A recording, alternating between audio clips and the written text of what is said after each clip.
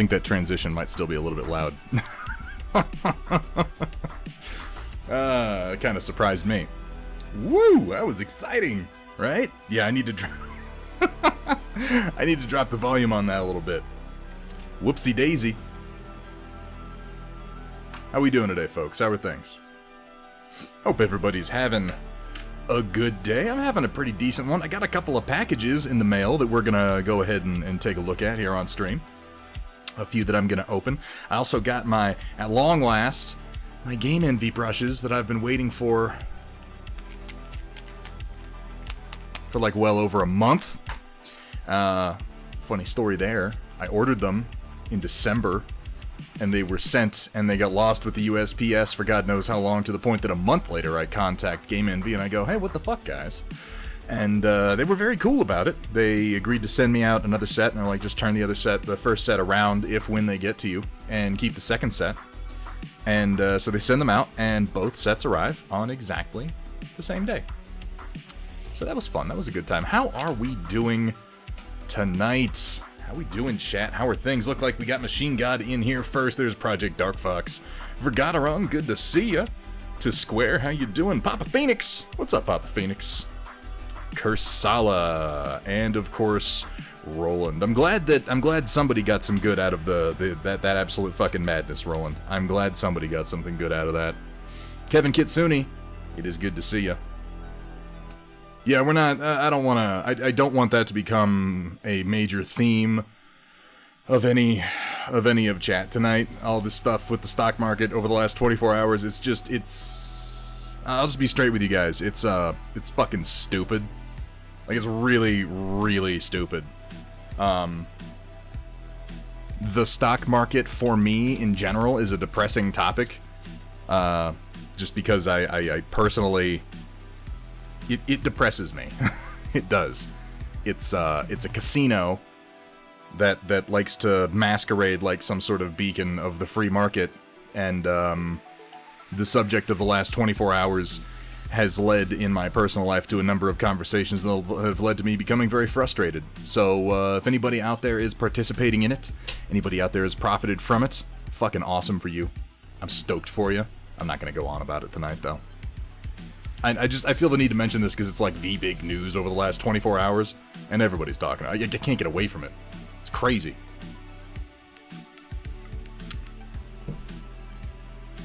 So other than that, I got resin on my hand. Oh, that's no good. Hang on a second. You ever have that happen? You get a little bit of resin just like on your finger, someplace that it gets close to your nose when you're drinking something, and then when you go to take a drink, it hits you, and it sort of takes over the flavor. Yeah. In fact, I'm gonna go wash my hand real quick. Hang on, I got a bit of water here at the very least. That's no good.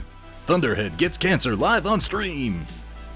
No, we're not gonna do that tonight. Me getting cancer live on stream is gonna be a pay-per-view event, or maybe subscribers only. You know? You know? Bot snoozing again, son of a monkey. Let me check out the bot. It shouldn't be. It should be on. Twitch bot is not connected. Connect. Okay, it should be connected now.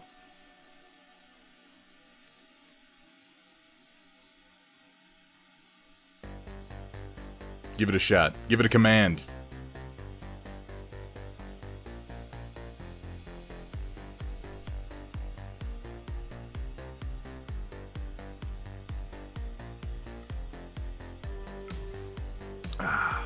Yeah, there's something about Canopian cat girls that give me that warm, fuzzy feeling. Now it's working.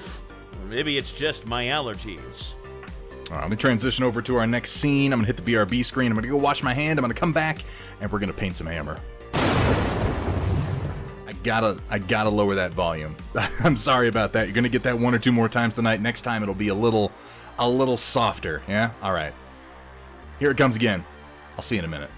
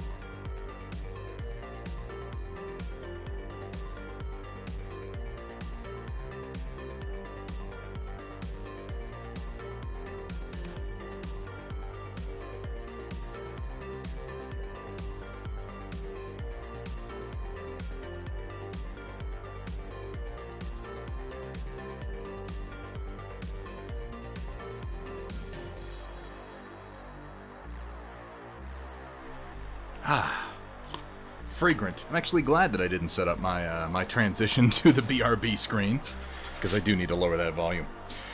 Ah, lordy, lordy, lord. I'm glad. I'm glad, Roland. That's awesome. Glad something good came out of it. Okay. What are we working on today? Let's take a minute and dig into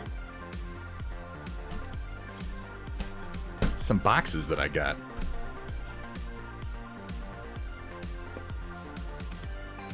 Hang on, let me... While the camera's good and blurry, let me make sure that I've removed all of my identifying information from this. I know you're really focused, Thunderhead, but your camera is not. It's on purpose. It's on purpose, I swear. I did it. I did it for a reason this time. Conceivably. Maybe.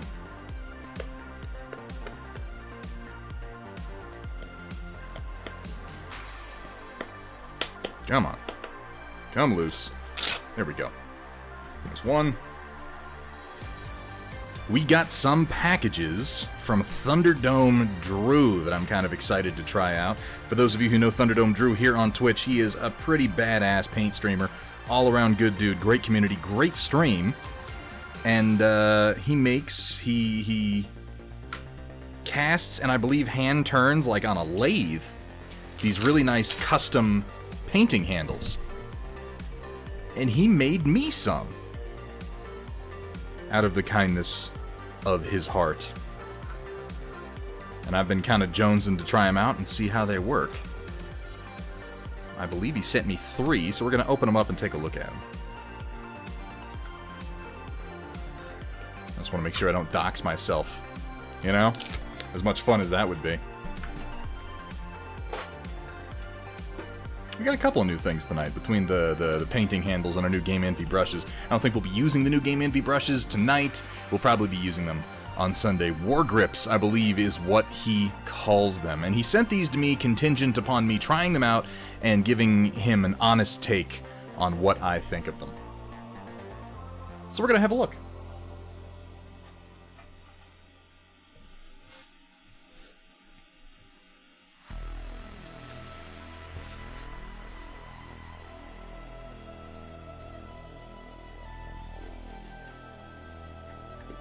What's everybody up to tonight? Y'all working on anything fun? I feel weird every time every time I miss a stream. I know I've mentioned this before. It's just funny how much of my weekly self-scheduling has come to revolve around getting here on Twitch 3 times a week. I felt like crap Tuesday. Just awful. And then it left me feeling weird today because I haven't had the chance to actually sit down and do some streaming. It used to be like a stressful thing, and now it's like a calming experience. Aw. You put a little wax thank you seal in there, ain't that cute? Ooh, okay. Here we have one in like a midnight blue and silver.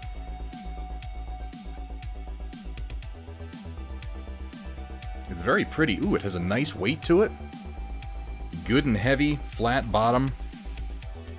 Unlikely to tip over. This is one thing that I definitely appreciate in a painting handle, is that you have to get it to... You gotta get this to about, like, at least a full 30 degrees before it's gonna tip over.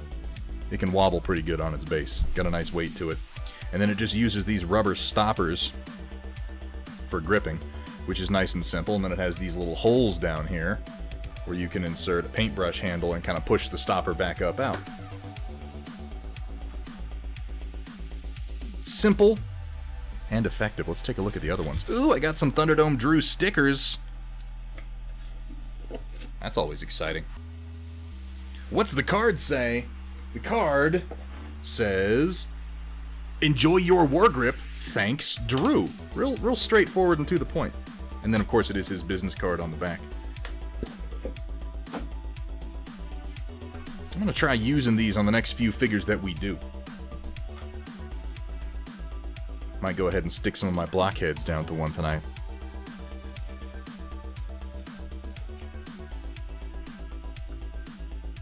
Minis based with bases from Rainy River Designs. Yeah, I saw that you had ordered some to Squared. How you like them? Karsala and Data Nerd do some fantastic work over there. And this next one, this one is in the colors that I requested. He did this sort of lavender purple mixed with a metallic gold. I like this one. He asked me what colors I wanted, and I gave him a couple of combos. And threw 4 rubber stoppers in with this one. That's actually pretty nice. Having a good number of them means I can rotate minis between them.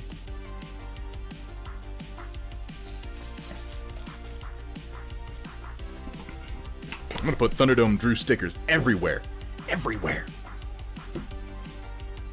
Oh, yeah. I saw you got the Thunderhead mug. You got the new one. How you like it? I mean, you know, it's a mug. I feel like mugs are one of those things where, unless it's personally offensive to you, you're never gonna be like, this mug sucks. It's a coffee mug. But Data Nerd has really gone above and beyond getting that new glaze on there so that they're more resistant to cleaning and such. Still wanna hand wash them. Still wanna keep them out of the heater.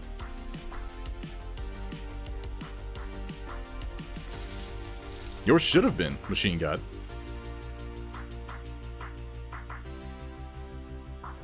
I believe it. I believe I got that information sent over to them. Yeah. Let me double check. Yeah.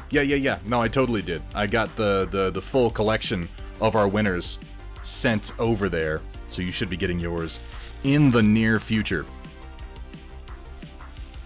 What'd you snag, Dr. Rhino? Hey, Steiner Miniatures, good to see you. Could we get a couple of quick shoutings out?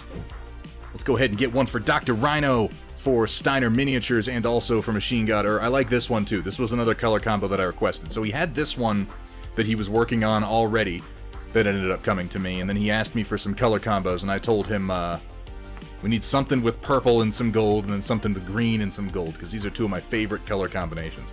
These really are. They've got a nice heft to them, which is something that's missing in a lot of painting handles. They've got a very satisfying weight. They feel good in the palm. Nice little knurl to the grip. Yeah, I'm gonna try these out. See how they do. And then I got all these Thunderdome Drew stickers. I can put it everywhere. It reminds me of the baseball guy from A League of Their Own, or not A League of Their Own, Major League. Oh God, no, A League of Their Own was a completely different movie. I'm thinking of Major League. Not that I've seen either one in like the last 20 fucking years. Oh, got all the out-of-print Dark Angels models from the Dark Vengeance box for $82. Nice. Very nice, Dr. Rhino. God, there was a moment when Dark Angels upgrade sprues went on sale at Games Workshop. And they were on sale for like $5 for a whole upgrade sprue. And I bought like 10, 15 of them. I had Dark Angels bits just for years and years. I didn't use all of them, and then I lost my remaining ones. God, I wish I could find those again. Like, I can print anything I want now, but it still would, like, having bits is still nice.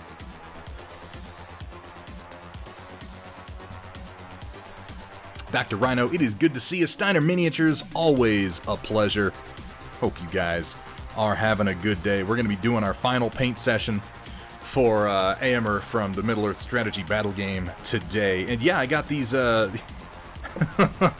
know me, Iberben.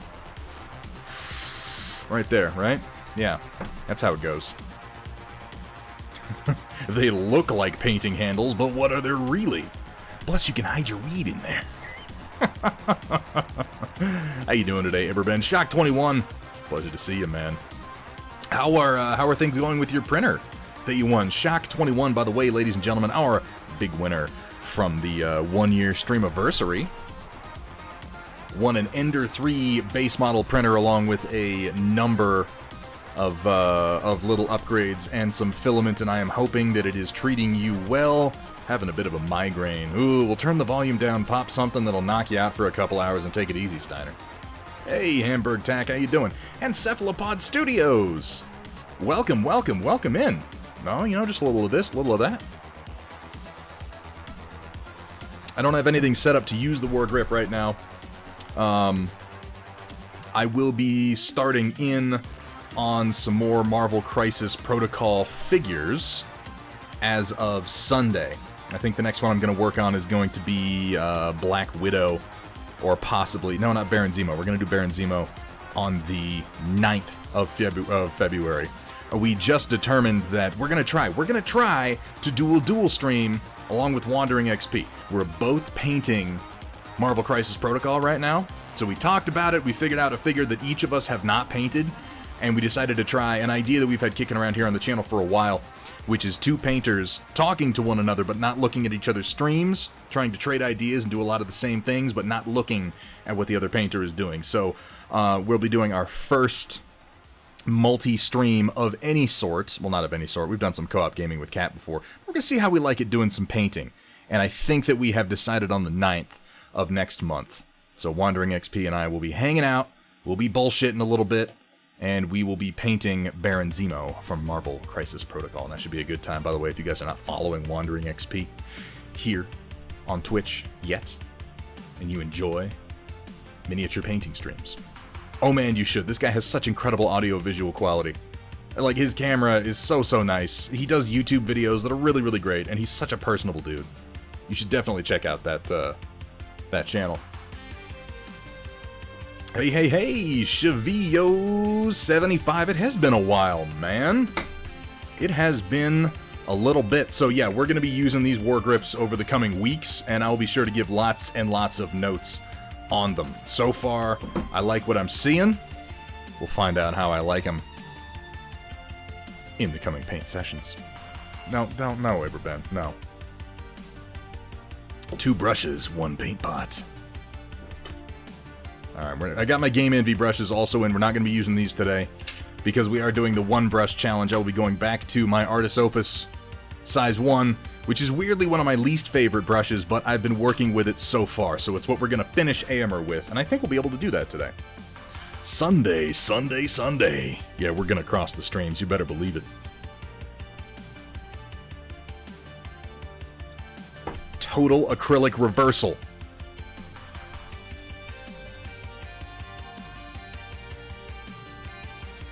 So, I managed to get Eomer's face, kinda. Hang on, I need to be wearing a glove before I start this. $5 a seat, but you're only gonna need the edge. Oh, that one usually goes something like, it's $5 for the whole seat, but you'll only need the edge. How you doing, Dr. Rhino? You're gonna be doing some Dark Angels, I take it then, huh? Man, that Dark Vengeance box was a good one. All those boxes, looking back on it, I'm always like, man, I wish I'd bought a bunch of those when they were cheap, because I could sell them for a bunch of money now. But you know, hindsight's always 20/20 and all that. But here, let's get a little bit of a look at Eomer's face here, because I did kind of manage to paint it.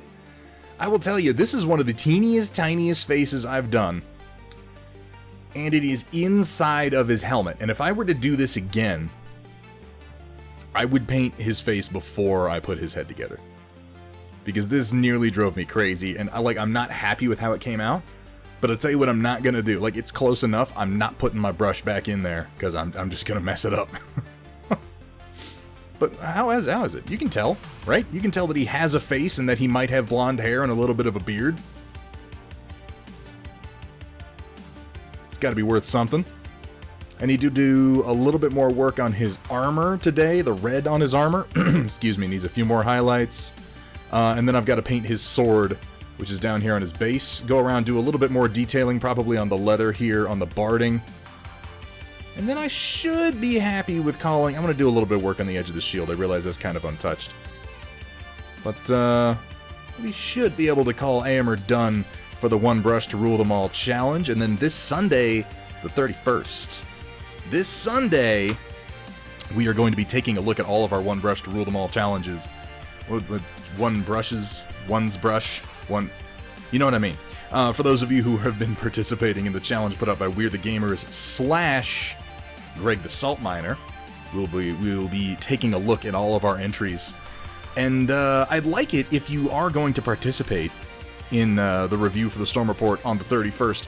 Type up any thoughts that you've had. Anything that you've learned from the experience. Maybe you didn't. Maybe you're just like, I painted this using one brush and it was easy and it was fun. Maybe you figured out some new techniques that you hadn't before. Maybe you tried something that you've been meaning to. I know that I actually did learn a couple of things about using a relatively small brush over the course of doing this. Not a whole lot, but some techniques that I had read about but not really had the need to use before. It was fairly enlightening.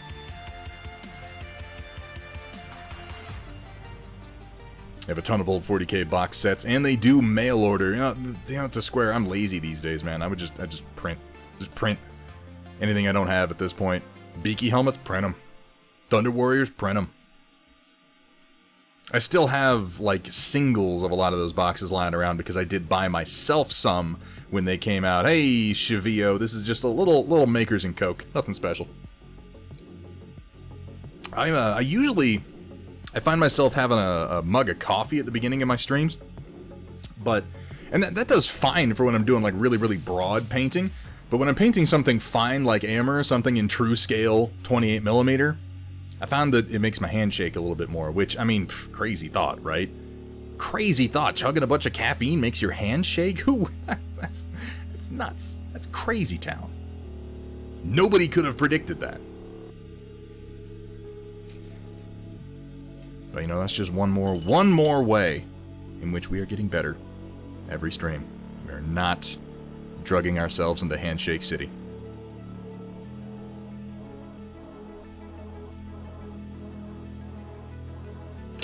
Alright. Movie night this weekend still. Yes, on Saturday.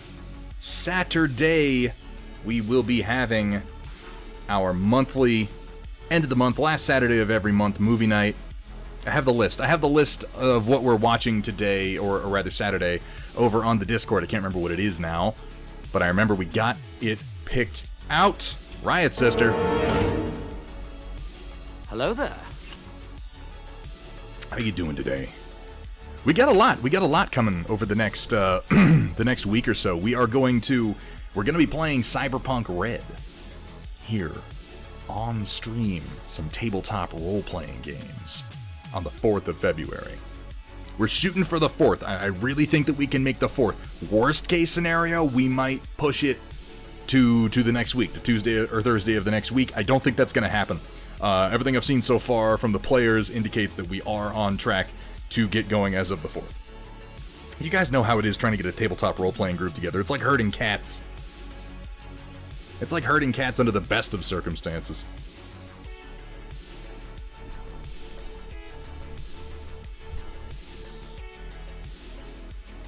Well, it's Cyberpunk Red, Shock 21, so it's a greater than zero chance. Cyberpunk Red is definitely designed with combat being potentially fatal in all circumstances in mind. I'm probably not... I don't want to say I'm probably not going to kill everybody, because it is a role-playing game and anything could happen, but I'll tell you, I'm not going to try to kill everyone. That's not going to be the goal by any stretch of the imagination. Yeah, it was Demolition Man and something else. I've got it. It's in the movie night channel, and I can't remember what it is offhand. I haven't looked at it in a few days.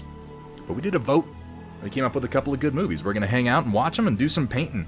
I mean, that's probably what I'll be doing while we watch the movies, is also doing some painting, because I've seen Demolition Man so many times. I can watch it in, like, my peripheral vision and just quote the whole damn movie. Alright. Let me get a highlight color going here.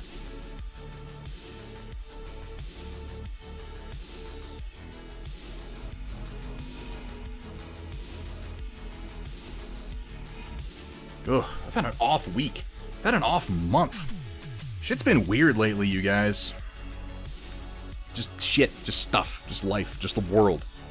Everything's been more than usual.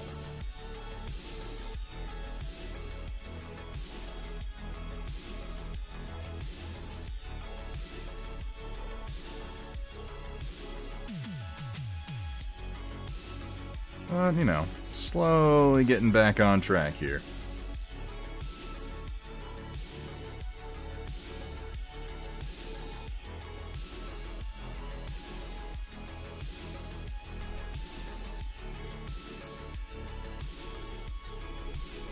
Papa Phoenix, if you're ever curious, you can always hit !STL to get a readout on what is printing. It's been the same thing for the last few days because I've been working through a set of buildings that I'm hoping to release at Steel Warrior Studios in the beginning of next month. So it's all been kind of prototype prints for a little while. But, you know, we go through phases and print different stuff.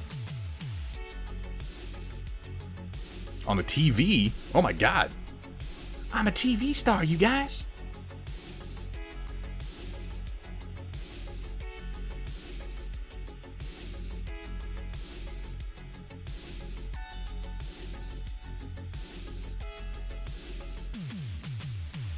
Need a couple of highlights in here before I can call the armor done. I'm not going to fret too much about this armor because it's just been a pain to make the detail stand out because of the way it's designed.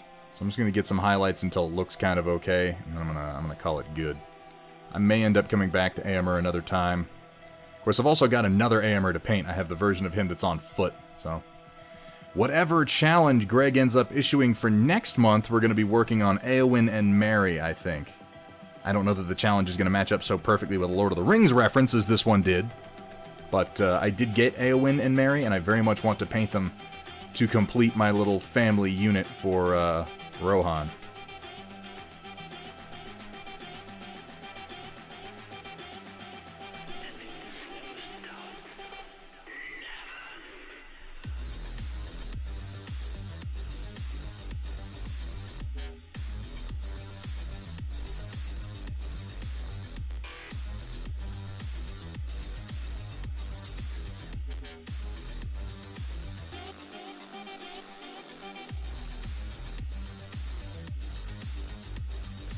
And yes, for those of you wondering who we will be playing Cyberpunk Red with for our initial tester session, which is really all that we're doing this for, Riot's sister, our very own Roland, the Day-Late Gamer, who's a pretty badass variety streamer, and then Hootie Who Art will be joining us for Cyberpunk Red to muddle our way through DMing, something that, you know, it's a funny relationship that I have with role-playing games.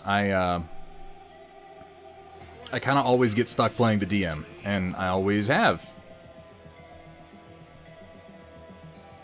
I'm not saying that I'm, like, particularly great at it. I haven't actually DM'd an RPG, a TTRPG, in, like, almost 10 years. I think everybody's gonna be a little bit rusty, so it should be a fun time of everybody kind of muddling their way through a relatively new rule system that I don't believe any of us have played. I think Roland will probably be the most at home. I think he played Cyberpunk 2020 more than I did. I haven't played Cyberpunk 2020 since, like, well, it's been a while.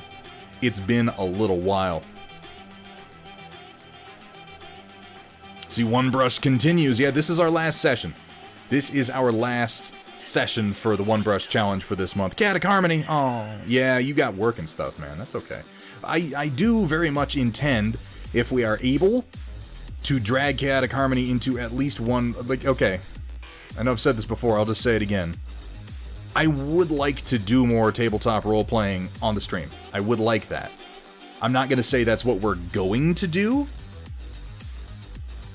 because I have found, I've played enough tabletop role-playing games in my life that I know the death of a campaign is over-planning. The death of a campaign is saying, we're going to play this campaign every Saturday for the next year.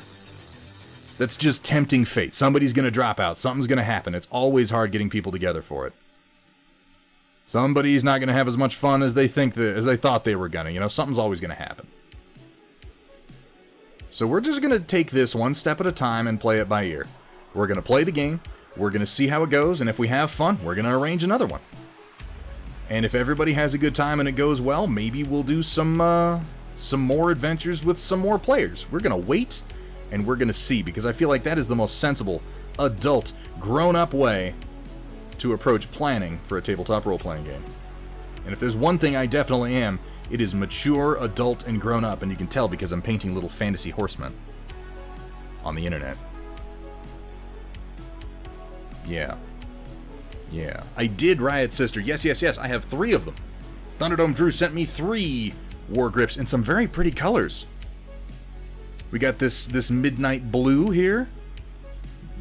We got this fantastic, almost lavender purple with a little bit of gold swirled in. And then we got this lovely green and gold. He does really, really nice work when it comes to turning and smoothing these things. We're going to start using these on Sunday and see if we can't get some very realistic feedback on them. I roll seduction on the DM. Aw, damn it. I brought the DM a fucking 6-pack of Mountain Dew. Yeah, so what's this event that you're doing, Chaotic Harmony? They're having a dev hunt on MechWarrior Online, and you are going to organize a bunch of LERM teams just to fuck with people? Do I have that right? You're a madman. Can we, by the way, get a shout-out for Chaotic Harmony? If you are a BattleTech fan, if you enjoy watching MechWarrior Online, you ain't seen nothing yet, go give this man a follow. Check out his next MWO stream, and every now and then, he even streams some painting. Once in a blue moon, and those are my favorite moons.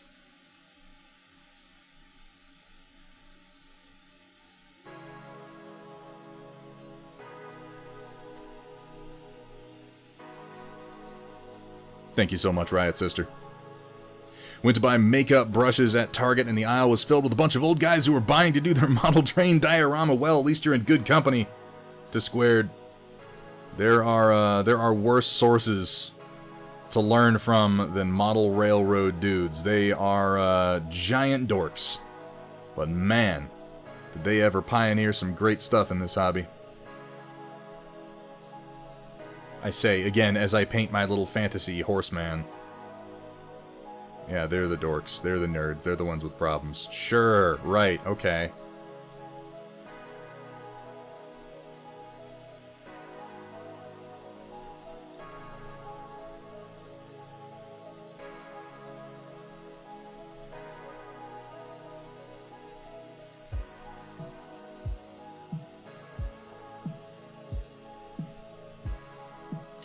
I'm a giant dork too! Steiner raises his hand. Fucking nerds. Nerds! Yeah, we don't tolerate nerds around here. Not at all. There is, in fact, I find that there's a lot of overlap between model train builders and BattleTech in particular, because a lot of the common scales for model railroad enthusiasts fall at least close to, if not directly on, 6mm, which is a unique-ish scale that BattleTech falls into. There are obviously some war games that go down in Z scale and N scale. Most of them tend to be historicals. So as far as sci-fi wargaming goes, there is crossover with BattleTech.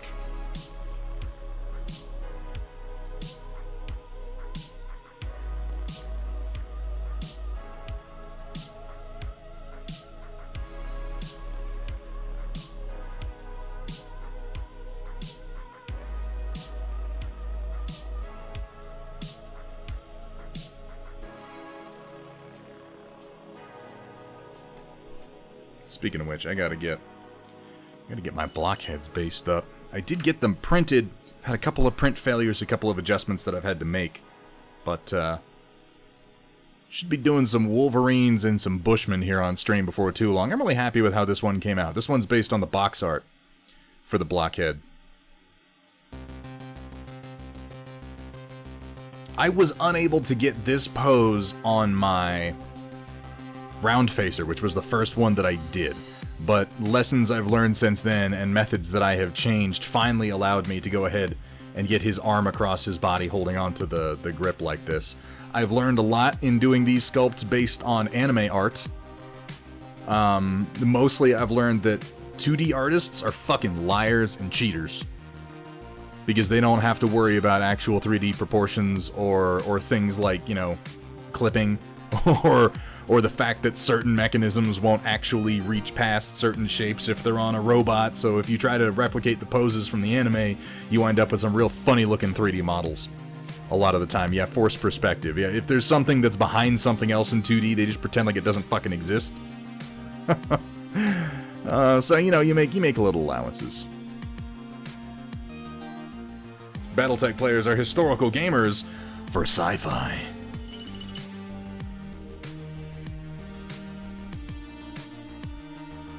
There's certainly more crossover than many people would care to admit, I think. Not a lot, there's a little more crossover.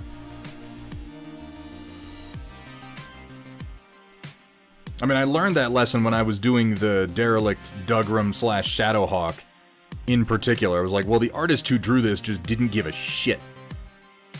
Did not give one solitary shit about where the actual limbs are supposed to be on this thing or what's going to be crossing over what. So I had to make a lot of allowances for that. And that taught me to model slightly differently and to be less of a stickler for individual proportions modeling from 2D and to change things based on how I knew they were going to have to move in the final product. And that has resulted in the blockhead being, I think, the best model I've made so far. I think it is.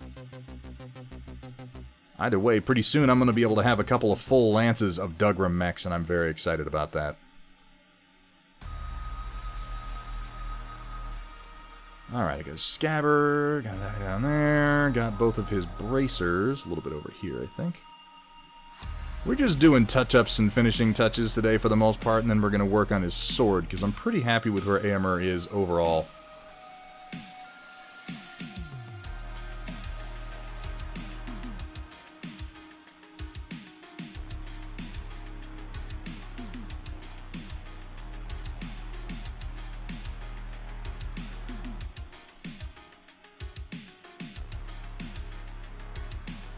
With the way these details are sculpted, I'm just very lightly dragging the edge of my brush across the edges here to pick them up.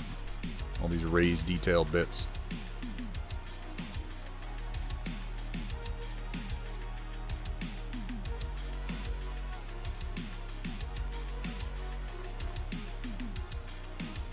Very gentle-like. How's everybody else's one brush challenge coming? For those of you who are participating and who will be sharing with us come Sunday, I'm very excited to see your work.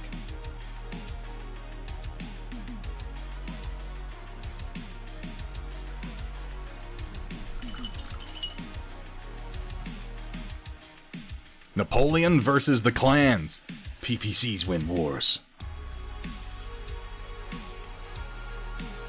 Never been told you had the wrong model or wrong paint scheme for a unit? Historical gamers. To be fair, I've had that more in 40k than I've had in Battletech.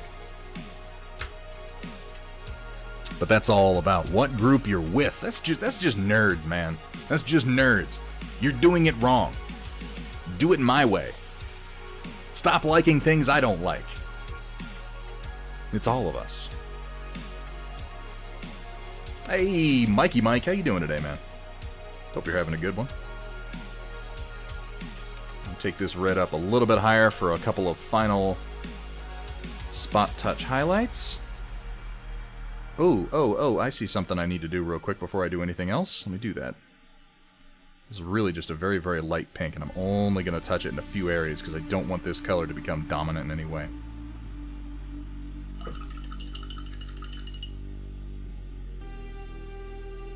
Between work and family, week's been so busy, I'm on the no brush challenge. Oof. I know that feeling.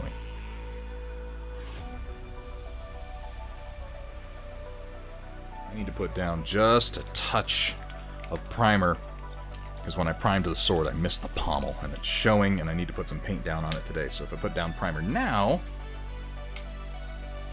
when I get to it, I'll be able to just keep painting.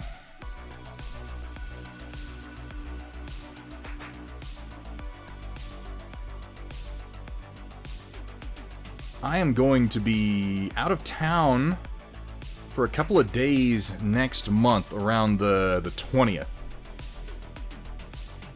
I'll probably miss 1, 2 streams, 3 at most. I think probably 2.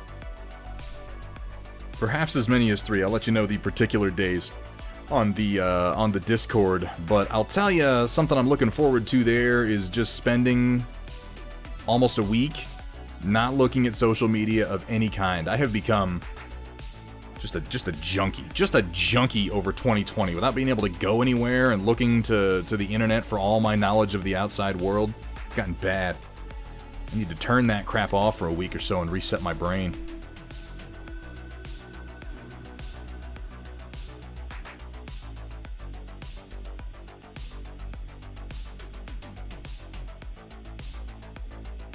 Keep wanting to start a one-brush model, but I keep putting it off for large-scale Battletech models. Well, you know, if you got something you're enjoying working on, there's no reason to cut it short.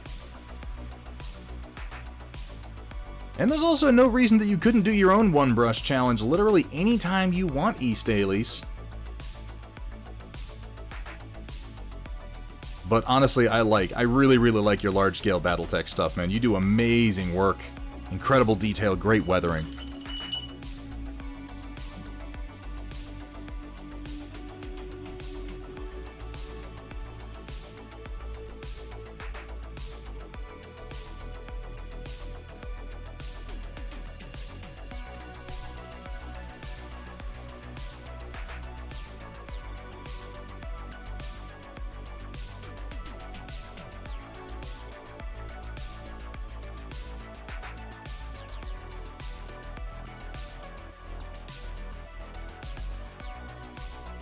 Just touching a few spots with this one. I really don't want it to become that noticeable of a color. I just want it to hit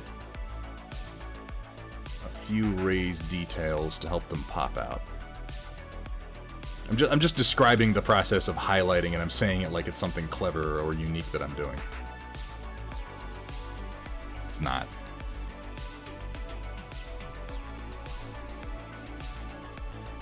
Wave your cane and talk about the hill you walk uphill both ways on, old man. Back in my day, we used to have to... You want to know what our airbrush was? We'd put the paint in our mouth and we'd spit it at the model. And we liked it.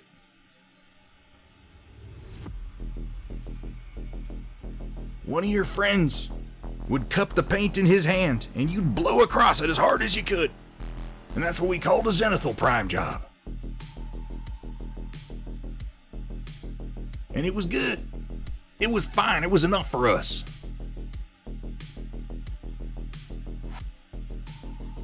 You damn kids these days with their air compressors.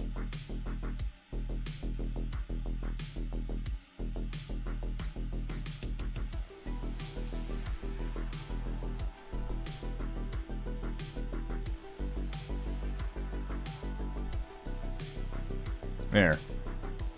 How do you think that looks? See, I feel like I'm finally starting to get some actual depth across the armor a little bit here. We were grateful to have the spit to do it. Damn it. Back in my day, Napoleonics were contemporary warfare games.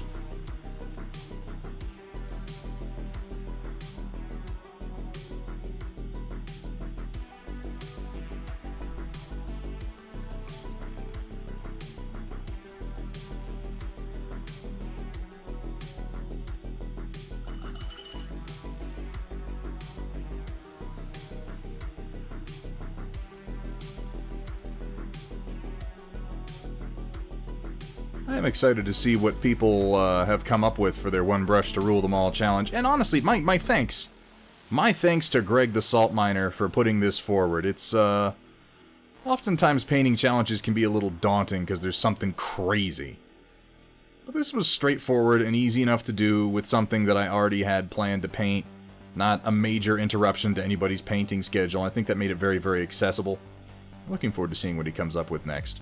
Greg the Salt Miner has interestingly been the person who has pushed me to try a lot of new ideas and concepts over the course of the whole time that I've been painting.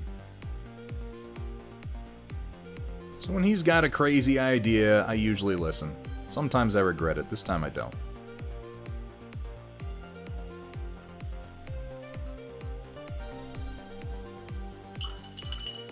So is that tomorrow, Cat Harmony, that the dev hunt is going on? Your second greatest grandmother on your mom's side was a Bonaparte. Does that explain your awful Napoleon Bonaparte joke that you did the other day? Were you learning that and you were like, I'm gonna make just a truly wretched joke? What was it? Linoleum blown apart, I think was the punchline? And so I painted on some metallics. Bitches love metallics.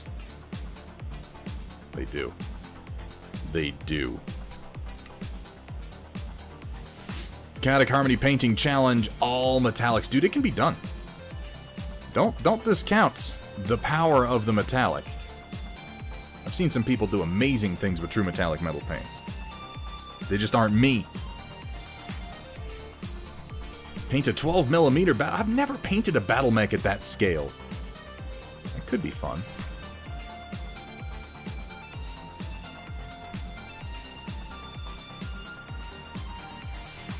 It looks like you enjoyed doing it. You do such a good job at it. I admit that it would be nice with some of these details to be able to actually reach them with a brush and not have to just suggest their existence.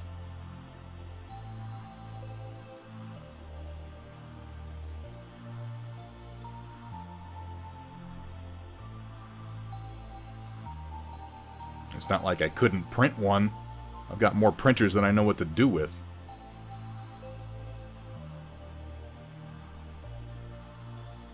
Ooh, I didn't highlight this strap at all. So why don't I just skip all the layering steps and go right to the final highlight? That'll work, right? Let me put a little bit of Antares red on it before I highlight it, since I haven't done anything.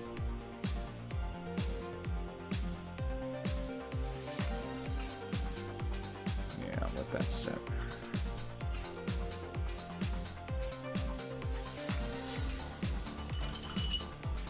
Dev Hunt is tomorrow. I'm going to start at 7 a.m. Central till 3 p.m. 8 hours of whoosh. Ask not for who the lerms whoosh. They whoosh for thee.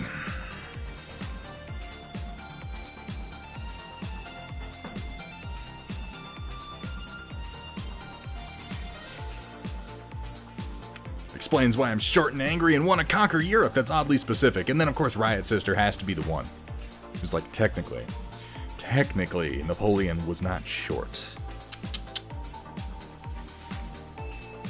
I'll bet that if I were to be like, oh, you know, if I were to reference Marie Antoinette with like a let them eat cake, Riot Sister would be the one who's like, actually, she didn't say that. That was a mistranslation.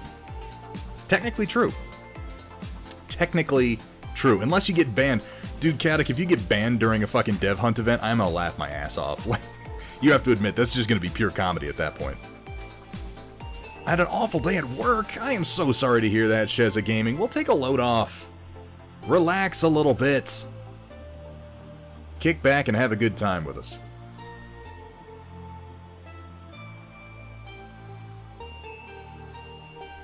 We are always happy to see you here.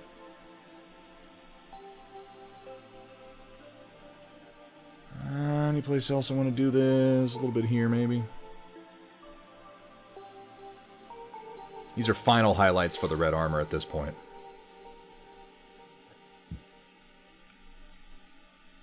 Impulse bought a model today, left in the storm report. Ooh, what is it, Sheza? What is it? I'm curious. I'd love to know. 200% scale, did resin in pieces. I would probably, if I was going to do a 12mm scale mech, just because I'm an egotistical maniac, I'd probably do one of my own mechs. I think that all my Dugram mechs, particularly this latest blockhead, would actually scale up to 12mm decently. If you went any higher than 12mm, you'd be like, I wish there was some more detail on this. But I think at 12mm, they'll work.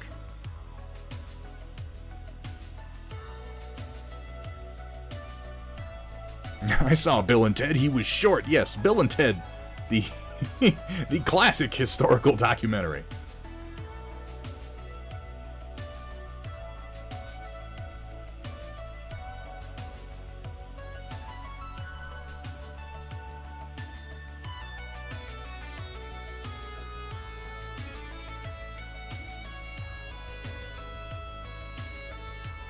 You guys seen Bill and Ted 3? The one that came out just a little while ago? Because I enjoyed it more than I probably should have. You know what? Oh shit, I think I pissed off Riot Sister. Oh, looks like we got a mod slot opening up. Oh yeah, it absolutely is Shock. Absolutely. Oh, that would be my next historical comment, Roland, was that men like Napoleon their bloodlines tended to spread pretty far and wide, particularly by now. Roland, you didn't like it? Roland, you didn't like Bill and Ted 3? I thoroughly enjoyed that movie. It was stupid. It was just incredibly dumb. Now, maybe I'll just print one out, East Ailey's, just to see what it looks like, and then, you know, if the spirit takes me, we could do a run at getting it painted. Alright, one last round of highlighting on the leather, and I'm going to be using Scale 75 Birch, which has become one of my favorite paints recently.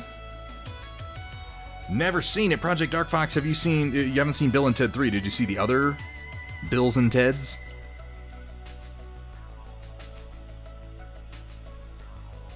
Since I asked, let's have a look.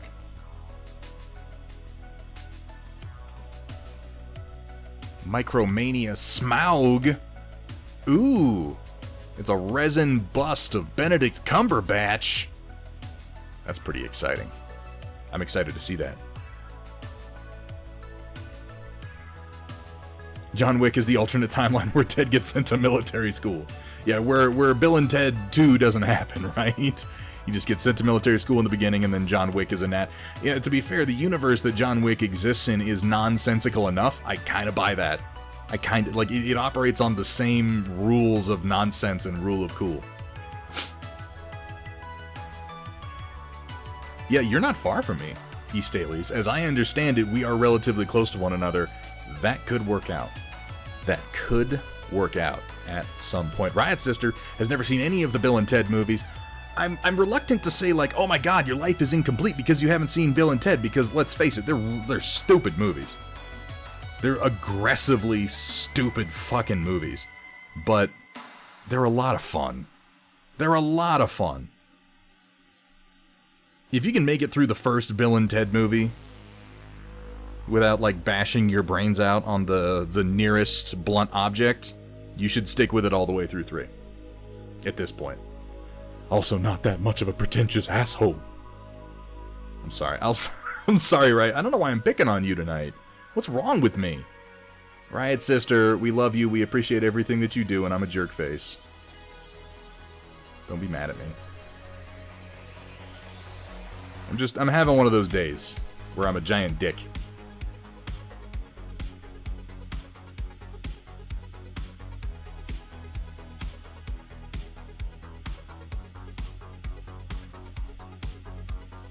No, Riot Sister, no, please. Oh god, I don't know, like, real talk, if Riot Sister picked up and was just like, I'm not gonna mod your stream anymore, you're a douchebag, and I'm out. My reaction to that would be 2 things. My first reaction would be, yeah, that makes sense. And my second reaction would be, well, that's it. That's it for the stream, guys. We're done. It's been fun.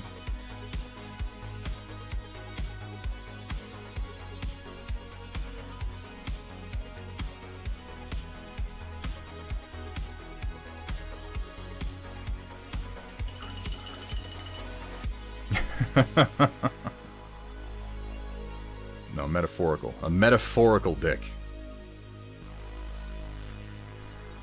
I did enjoy Dude, Where's My Car? Does that... Okay, Project Dark Fox, if you enjoy Dude, Where's My Car? You will absolutely enjoy Bill and Ted. Absolutely.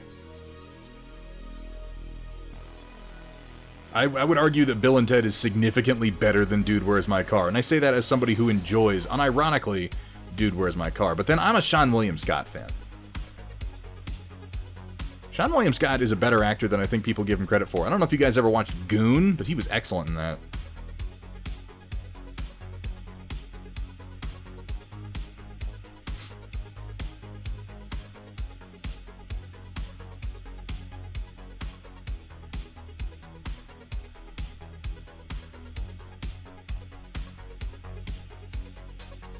George Carlin elevates most things he's in. Yeah, George Carlin, he was a pleasure to have around as Rufus.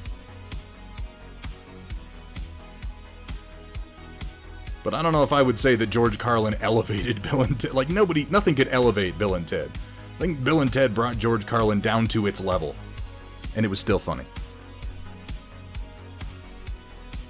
Goon was a surprisingly good movie. I didn't expect to like it as much as I actually did.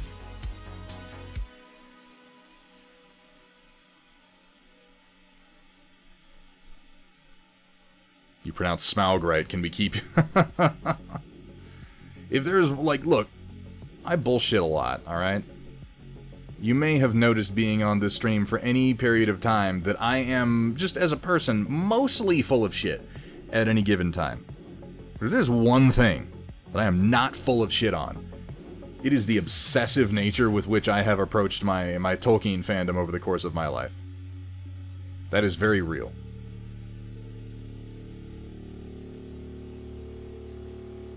I pronounced it differently before. I changed my pronunciation based on learning things later. Which, I don't know if you know this, that's something that you can do. After living through 2020, people might be convinced it's not, but it is.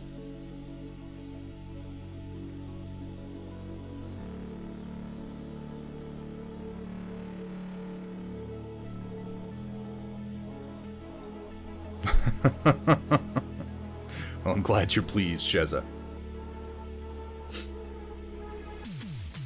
Dogma is to this day my favorite movie. Yeah, Dogma was a surprise to everybody. People, you know, it's easy to lose things in retrospect, being like, oh, well, it's a Kevin Smith movie. Kevin Smith made all these great movies. And, I mean, at that time, all we really had was, like, what? Clerks? Chasing Amy? Which was unfortunate in retrospect. Chasing Amy was...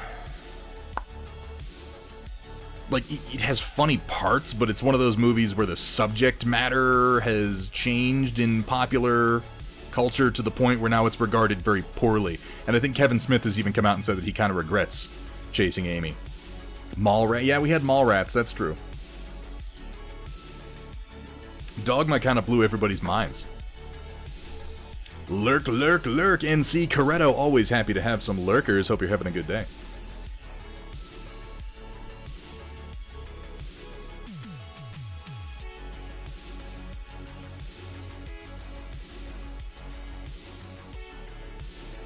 Yes, Towelkeen, absolutely right, sister.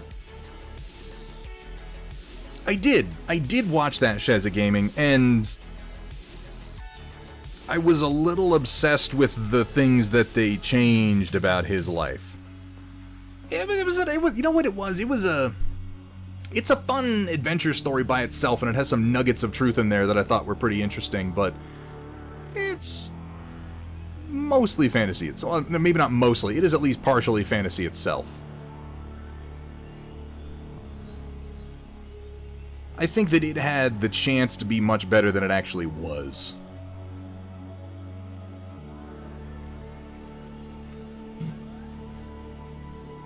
Mallrats is pretty amazing.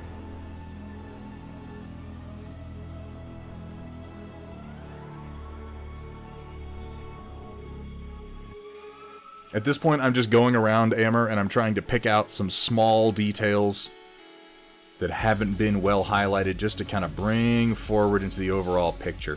I'm going to try to get a sealant coat down on him tonight and see if I can't get some pictures ready by Sunday for our One Brush to Rule Them All Challenge Storm Report.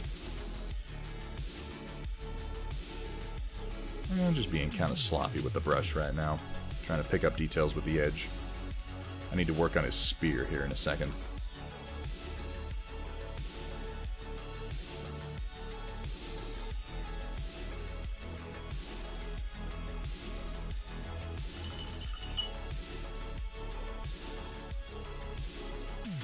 That's the best way to look at it, Sheza Gaming. It's an artistic interpretation of his life, with many of the big beats being fairly accurate and a lot of the connecting details being a little schmaltzy. Yes, that's the one, Riot Sister. What's that actor's name? I feel like I know it, but now I can't think of what it is.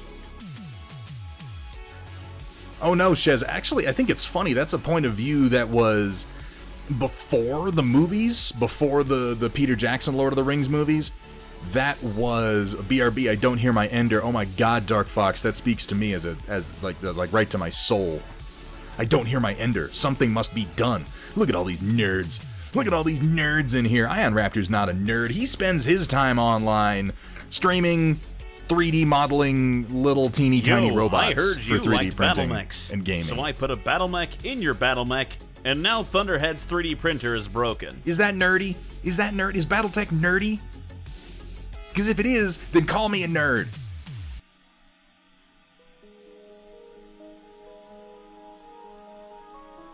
I mean, it is what it is. Nicholas Holt, is that it? That sounds right. I don't know how much I care about the Tolkien estate. It's one of those things like, and I know this has happened a number of times, people get really, really in love with the notion that, well, his family would know what to do with his work. And it may be true, it may be bullshit. Like, I don't know, if we look at what, like, Frank Herbert's son did with his work, there are definitely some cases where it's like the last person who should be trusted. The last person who should be trusted with the legacy of this man's writing is his direct descendants, because they're idiots. I don't know if that's true in their case. I only have the example of Frank Herbert's son to go off of. Okay, nerd. Yeah, I kind of earned that one, didn't I? Still running, started to print only 30 minutes ago, so it actually put... Oh, yeah, that's... yeah. It's one thing when it stops at a time when you expect it should. I'm hoping this print that's on there right now comes out nice, because I had to completely reconfigure one of my buildings. I see what I need to do. I need to put down... Where's my polished leather at? I'm going to take polished leather and a little touch of birch. Do a quick highlight on the... No, I can do that. I can do that with just birch. I can do that with just birch on the barding. I don't need to mix another paint. Let's use what we've got.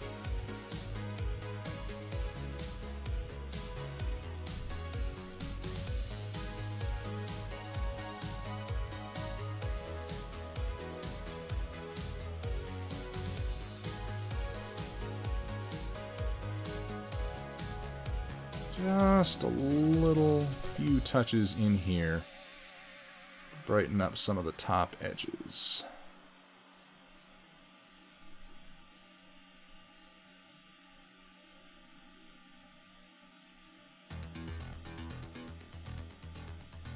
I think that makes a subtle but notable difference overall. It definitely looks better than the same barding that I did on Theoden, so yeah, I'm just gonna let that lie. 2 shoutings out in one night? The double shout-out? Only the best. Only the best for Ion Raptor. Yeah, the whole Samwise is the real hero of the story thing kind of gained traction with the Pete Jackson movies. And I think that's because, oh god. Don't worry about me, I just forgot one of the most iconic actors of his entire generation real quick.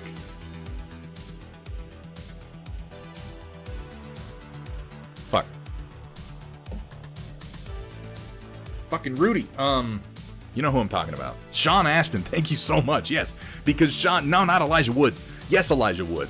But Sean Astin did an amazing job of... Really, like... I'm not going to get on this subject because I'll just be ranting about this for the next, 3 hours. Everybody in those movies did a fantastic job of bringing their characters to life. Like, nobody did a bad job. There are no characters I can think of who were like, oh, they were terrible and nothing at all like their characters. Everybody put in 110% on that one. I know what I need to do. Please rant about... I could go on for way too damn long. Way too damn long, Shizza Gaming. I love those movies. I will... I don't even know that I'm correct, but I will get into arguments just about... I believe the Lord of the Rings movies by Peter Jackson to be some of the greatest films ever made. They're masterpieces. And I know people are going to disagree with me on that one, but I feel it very strongly.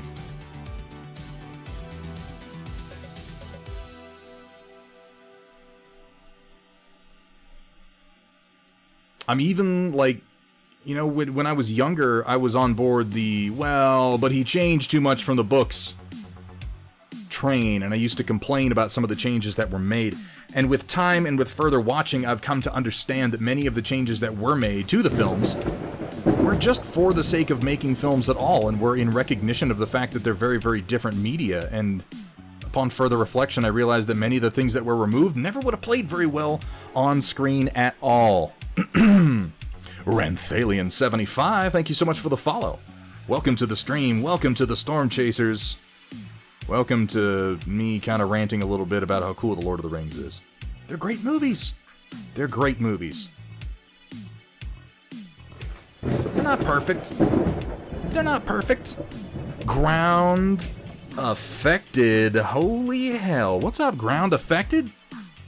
Thank you so much for the raid. Welcome in, welcome in. I wish I were a glowworm. A glowworm's never glum, because how can you be grumpy when the sun shines out your bum? Gross. How you doing, Ground Affected? What were you working on today? I didn't get a chance to stop into your stream earlier. Sunshine128, thank you so much for the follow. Welcome to the stream and welcome to the Storm Chasers. I am Thunderhead of Thunderhead Studio, and we are working on painting Eomer from Games Workshop's Middle-earth strategy battle game using just one brush for January's One Brush to Rule Them All challenge, given by Greg the Salt Miner / We're the Gamers, a regular viewer here on the channel. Thank you guys. Thank you so much for the raid, Ground Affected. Finally working on Rogue versus Captain Marvel. Do you have it up on? Do you have your current work up on your Instagram? Because I'd love to go over and check that out. Thank you for getting that shout out, Project Dark Fox. Guys, if you are not following Ground Affected, you really should be. Dude paints some amazing Marvel statues. In the time that you've been on Twitch, I think you've only been painting Marvel statues. You've done some absolutely incredible ones, dude. I'm not sure what else, what you might move on to after that, if ever, but your comic book style painting, your use of color is fucking inspirational. Particularly since right now I've been working on as many Marvel figures as I have. I'll be honest with you guys, I find myself going over to Ground Affected Instagram's, Ground Affected's Instagram feed, that's the sentence, in order to check out his use of color on figures like Spider-Man for when I did my own. Mine is much, much smaller, but you can apply the same concepts and the same colors. Of the statue not painted, well, I'll check that out, and I'll check out your VOD. I'm probably going to be up late tonight. Viggo Mortensen breaking his toe, playing it straight, and actually swatting away a dagger. Yeah, oh my god, those two scenes. Oh my god, Ion Raptor. Oh my god. Oh my god. Yes, okay. For those of you who don't know, there are two Viggo Mortensen did some absolutely incredible work in The Lord of the Rings, but two of the most just impressive things that he did. First of all, in the first movie, there is a scene where he is fighting Lurtz, the Uruk-hai leader. And homeboy throws a dagger. Well, okay, Aragorn stabs him with a dagger. Lurtz pulls the dagger out, licks his blood off of it, and then throws it back at Aragorn. And Aragorn swings his blade and just goes ping and knocks the blade out of the air. He totally did that. That was totally a thing that he really did. Like, that's just happening when you see it on screen. Which is just fucking amazing. Considering the fact that Orlando Bloom never touched a real arrow over the entire course of that movie. It was like, yeah, I got really good at just sort of pretending to have arrows in my hand. Only painted the color red for 3/4 of an hour. 3 to 4 hours or 3/4 of an hour, because those are two very different lengths of time, Ground Affected. And the other amazing thing that Viggo Mortensen did, one of the very many things, but the most notable, was in the scene where they discover the pile of Uruk-hai and orc corpses when they're looking for Merry after the Rohirrim.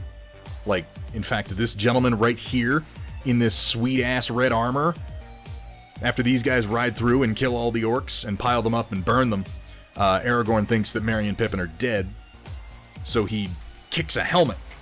And he kicks the helmet, and the helmet goes flying, and he falls to his knees, and he screams to the heavens with frustration.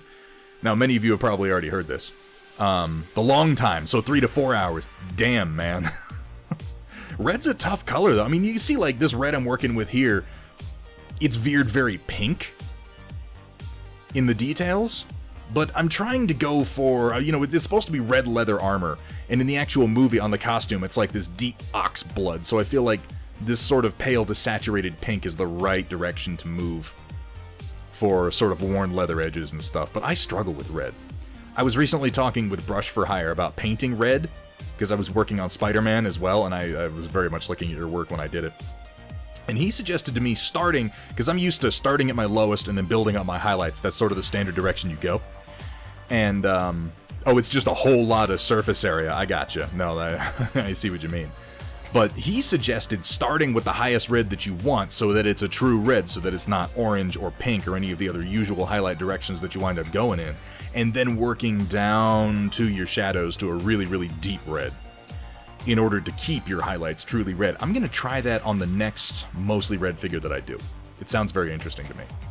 But I interrupted myself. He kicks the helmet and he screams, Viggo Mortensen broke his fucking toe. Like his big toe. When he kicked that helmet. It was a steel fucking helmet, and he kicked it, and he sent it flying, and he broke his toe, and he didn't break character. He took the pain that he was feeling, and he turned it into Aragorn's scream. And they just used it in the movie. Just used it. That dude was a pro. Apparently, after he got to New Zealand, he picked up his sword, and he just walked around with his sword. Everywhere that he went, they'd go to bars, he'd have his sword with him. They'd go fucking... just anywhere that they went, even offset, he was carrying his sword. And honestly, it paid off. Little things that you don't notice in the movie when Aragorn's walking around with his sword. You'll see him do things like he'll put his hand on his pommel, and he'll just sort of subtly redirect the blade to the left or the right, depending on where he's walking, who's moving around him, if he's going around a corner, or stuff like that. It's very subtle. But it is the movement of someone who is used to walking around with a sword.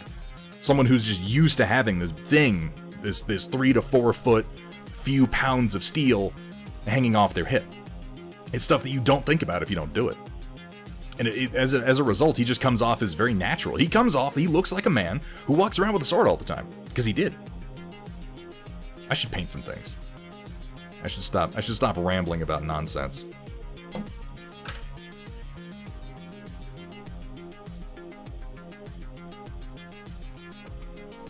Apparently he's on the short list to replace Fassbender as Magneto for Viggo Mortensen? Really? Interesting. Sheza, I'm so on board with that. I really do want to take a trip to New Zealand one of these days. It is a beautiful country. Just gorgeous. And it would be fun to find some of those like hills and mountaintops that they used for the movie.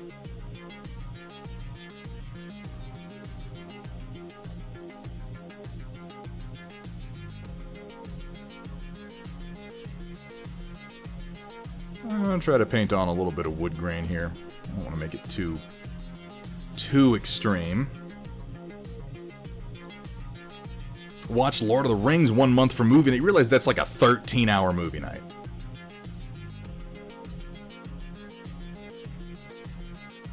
There is only the extended cut. Honestly, I don't see the point in watching the theatrical cut. He also adopted his horse. This is true.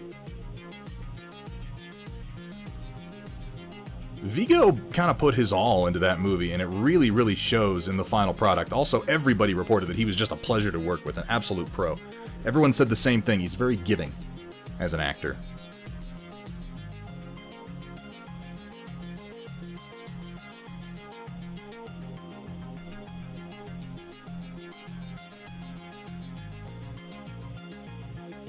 It has an incredible, like, New Zealand, those movies did an amazing amount of work for, like, the New Zealand Tourist Board.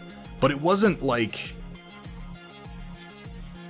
It's not like they were being deceitful. They were just showing, like, hey, you guys, did you know that New Zealand is fucking gorgeous? Did you know? Have I seen the Lord of the Rings musical? I don't believe I have. Wombat Combat Prime. Could we get a shout out from my boy Wombat Combat? How you doing, man? How those Death Guard coming?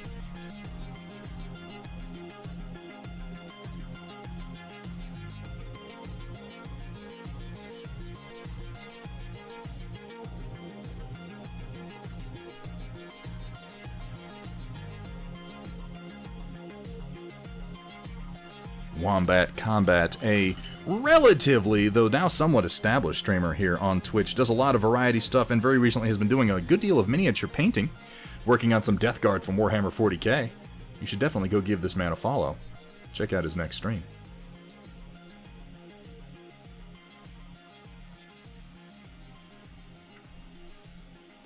Saw an interview with Dominic Monaghan talking about taking Christopher Lee out to clubs. Yeah, some of the best stories that came out of the production of that movie are just like the shenanigans that the cast got up to.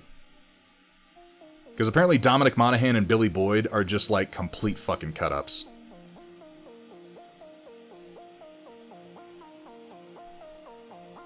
And weirdly, from what I heard, despite the fact that those movies more or less made his career, what's his name? The dude, oh hell, Gollum. He's in everything now. You know who I'm talking about. Mocap King. Apparently he was not really in on it all that much. Like, he mostly, you know, he did mocap work, so he didn't really hang out on set all that much. He was certainly on set. They had him do a lot of his own kind of body work. But I guess he was just not in with the crew as much, which is interesting to me.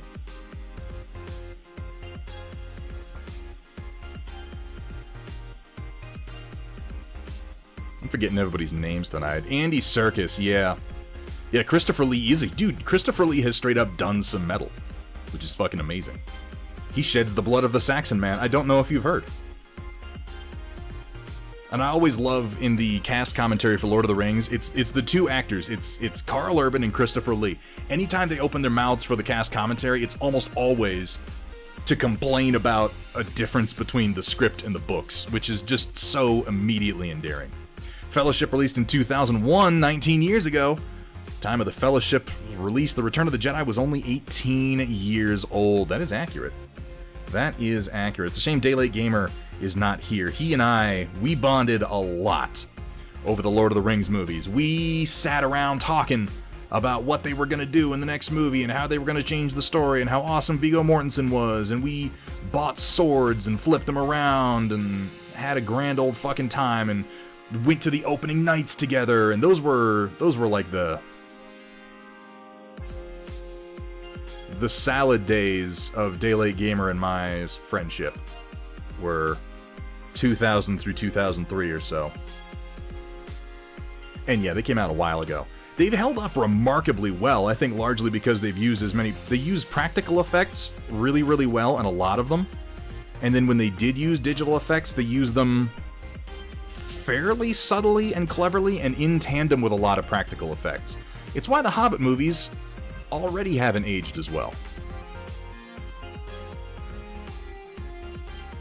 Also, they were dumb.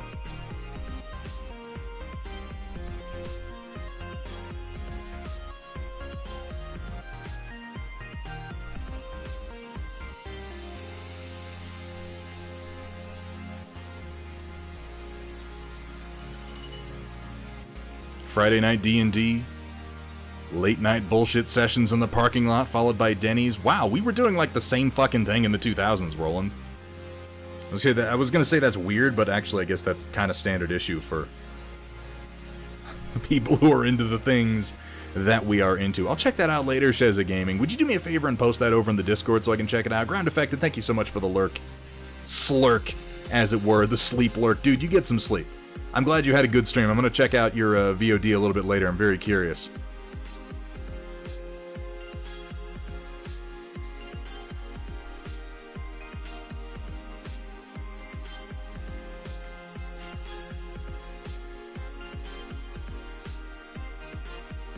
It's a nerd rite of passage.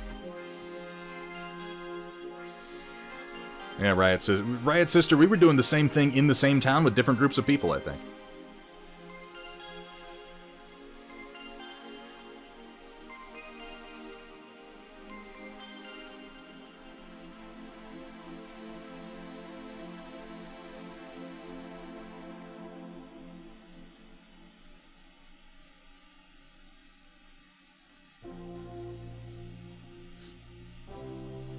Haven't D&D'd until you've had the cops called on you. Well, it depends on where you've been D&Ding, but in the town that we grew up in, you could have the cops called on you for almost anything because our cops were bored as shit. They had nothing better to do than harass people, and harass people they did. I'm sure a number of you in chat can sympathize with small-town police problems.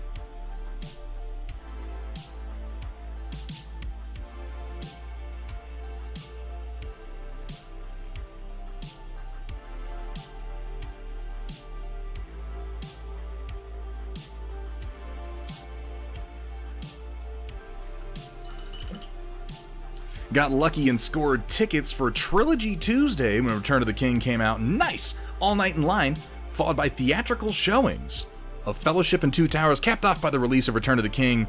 That sounds like an event. That sounds like a night to remember. Kamso Molets. I gotta shorten that, man. I gotta call you like, hey, what's up, Kami? Oh, that's not a good one, is it? And your name's red, too. I feel like that'd go over poorly. What's up, Kamso? Kamsum? Kamsoma? Oh, man, you gotta help me out with that one. What would you like to be called? Delayed many a trip home from the hobby store to bullshit in parking lots. Those are the best times. The best times. Extended editions, it was a long day. Is there anything but the extended editions? The extended editions are like... I don't even consider the theatrical cuts anymore. Like, they exist, but they cut out so many good things. And they did so many cool things for the extended releases.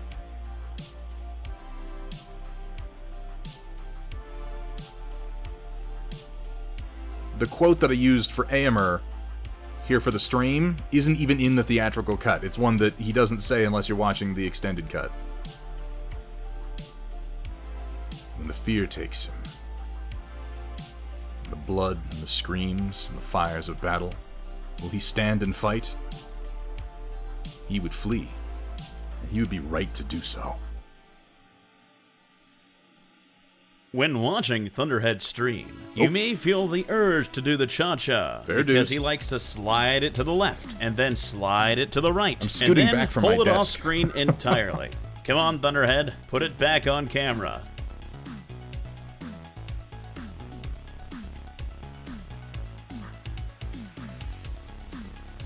The chat overlay seems frozen. It doesn't look like it's frozen to me. Is anyone else having that issue? It looks current on my screen, so if it's frozen for you, please do let me know. It was frozen. Okay.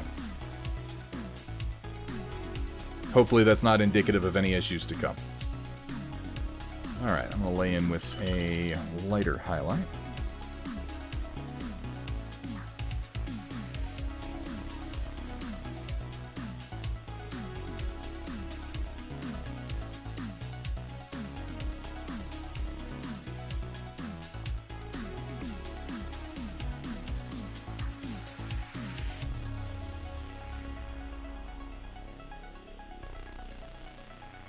I'm not very good at creating wood grain. I just kind of make it up as I go. I don't even use reference pictures.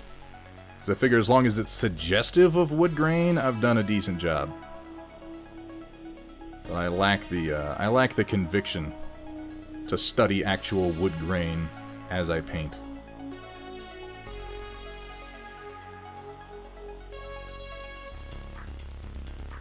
Because I'm not going to replicate it exactly. I get the general idea.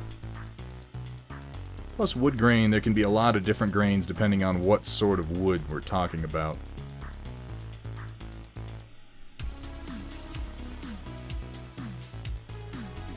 Oh, thank you, Riot Sister. Hey, what's up, Gus Schultz? Good to see you.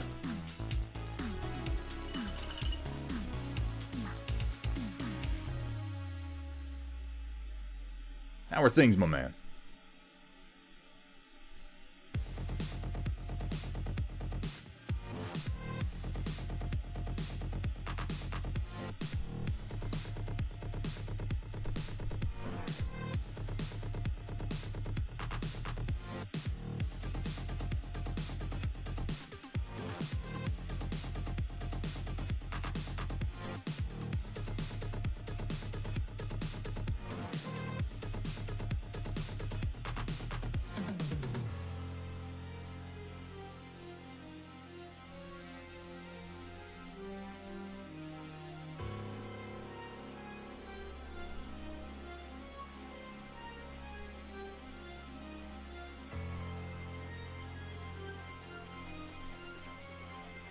Busy at work, come home, work on projects, and then you're busy at home. But I'll tell you, given the choice between those two sorts of busy, I know which one I'd pick. I hope work was good. Or if not good, at least not terrible. Sometimes that's the best we can hope for.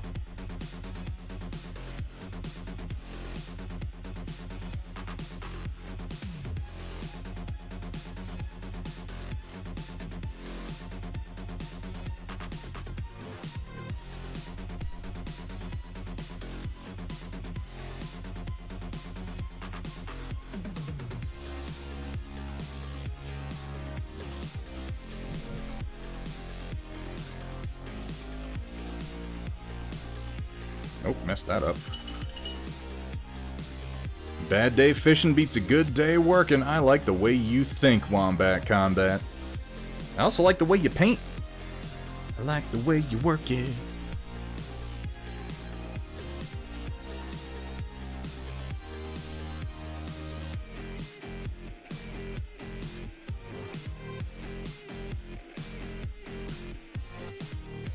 Can't shake myself out of this non-painting funk. Roland, I don't know if this advice is going to be helpful to you. We're all different. We all react to stimulus in different ways. I feel like just based, and I've said this before, you know what I'm going to say here. I don't think it's going to be a secret or a surprise by any stretch of the imagination. Go easy on yourself, man. If you find yourself being like, I've got to paint, I got to shake myself out of this funk, just take a step back and let it be, man. Paint because the joy of painting compels you. Find something that you want to paint, not something you're telling yourself that you should paint, not something that, oh, I gotta paint this because I've had it for so long, not, oh, I gotta finish this project. Things like that can become drudgerous. Find something that fires you up, that you're like, man, I can't wait to put some paint down on this model, and work on that. Because the best painting you're ever going to do comes from passion. And that's when we improve. What do you guys think? What do you guys think of that wood grain? Is it too much? I might tone it down with like a smoke wash or something. Let me come in and hit the metal fittings real quick.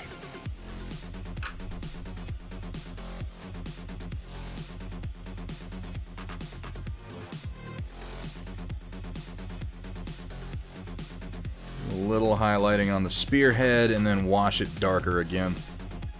Bob Ross is the painting guru.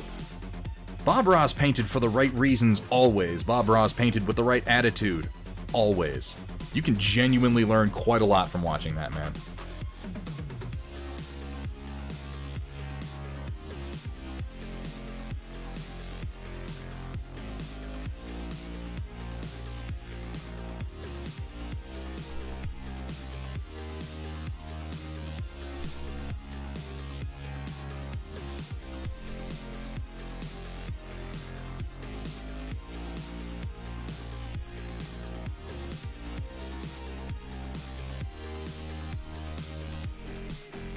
It's terrible. Throw it away. Start over. Probably have the dream job most people here in chat want, work in a game store, but remember, jobs become jobs, and it's only half-baked. I worked in a game store for a little while. It killed a lot of my passion for gaming. What's funny is I don't have that much problem spending that much time around games as long as it's not my job. Like, if I'm just chilling around the game store being a giant dork, that's way better for me. But as soon as I have to be there, yeah, it starts to die. La Pasión.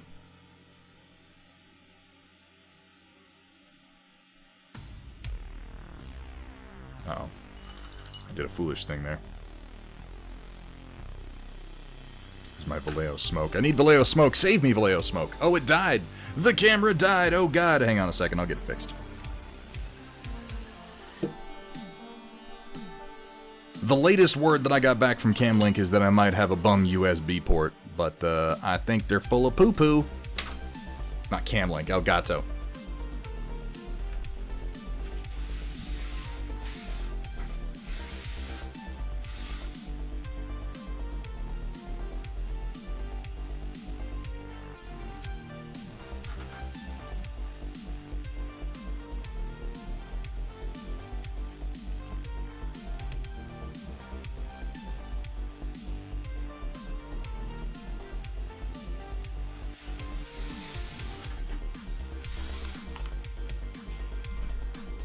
Still not working.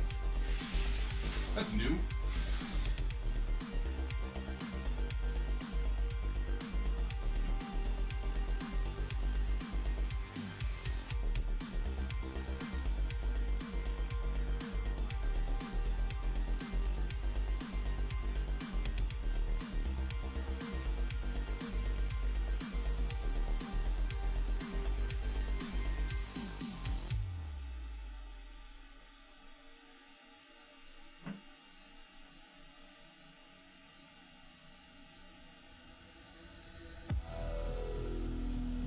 Wow.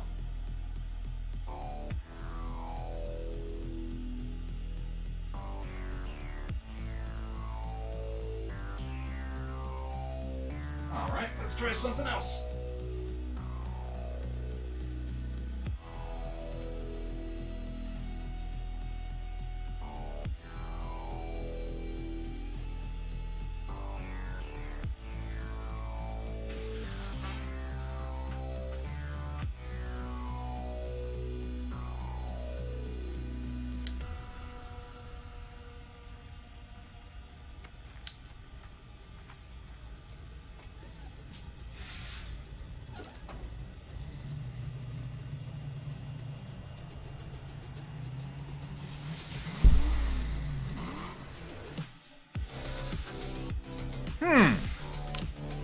That was fixed by restarting the camera, which is interesting and introduces a new aspect to the troubleshooting process. Normally, I don't have to restart the camera, I have to reset the cam link.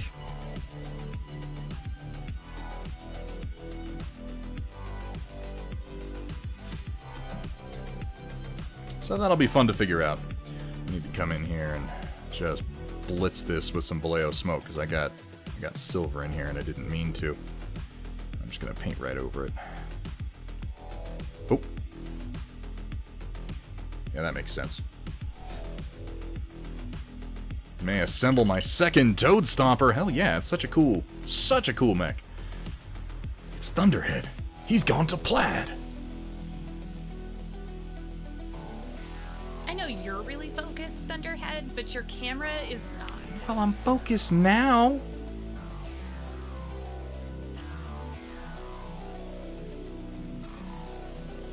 Wait, which one, Mikey? You talking about the one in the boardroom?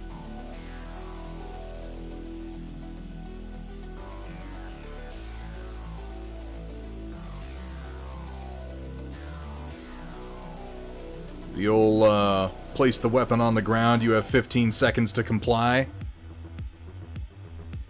I mean, come to think of it, that is like the only person that Ed 209 really fucks up in that movie. For the most part, Ed 209 stomps around and is useless for the rest of the film. But that's part of the story. Ed 209 was a piece of shit robot. I think the Ronnie Cox makes that point later on when he's ranting about why Ed 209 was a good investment for Omni Consumer Products. Repair contracts. 12-year maintenance deals. Who cares if it worked or not? Hey, how you doing, Sumitha? Yeah, I'm starting... You know, maybe it's my HDMI cable that's doing it. I think I need to just tear down my cam rig to the base components, try a few new cables, and see if that doesn't fix it. Add that to the fucking list of things to do.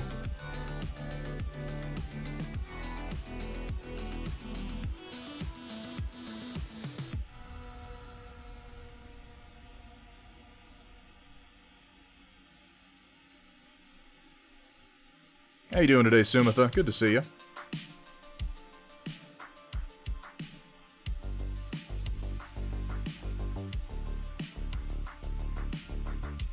Couple extra details on Eomer's cheek plates here. Just getting a little bit of that silver on some of the edges.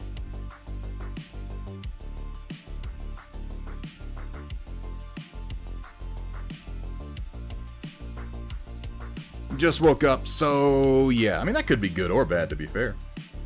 Some days it's just nice to sleep in, you know?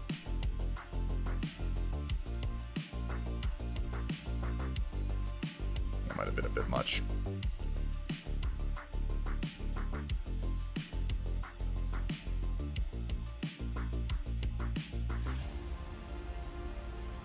Honest opinion, what do you guys think of Eomer's face that I've got here? Is it reading decently? Because I've been staring at it so long. You know how sometimes when you're working on a tiny detail on a figure, you stare at it for hours and hours and hours and hours until you're not even sure what the hell you're looking at anymore? I feel like I've gotten there with him. I just want to make sure that it's reading as a dude yelling inside of a helmet.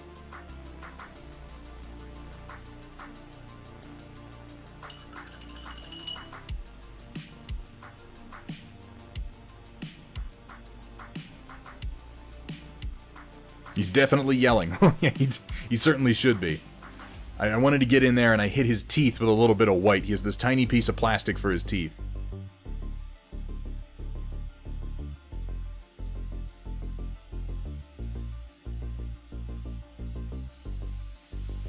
I can tell there's a face with an open mouth there. Wombat Combat Prime, this is, that is exactly what I was hoping for. Exactly. David Rogers Game, thank you so much. Yeah, the helmet is a challenge on this guy. He does look a little leonine with the helmet in the mane, doesn't he? Well, thank you, Sumitha. Looks like Dr. McCoy. Damn it, Jim. I'm a doctor, not a horseman. Komsomolets. I don't know if you told me what you'd like to be called, Komso. But please do. Thank you so much for the follow, man. Welcome to the stream. Welcome to the Storm Chasers. Spent all day yesterday and then pulled an all-nighter getting the articles for the DBC Trinity and the DBC Phoenix edited, so much rewriting. So I was passed out for about 11 hours. I'm not going to give any locational details away. I'm just going to say that we had a funny moment the other day. Sumitha and I did Thunderdome Drew. Love it when you speak in foreign languages. I got a foreign language for you. You ready? This is just for you, Thunderdome Drew. I'm gonna speak some linguistics at you. All right, some on-theme linguistics. Ashnazg turbatuluk, Ashnazg gimbatul, Ashnazg thrakatuluk agburzum mishi krimpatul. The ladies, they love that shit. The Komsomolets were Soviet youth organization. No shit. Adam is fine. I'm gonna look at your name and I'm gonna struggle to remember Adam, but I'll try that. I will give it a try. I'll tell you what, Thunderdome Drew, thank you so much for the sub. I got your war grips.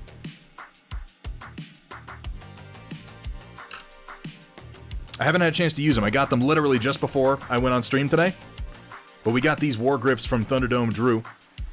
Some really badass turned painting handles. Dude, these things are solid. They're heavier than I thought they would be. And I gotta say, I like it. I like the weight that they have. They set very firmly. I'm not liable to actually knock them over. You have to turn them like a full 30 degrees on one of the edges before they try to go out.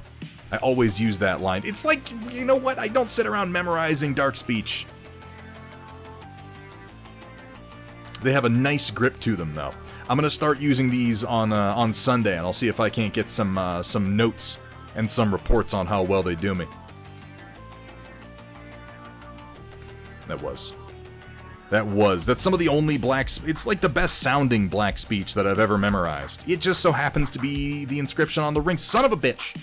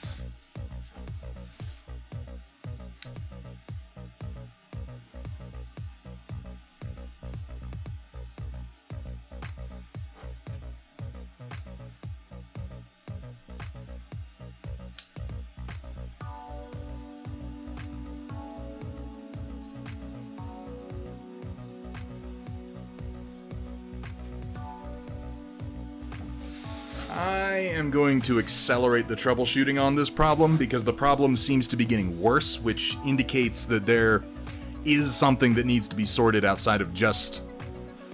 Well, I definitely had the attitude of, you know when you got like a desk at work and the drawer is sticky like every single time you go to open it? And you futz around with it and you pull at it and you're like, why don't I fix this? Why haven't I ever fucking fixed this? And then it just sort of works and you're like, it always works eventually. I'll sort it out later. And as a result, you have a shitty drawer for years and years and years. I'm not going to let this problem become that. I've started to, I know you're kind of really putting it off. Thunderhead, but your camera is not. I'm going to figure out why this is. I'm going to put some priority time on that this weekend. Other than reaching out to Elgato because they have not actually been that helpful.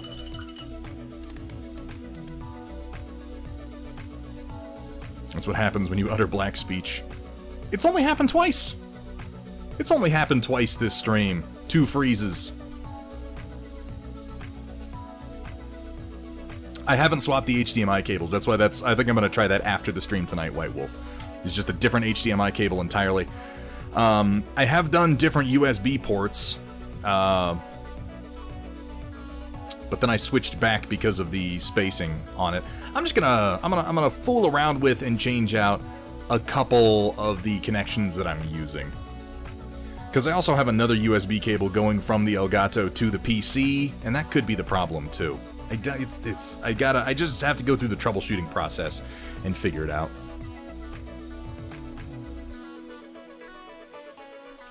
With Elgato, it's 95% odds to be software related. Now the only software I've got going are the drivers for the Elgato 4K Cam Link, and then OBS. I mean, it could be OBS. OBS does have constant issues.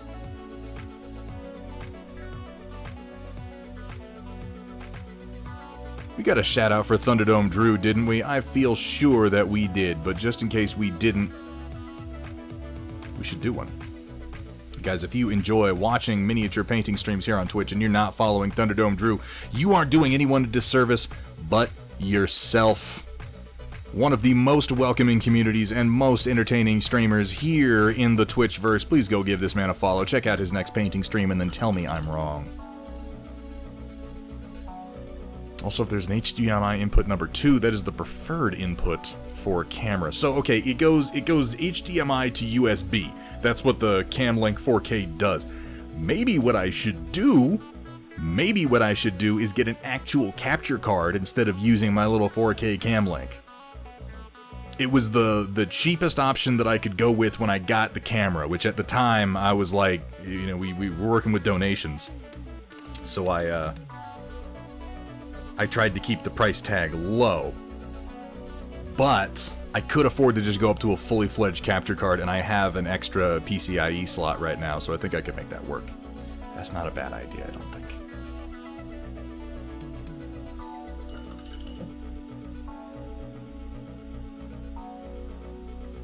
See, now, Riot Sister, I took that USB out of the equation once, and it didn't solve the problem. Riot Sister, I'm sorry. Oh, Riot Sister, I'm so sorry. I didn't... Damn it. You either die a hero or live long enough to see yourself become the dickhead.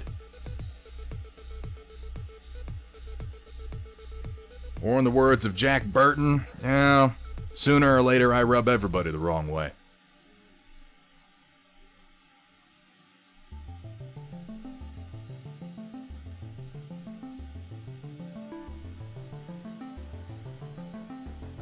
Just putting in some black wash here to the spear. That's what I ended up doing once I had to fight with my Elgato for 30 minutes before every stream. Yeah, that might be the way to go, is just get an actual proper capture card and stop this whole HDMI to USB nonsense, because I'm just introducing extra failure points by transitioning from HDMI to USB. And it might be fine for just doing recording, you know, for like YouTube or something, where it doesn't really matter. If I've got a little issue, I can fix it and keep going. But for live streaming, it hasn't been a gigantic issue, but I could see it becoming one. And I'd rather nip that in the bud. Know what I mean? But aside from my stupid camera problems today, how you doing, Thunderdome Drew? How are things? I haven't been able to stop into your last few streams. Are you going tonight? I'm looking forward to trying out these war grips. I'm going to get some minis put onto their rubber stoppers tonight so that I can use that on Sunday to paint some Marvel Crisis Protocol.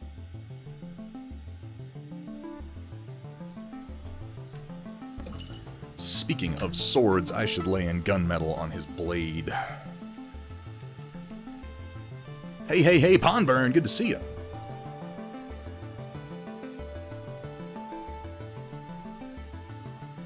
Need to clean that up. Friend and I might be starting with some 6mm Team Yankee. I've heard good things about Team Yankee. Don't they have, like Martian invader factions or some crap? I had a buddy down in San Antonio who used to play Team Yankee. He was, unfortunately, a little bit of a rube, but he meant well and he was into some good games.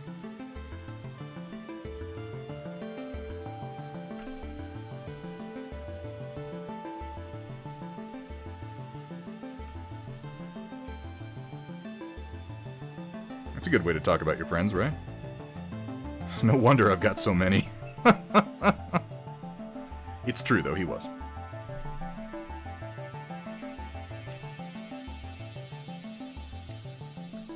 Clean the stoppers and the inside of the stopper hole with alcohol first. Okay.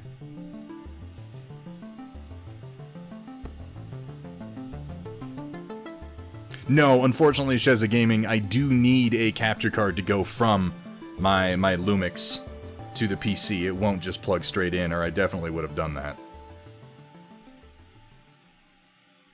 Just technical difficulties. Guys, the truth is, I don't fix the problem completely, because if the day comes when we get through a stream and there are no technical problems whatsoever, it won't even feel like a Thunderhead stream at that point. It'll feel wrong. And I know that you feel like right now, you're like, no, but I'd love a stream where everything went right, because you don't understand. If it happened, you would hate it. Like, what stream am I watching? It can't be Thunderhead.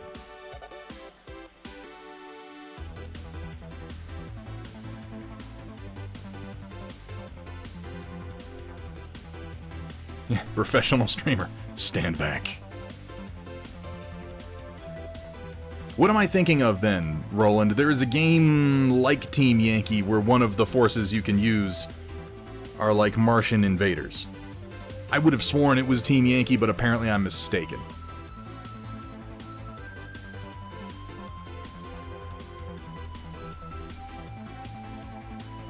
There's definitely one on the same scale. It's not Mars Attacks. I know that has its own game.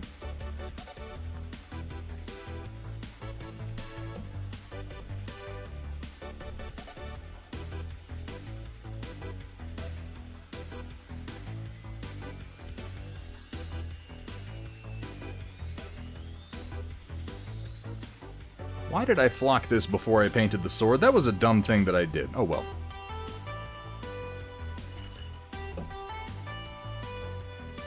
That might be it. That might be what I'm thinking of, Roland, is All Quiet on the Martian Front. I think maybe I'm getting confused because I remember somebody using minis from Team Yankee for it.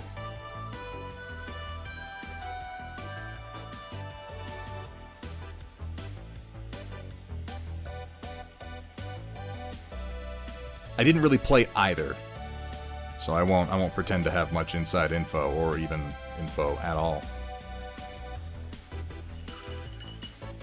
Different scales? I don't know why the hell I'm conflating the two then. For some reason in my head, I got it in my head that Team Yankee had aliens in it, which shows you how closely I've looked at the game, which is to say I haven't. So, you know. Here's a weird question. What color do you suppose the leather on the hilt of Eomer's sword is? Just realized I don't know. Brown or oxblood red? I'm thinking the oxblood red.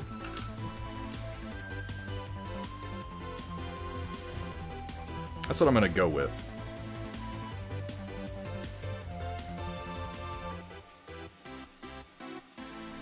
If there's no little thing going wrong, you might get worried that something big is gonna break. I mean, so far we haven't had any of those major catastrophes that are like, guys, my stream exploded and we won't be able to come back for a week. I'm still waiting for that. It'll happen. Give it enough time, it'll happen.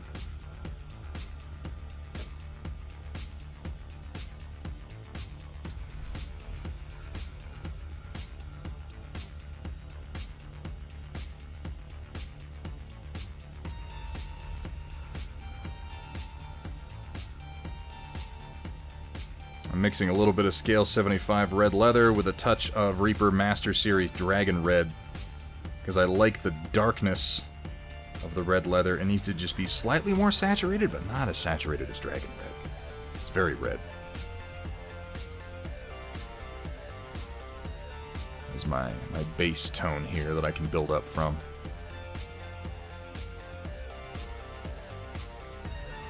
If it were on his belt, I'd probably go with a brown leather for the grip wrap here, because it would be next to a lot of red leather. But because it's on the ground, I'm going to go with red, so that I can repeat the armor color. Plus, all his straps are red leather. It might be red. I don't know. I haven't really looked closely at the prop.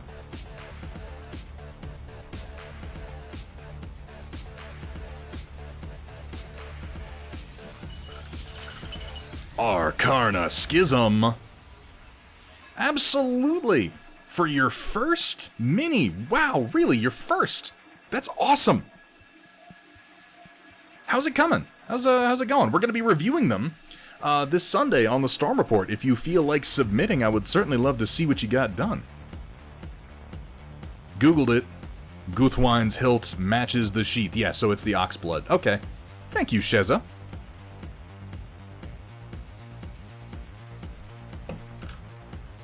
I knew it had a name. I couldn't remember what his sword's name was. Every sword and horse that Tolkien wrote about had a fucking name.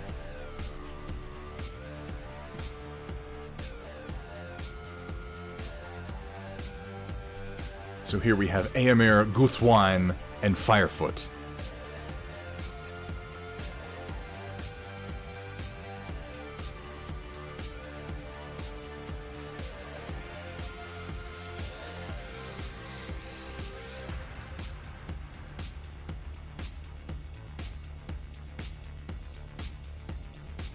I know that we try not to talk much about Game of Thrones, because we all have been so very betrayed by that show, and arguably by those books as well. Well, I try not to talk about it so much. But as far as great moments in the show itself, exactly, Kursala, that is exactly what I was about to mention. Lots of people name their swords. Lots of cunts. That was a great line. That was fantastic.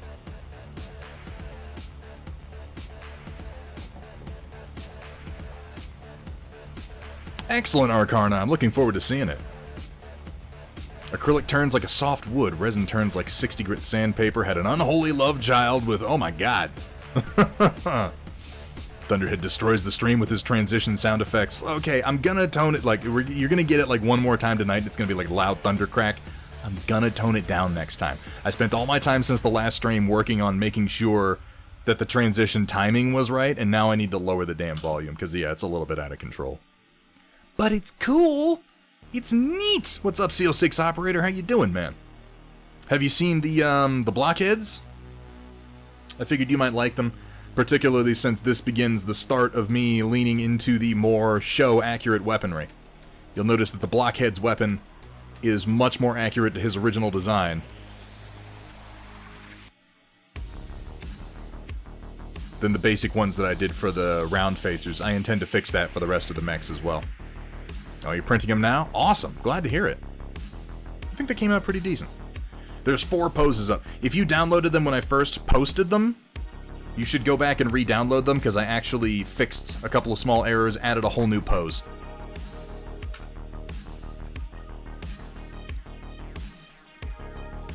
To be fair, Kursala, some of my best memories of that show are of either Charles Dance's Tywin Lannister, or of, what's-his-name's The Hound.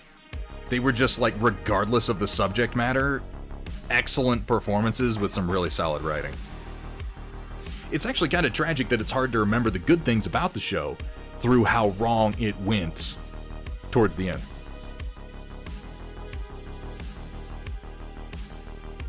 Like the longer shoulder launcher. Yeah, you're absolutely right, Kursala. That was a major improvement. It needed to be extended.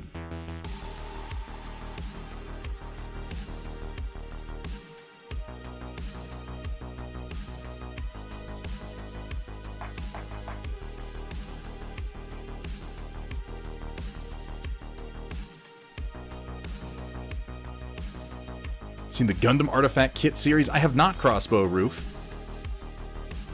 You just got them this afternoon, then you got the new ones, because I uploaded the new ones last night. It was late at night, but I did it. There should be 4 poses for the basic Model A, and there should be 3 poses for everyone else. And you should have options for the Wolverine 6M, 6K, and 7K, if you're going with Battletech.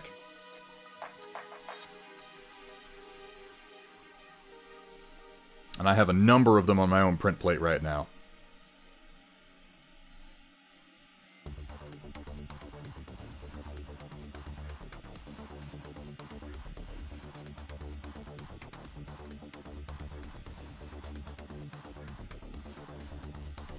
When Charles Dance showed up in that first scene, I had no idea what was happening, so I was too focused on the fact that he was actually skinning a real elk. Yeah, that was a...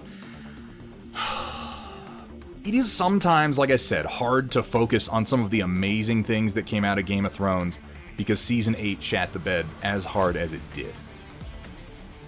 But it's not fair to the actors and actresses who gave those performances. And Charles Dance maybe has one of the best examples because... Or one of the most forgivable examples because he got out of the show almost at precisely the same time that the quality of the show took a dip. They did a few weird things with his character, like having Arya become, like, friends with him for some reason when he was at Harrenhal. It was a questionable change. But his performance as Tywin Lannister was amazing. It wasn't perfect. I don't like all the changes they made, but I like his performance.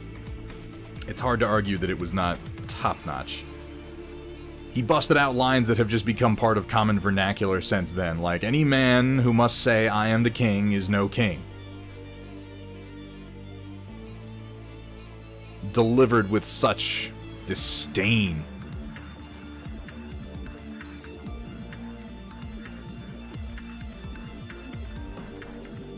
Such disdain. You can post it, Thunderdome, Drew. I need to set it up so that I can show video clips better, but people can usually see them. They wound up a little blown up, so whatever it is you're trying to show should be definitely centered towards the middle of the video. But yeah, I'll show it. As long as it's, you know, not violating Rule 1, the primary rule. It can't be a video of your junk, Thunderdome, Drew. Welcome, everyone, to Thunderhead Studios, where the only rule is... Please don't show me your genitals. Please don't. Have fun, be safe, and above all... Don't show them to me. Don't do it. For the love of God. Don't do it. The opposite... Do it. ...of that. Don't. Let's do it one more time. You ready? Okay? Don't... Ah, that didn't work. That didn't work at all. Okay, we're gonna try it one more time. Don't. Fuck you, Palpatine, you son of a bitch. Alright, never mind. It would have been funny if I'd pulled it off the first time. It wouldn't have even been that funny. It would have been like, kind of funny. And now that I've failed at it twice, it's not going to be funny at all. So, we're just going to let it go. What's going on, Orbital Space Laser Jack? How you doing, man? It's just fucking chaos in here today. Don't worry about it. Alright, where's my gold? There it is.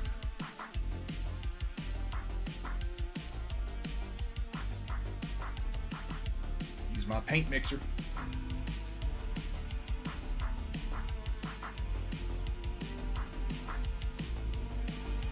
Oh, right. That's right. Yeah, Sumatha.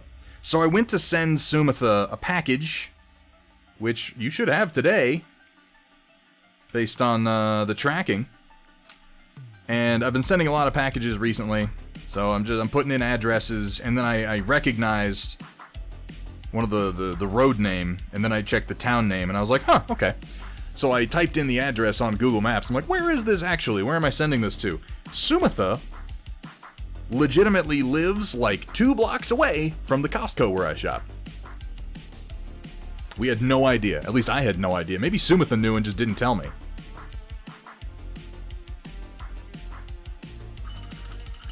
I thought that was funny.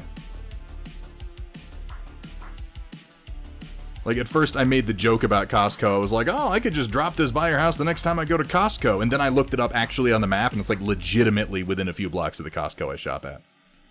Got a package from Colorado yesterday. Oh, it got there? I'm glad to hear that. I'm glad people have been getting their mail from me quickly because I've had some issues with USPS lately. Jack, are you happy with your package? That's my question. Did you open it up? And are you pleased?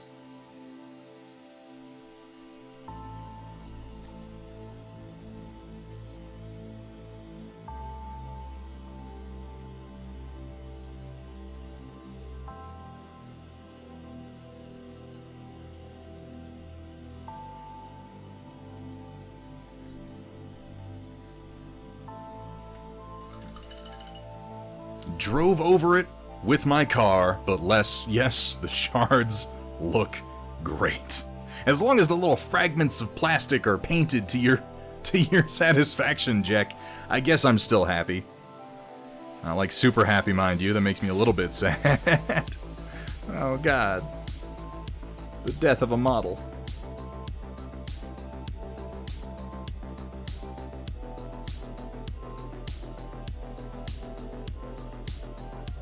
And yeah, I guess you would know, Data Nerd. You've sent things to both of us.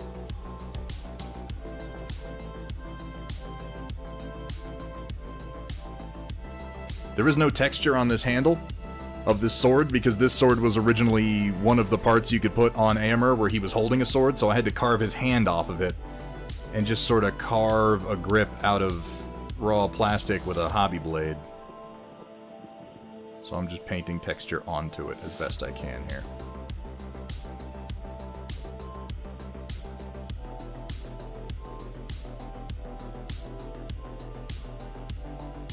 Going with a simple leather wrap.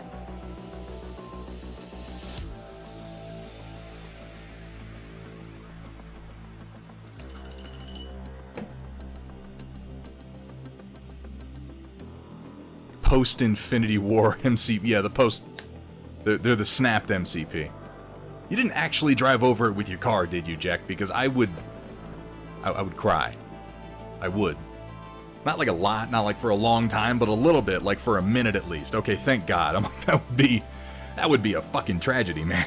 I don't want that.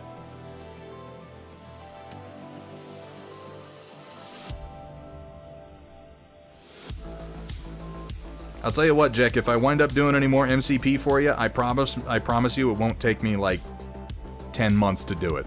Okay? I promise. I worked really, really slow on that set. Ugh, sorry, Jack.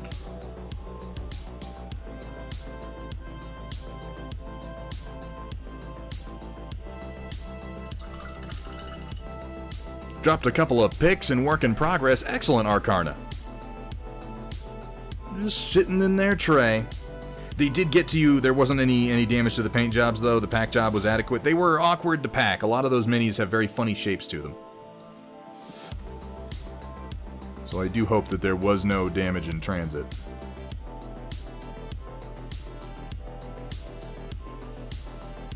That, and I'm bad at packing things.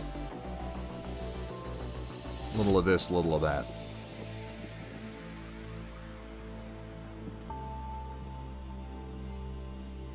Didn't see any damage? Fantastic. Glad to hear it. If I wanted to start painting up Battletech, where would be a good place to start? Seems like most people get printed models. So, that's an interesting question, Wombat Combat. Because prior to fairly recent events, the answer would be either Iron Wind Metals, which I would not advise, or 3D printing, which I would. However, there are some official minis that are quite nice now. And if I were recommending a place to start, honestly, I would start with the official starter box. They have several products now from Catalyst Game Labs, including the Beginner's Box, the Game of Armored Combat Box, and now the Clan Invasion Box. And those are my recommendation of where to start. Get yourself the starter box. It comes with 2 minis. It comes with a Griffin and a Wolverine. And then it comes with a starter version of the rules. I recommend playing with the starter version of the rules just once or twice, just to get a feel for how the game flows. Then pick up the Game of Armored Combat box. It has a good number of high-quality minis in it. A great deal for the price. You can sometimes find it on Amazon for like $15, but that lasts not very long. I don't know if those cycles still come up. Play with that for a little while, and then move on to the Clan Invasion box. Once you have the Game of Armored Combat, the Clan Invasion, and the starter box, and you've been playing for a little bit, I would say then transition into picking up 3D printed minis for any mechs that you want but don't have. That would be my advice. But the boxes are actually very, very high quality. I say this as someone who is often very critical of Catalyst Game Labs as a company. I still recommend getting their... because, I mean, they've done... like I said, prior to the release of the Game of Armored Combat and the starter box, Battletech was in a weird place for, like, decades, and it was hard to get minis that were nice, and the official minis were not really all that great. But they've done a really, really great job bringing a lot of the sculpts into the modern day. And they're a great place to start at this point.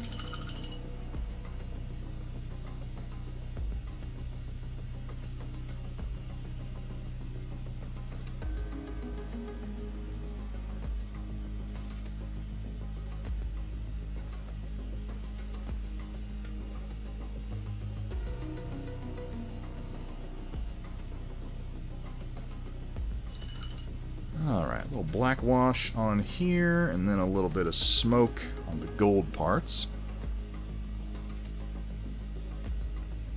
And this is, as usual, Army Painter Dark Tone. It's one of the only black washes that I use. I really quite like it.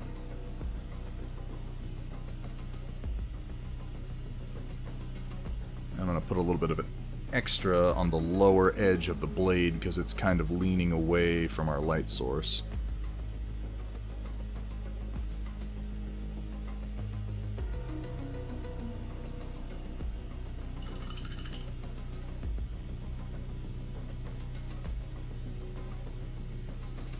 Good. Yeah, I repacked it a couple of times, Jack, because my first pack job I was like, I'm going to be super efficient, and then I was like, these minis are delicate, I don't want to crush them, so I tried to give them plenty of room and each give them their own little paper wrapping and a little bit of bubble wrap if I could. Not sure if I want to start painting small-scale mechs or Star Wars Legion stuff first. All the things, Wombat Combat, all the things, all the time. That's probably actually not good advice. Maybe don't listen to that piece of advice.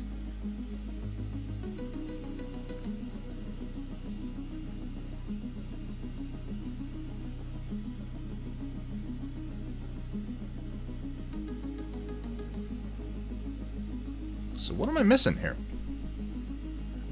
I think I'm pretty close to what I'm going to call done with Eomer at this point. Question for you, going to be painting up some Ossiarch Bone Reapers. Those are the Warhammer Fantasy skeleton robot guys?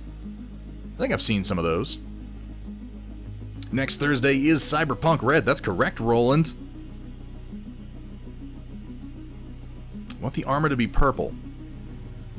It's a good color for the cloth bits. So, one of my favorite things to do when asking myself what color am I going to go with is go to my color wheel and play with it a little bit.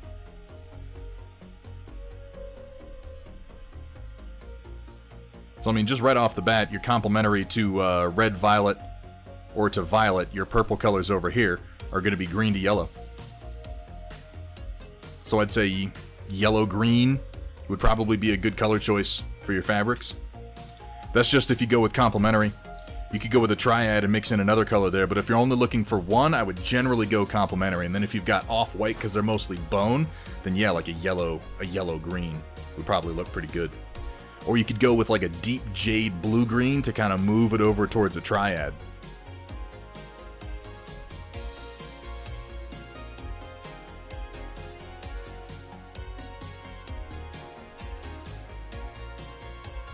A little bit of last touch of highlighting on the sword.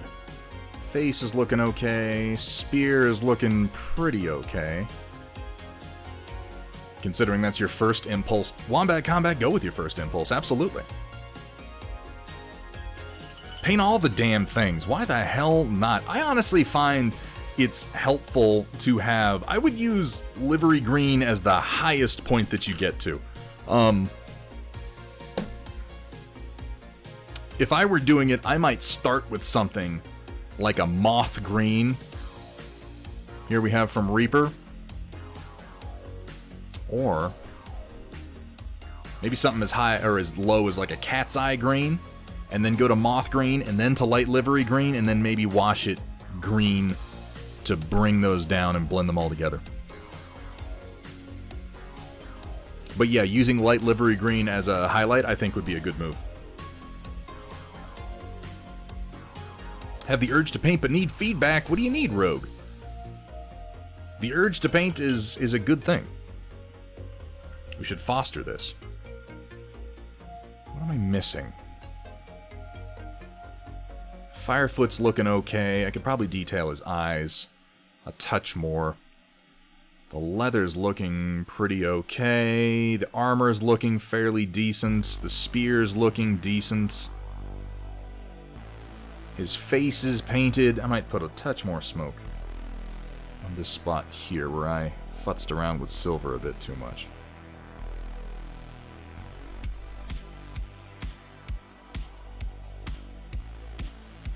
Yeah, that looks good. Ooh, I know. I'm going to use a little bit of gold on his buckles, because they're a little flat right now. You'll see in the storm report, excellent. I will be happy to give my usual terrible advice. I should have a disclaimer about how I don't actually intend you to follow any of the advice that I give. It's for entertainment purposes only.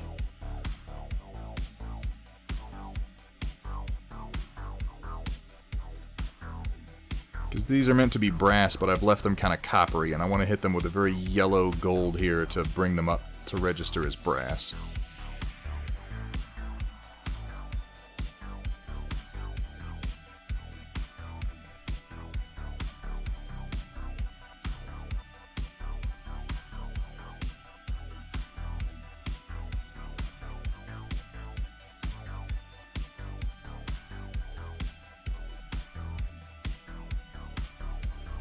And clean up some little bits of the mail. I don't need so much silver in the mail. It's definitely supposed to be kind of a deep bronzy color, so I kind of want my highest to be that brassy gold. You know, brassy yellow, really, but gold is a good highlight for it. Other straps look good. Firefoot's coat looks pretty good. His mane and his tail look pretty good. Horsehair mane on Eomer's helmet looks pretty good. Ooh, I know. I know what I can highlight.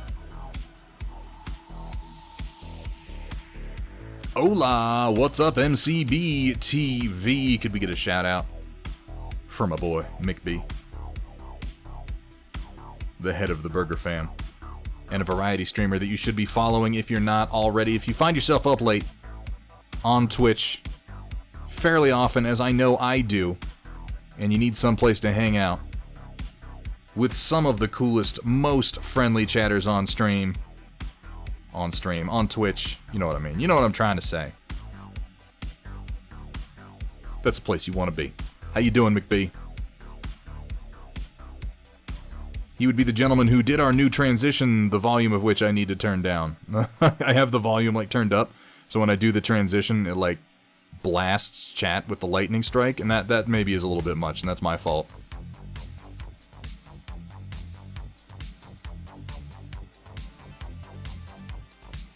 We'll fix it. We'll fix it. I gotta leave problems to fix, because like I said, if we have a perfect stream, that pretty much marks the end of it. Once the perfect stream happens, there won't be any more streams. You guys don't want that. I mean, you might. I don't know. I don't want to speak for you.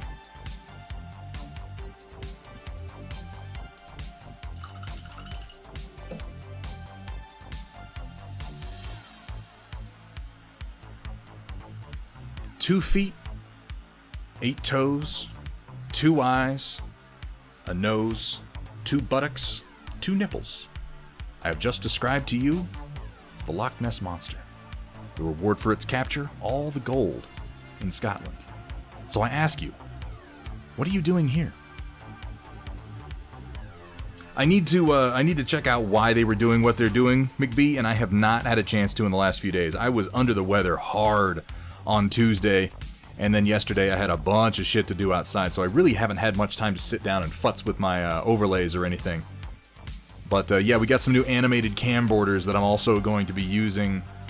I think it's just my integration of them into OBS has been acting a little bit funny, but I'll tell you, I've been needing to transition to OBS Live for a while now, so that may be part of the impetus to actually do so. Possibly, but they're very cool animated frames. We'll get them working. I'm liking the transitions in the animated background right now, let me tell you. I will. Absolutely. Holy moly, John Pantel, thank you so much for the follow. Welcome to the stream, and welcome to the Storm Chasers. Welcome to the last ride of the Rohirrim.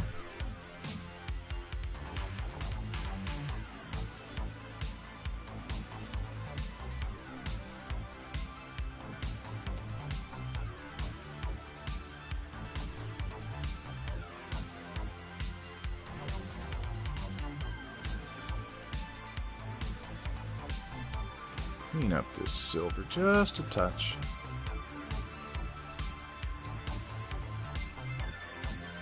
A little bit here.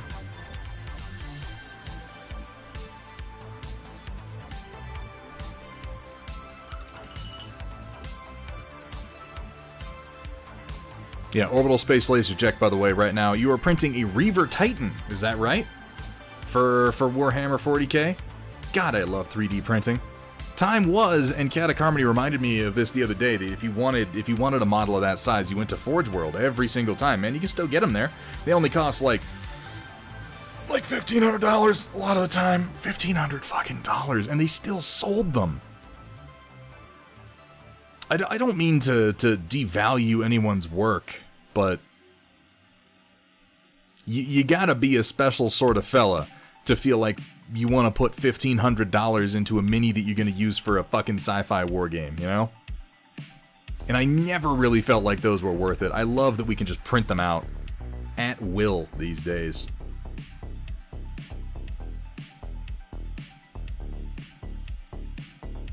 But yeah, Chaotic Harmony discovered Forge World the other day and posted up one of those Manta missile destroyers for the Tau, and I'm like, no. No, Chaotic, don't even start looking. That is a dangerous game.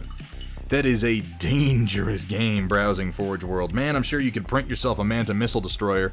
I'm sure somebody here could print you a Manta Missile Destroyer. Don't do it. Don't blow your stimulus check on Forge World, you maniac. You still have to buy arms, weapons, and the heads separately. Yeah, implying people ever actually use Titans. They use Titans all the time. Titans make great, display pieces for around your house when you bring your nerd friends over. Actually playing with them is certainly something else. Yarun Klazen. Klazen? Yarun? Help me out with that one. I'm gonna go with Yaren, because that sounds like a name. Welcome, welcome. Thank you so much for the follow. Welcome to the stream. Welcome to the Storm Chasers. Welcome to me. Just kind of fooling around with the final details for our One Brush to Rule Them All challenge as I try to make sure that I'm ready to seal Eomer a little bit later tonight. And also you, Aben Koadabi God. Aben Ko adopt. No, okay. I'm not gonna make any sense out of that one. Oh, and a very good night also to you. Welcome to the stream. Welcome to the Storm Chasers. Thank you so much for that follow. I apologize. I apologize for my complete lack of ability to pronounce things today. I try. I do try. I just fail. Ooh, I remember. There's one step I wanted to do here that I had sort of put off earlier. Epic Space Marine is one of my favorite games from back in the day. God, I maintain hope that they take Adeptus Titanicus and they just continue it right on into a revitalization of Epic 40K, because that feels to me like the right scale to play that game at. I think Kill Team is a lot of fun, but the universe calls for massive scale engagements, and the only way you can really do that sensibly is with Epic 40K.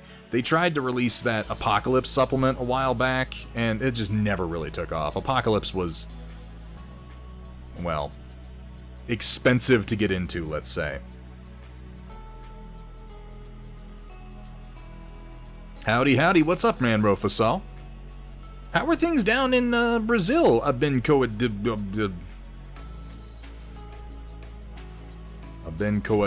by God, which that's blessed. What am I gonna call you? I need like a nickname or something. It's gonna kill me.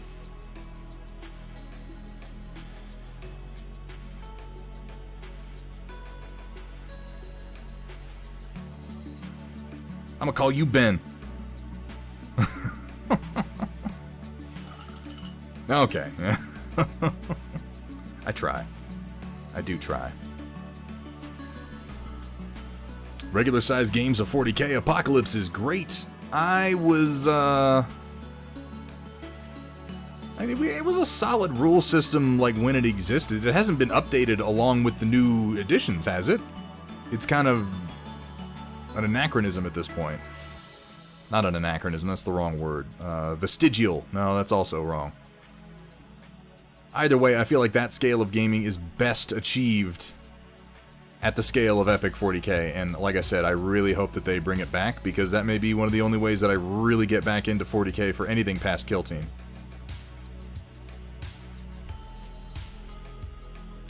Yeah, I think that helps with the back of his armor a little bit.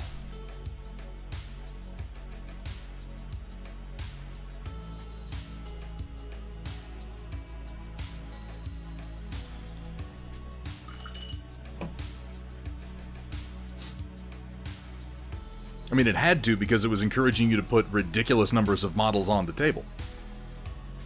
I have no motivation to paint Gear Falcon. Here's the thing, man. You don't have to paint. I know that might not be what you're looking for when you come in here. You might be like, Thunderhead, give me that motivation to paint. And it might seem counterintuitive, but some of the best motivation I've ever had to paint comes in the form of, you know, you don't actually have to. Don't try to force it. Let it come. Let it come naturally. Paint what you are inspired to paint, not what you feel like you should necessarily.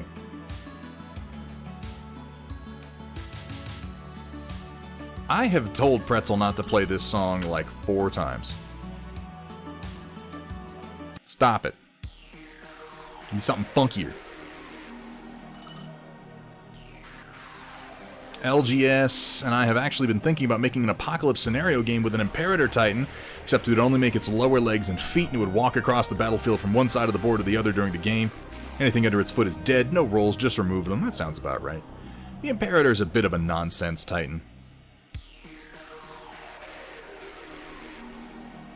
It's one of those that I look at, and it's one of the first thoughts people have when they see Adeptus Titanicus is, when are they gonna add the Imperator? And I'm like, do you really want to do that?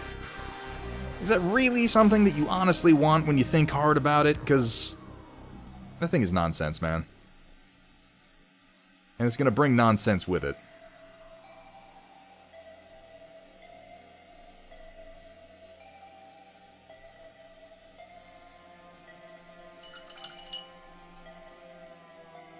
No Imperator.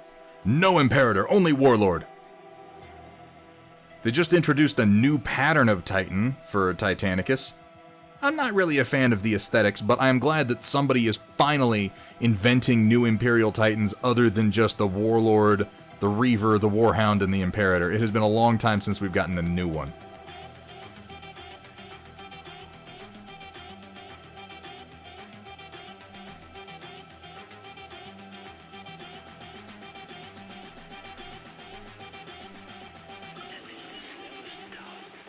Let me see. I think maybe I want to do a couple of scratches on his shield. Highlight the silver a little bit and then decide. I'm just going around looking for details and things to improve at this point, because what I've got left is attaching some tufts to the base and then sealing this guy up tonight, I think.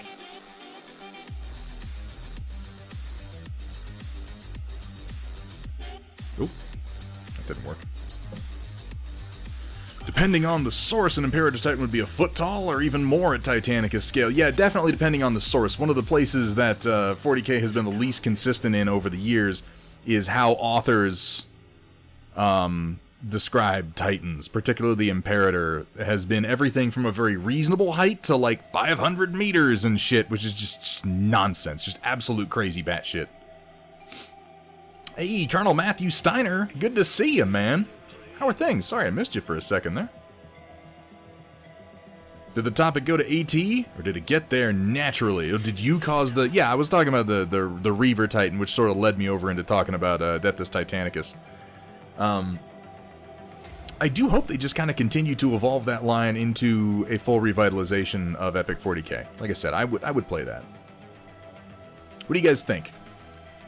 Give me opinions, chat, since I got you here. Here we have Eomer on Firefoot. Is he missing anything?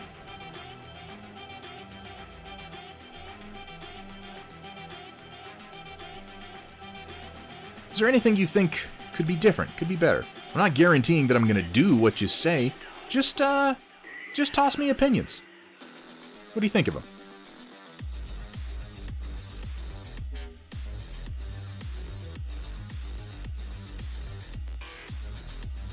Fire on his feet? No, Shock 20. No, the different, no. Not literally fire feet. His name is just Firefoot. Snowmane doesn't have a mane made of snow. More BattleTech goodness on the oven. Wait, what you got in the oven? What you cooking up, Colonel Matthew Steiner?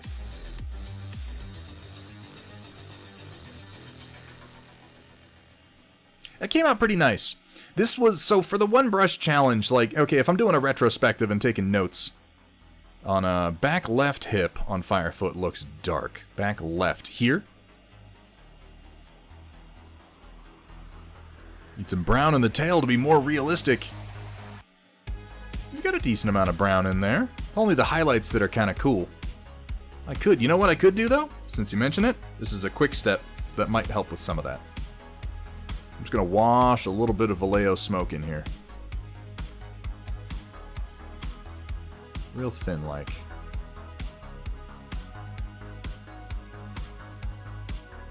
Mostly into our shadows.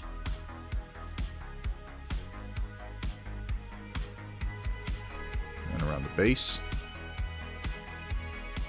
That's easy.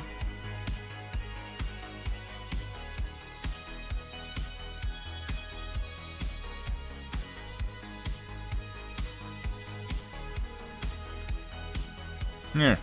See how that sets in and see if I want to do some more of it. Right here.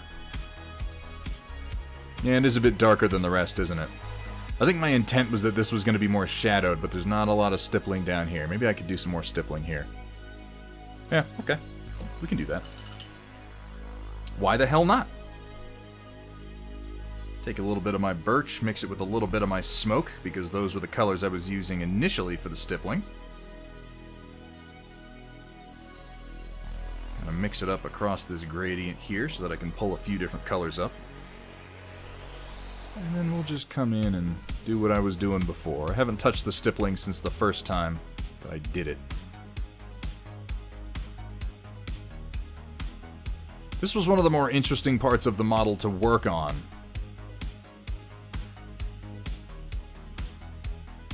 For this being the one brush challenge where I just used the size 1 round, because I would normally probably have done this with a series of steps of dry brushing, and then I would do the stippling with a sponge, but doing it with just the teeny tiny brush tip was more of a challenge. Now, I do think that as far as things that I've gotten out of working on this challenge and on this model, I have gotten better, I think, at stippling with it. I've certainly got better at using the edge of the brush for fine highlighting. Using a sort of a bastardized dry brush method.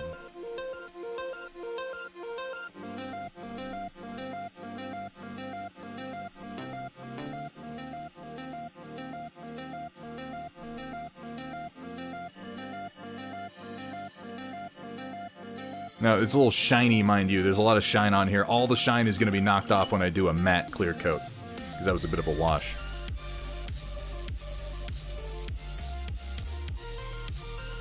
Oh, oh god. Pondorn was making a poo-poo joke, everybody. Poopy poopy poops. Need some turds down there? I thought you were being serious. Though, while it may have been a stupid joke, I actually kind of do like what that little bit of smoke did to the variation of the color through the tail. Like right here.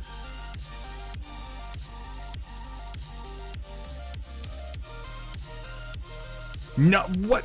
Oh.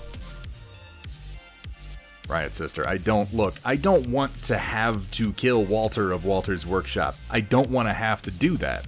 So don't make me. Don't put me in that position. That would be terrible. Everyone would be sad. I like hanging out in that stream.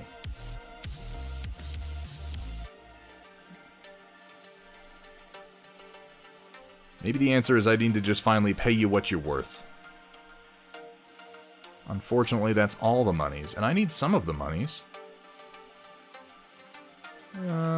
Catch the end of his spear here.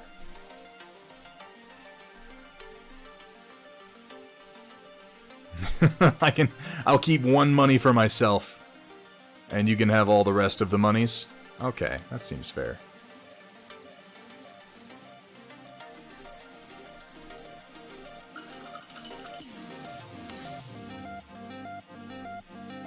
Alright, what do you think about that, Data Nerd? Did that improve it? Or should I go a little bit higher, do you think? I'm leaving this dark spot here as a shadow because I really want to kind of sell the transition of the muscle here.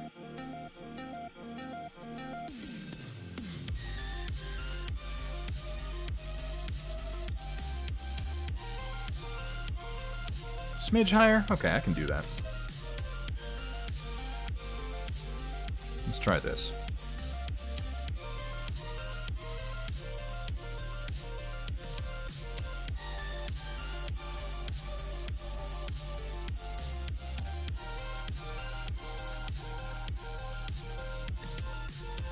I so rarely, like, get to the end of a model on stream. This is like a new experience for me. Where we can sort of go over it and make adjustments. I'm usually, by the time we get to the end of stream, I'm like, I still have a bunch more to go. But we've been working on Eomer for a little while, and I'm pretty happy with where he's wound up.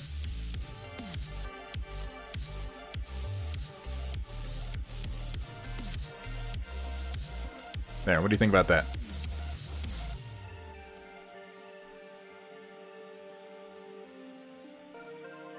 It is a little bit Riot Sister, but it's sculpted into the model, so I'm just kind of leaning into it, you know?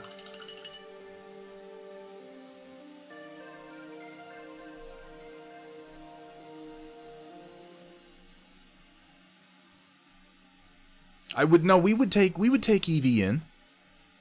We would welcome Eevee. The Corgi could come live with Gwynny and her cat. They'd be good friends. I've probably got more space for Eevee to run. It would be more of a liberation than anything.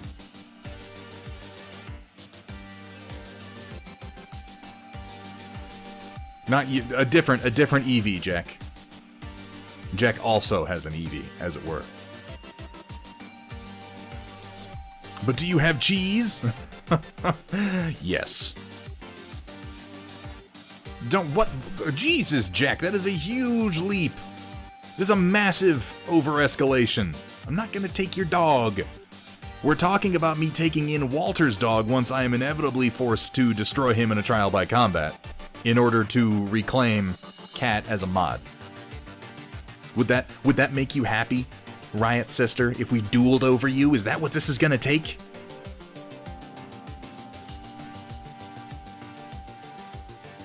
I think I'm gonna go ahead and glue down my tufts and work on the edge of his base.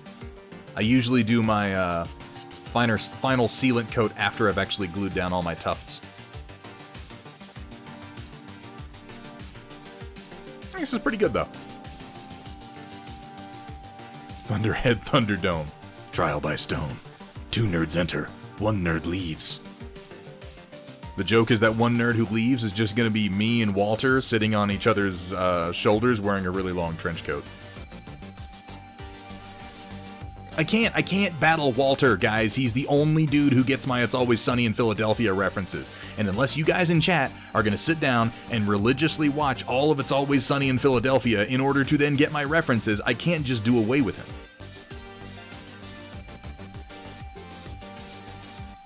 I'm pretty happy. I'm pretty happy with where Eomer is right now. Again, if you see anything that I'm missing, some detail I have just failed to paint, something you think could be pushed, please let me know. I'm going to give him one more spin, then I'm going to go ahead and glue down some tufts on the base. And then I think I'm going to go ahead and do the black edging. And we should be able to go ahead and get him sealed up tonight.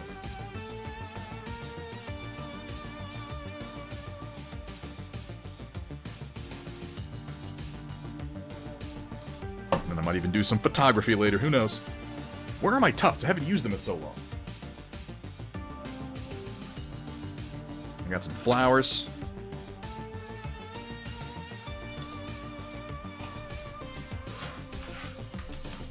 Put this away for the moment. There they are. There they are. I knew I had them someplace nearby. What have I got? I've got Highland tufts.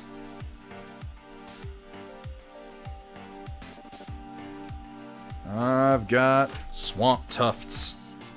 I've got more... I don't know what tufts those are.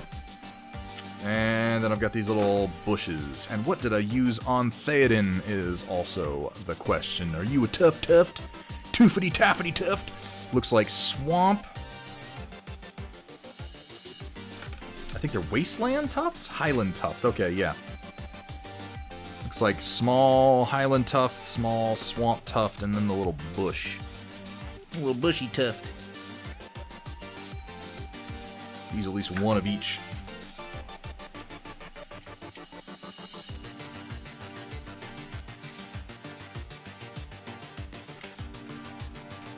Get some tweezers here.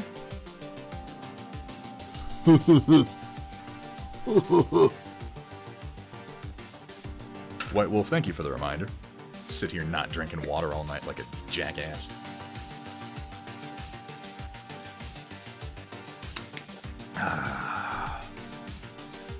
Dare you to put a flower growing on the discarded sword? Well, no, come on. It is supposed to look like it just dropped. And it's really just there as a reference to a funny scene from the movie. Like, he just dropped his sword. A flower growing on the sword. You think love can bloom even in the battlefield?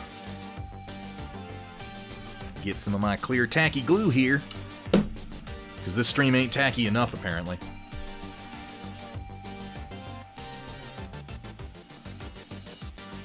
Probably one right there. You know, I suppose you could just go ahead and glorb that paint on anywhere. It's not like we're trying to get inside the lines or anything. Allow me to send love through your chest cavity. That sounds painful. I need my chest cavity Here to remain at Thunderhead intact. Studios, it's okay to be sloppy. Bonus points if it's white paint. How is that still a joke that is allowed on this stream? That is beyond asinine.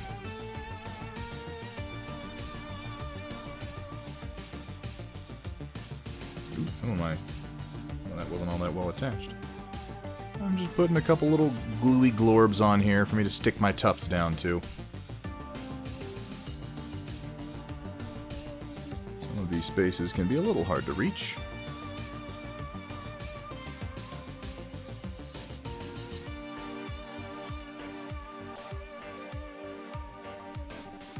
And there, and there.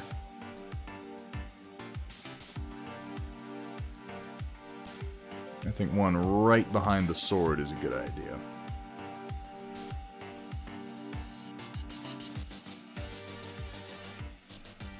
I've had this same bottle of tacky glue for like 2 fucking years. I'm amazed that it's still being used.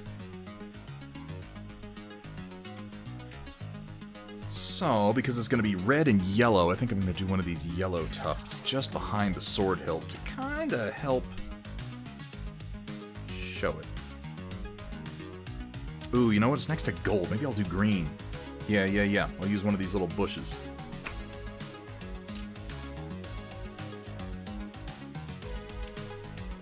good a spot for it as any. Alright. Now these have a little stick down adhesive already on them, but I always like to put down some extra glue. I don't like to depend on the natural adhesive. Not natural, obviously, the pre-attached adhesives. They just don't... that kind of blends in. That kind of, you know, it's too large. I want to put this further back on the base. Never mind.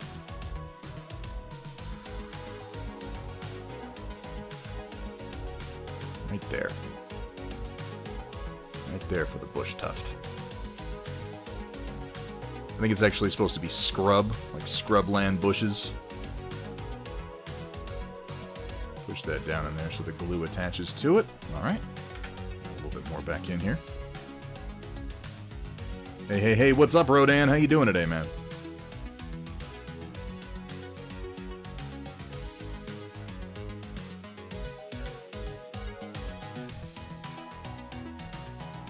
I don't think I've ever done basing work on stream. This is new for me.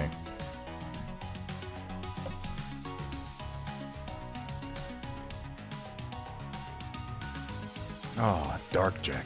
But also true. Working on Middle-earth stuff. What are you working on, Rodan? I'm trying to use my pinky as a brace, and my pinky sucks.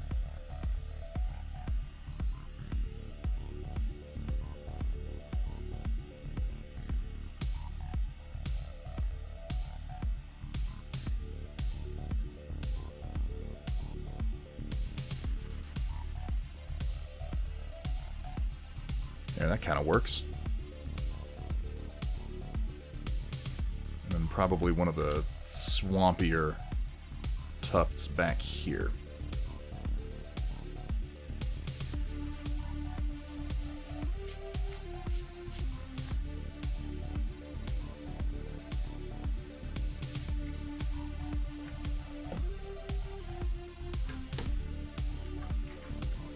It says swamp and highland and all this stuff, but really it's the color. Plastic dinosaurs are made of real dinosaurs. My god. That's brilliant.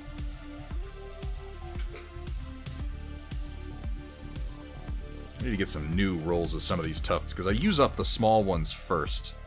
Almost every single time. And I wind up trying to find places for the larger ones. There we go.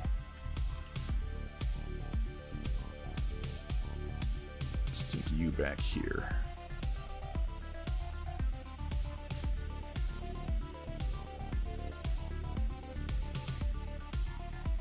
Just to mix up the colors and give a little bit of texture. That's not bad, huh? Thank you for not using tufts on... Dude, yeah. And here in the middle of this stretch of concrete, obviously we should have some yellow grass. Now, to be fair, there are some small spots where itty-bitty little bits of static grass could look cool growing out of the cracks, but I figure for Marvel Crisis Protocol, you're not trying to make stuff that looks like it's been broken concrete for the last 20 years.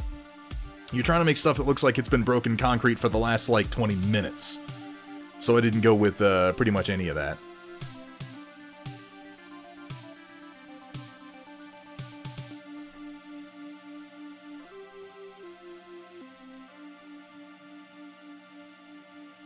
Alright. So here's Eomer with his basing. And we have done all of the painting on here with the same brush in accordance with the one brush to rule them all challenge. All of it done with the Artist Opus size 1 round. Which was mostly a challenge in the stippling of the horse's coat and then the texture on the basing.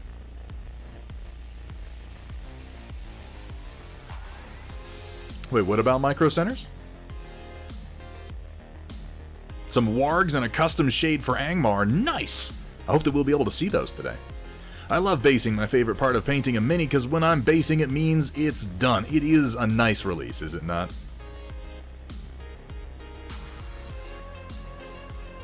Oh. Based Eomer. Alright, let me mix up a little bit of black to go ahead and give Eomer a quick rim job. Painting the rim of the model, you bunch of animals.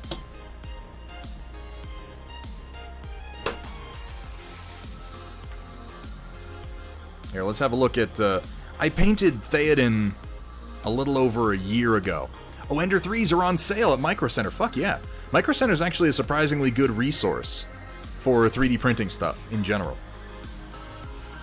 And here we've got Theoden on Snowmane alongside Eomer on Firefoot. Snowmane was much easier to paint, obviously, because he's just a white horse, and I was able to kind of lean into that.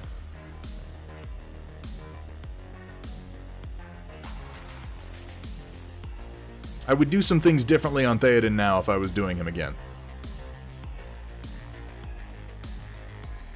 Now, next month we are going to do Eowyn and Merry. So we will have the whole family, or, you know, what remains of the family, since it's an uncle and his nephew and niece.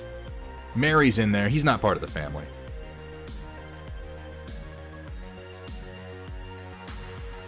I'm actually fairly happy with how I did on both of their faces. Like, you can tell they have faces, and you can sort of vaguely tell they're supposed to have blonde beards. And that was sort of all I could hope for with the scale that these are done at. Plus, the horse has better armor. Yes, Snowmane is much more armored than Firefoot is. Though, if I'm being honest, I'm really pretty disappointed with the job I did on Snowmane's barding, and I may have to revisit that. It's pretty dull. I think that was a one-step, like, wash job that I did. That was a while ago. So Eomer and Eowyn are both going to wind up looking better than their uncle, which I suppose is appropriate, since they're carrying the torch. Now for the blockhead paint! Oh, I may go ahead and actually get a blockhead put onto a base tonight, since we've got time.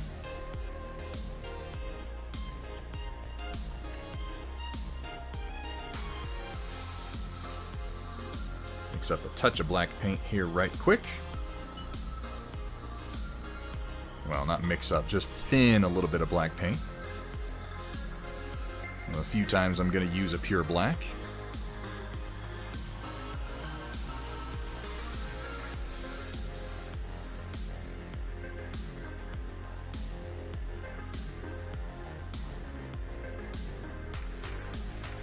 Ender 3 Pro for $199 and the V2 for $2... Damn, that's a deal.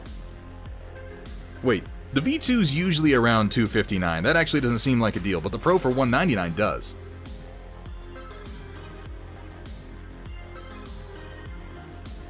Wait, is the V2 usually $259, or did I get it on sale last time? I might have just got it on sale, and that's what's throwing me.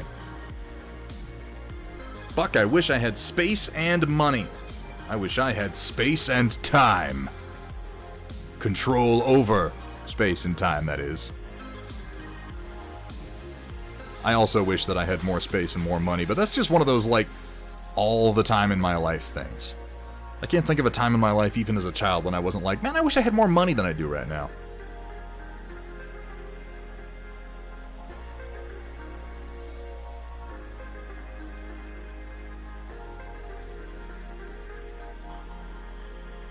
I think that's what I paid for my V2. Yeah.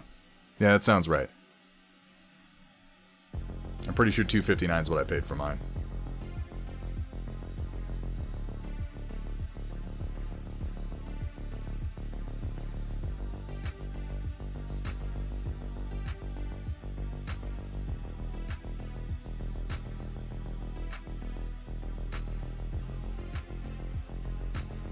I think I can't, like, I'm actually at a point right now where I do not have the space for another FDM 3D printer. I don't. I have to do a lot more work before I will. I had to rearrange my office to make room for my Sunlu S8, and I don't have it up and running yet. I mean, I do have it up and running. I don't have it up and running and modified to the point that I want it to be. That's more accurate. Elon has both time and space, damn it! And money. For that matter, Elon's just got it all, doesn't he?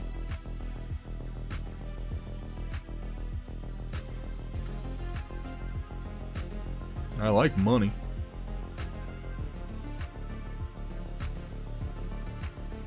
This is exciting, you guys. I don't normally get to put the finishing touches on a mini on this stream. I'm usually like, oh, I've got 9 more steps to go after this.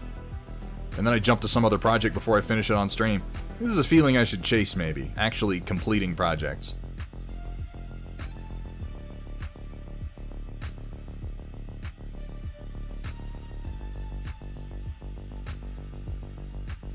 Teslas don't have the new car smell. What the fuck is that? What a monster. Do they have a resin printer on sale? That's a good quest. I haven't seen much resin printing stuff.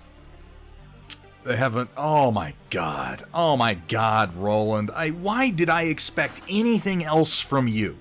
What was I thinking? Holy crap, an Elon Musk. That's terrible. That's so bad. I'm gonna let that black paint set, and then I'll be able to go ahead and get a matte clear coat on this guy. Wee little bits later, but let's have one final look at Eomer and Firefoot for the one brush challenge. I'm pretty happy with how he came together. I'll get some photos taken of him, and we'll take a closer look at him on Sunday's stream when we look at everybody's one brush to rule them all challenge pieces. I'm happy with how he came out. I don't know yet what We're the Gamers / Greg the Salt Miners challenge will be for February. But I do have... Where is she? What did I do with her? Well, she's up on the top shelf, isn't it? Well, okay, she's up there. But I have Eowyn and Mary. Rather, Dernhelm and Mary, and I believe that is the figure that we will be doing for whatever next month's challenge may be. And God knows I'm curious to find out what it is. Now that I'm not doing the one brush challenge, I can actually use another brush. So I'm going to pull out one of these Game Envy brushes. And I'm going to see if maybe I can't stick... You know what would be an interesting idea? I wonder if I could put a magnet into one of these rubber stoppers that I got from Thunderdome Drew.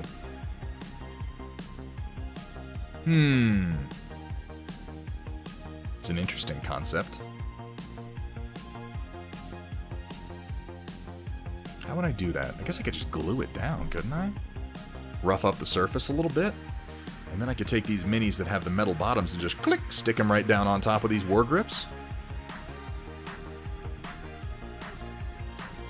Is that crazy? I don't know.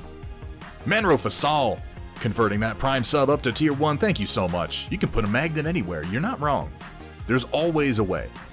There's always a way. Just remember, if someone steals your Tesla, it becomes an Edison. Wow. What? That's kind of a deep cut right there.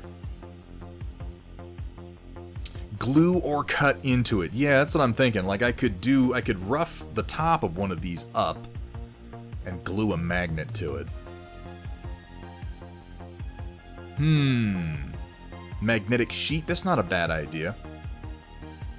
I think I've got some. Hang on a second. We're gonna try something crazy. I'll be right back.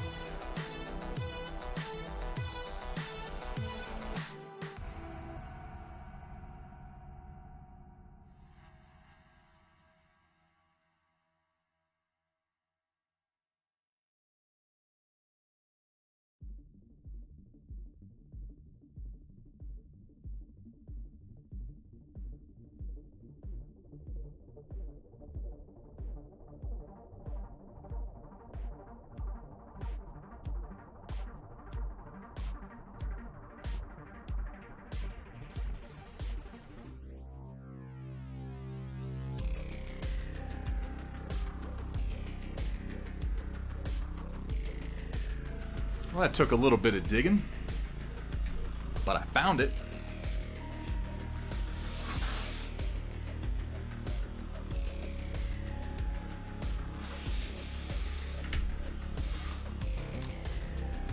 So, let's see.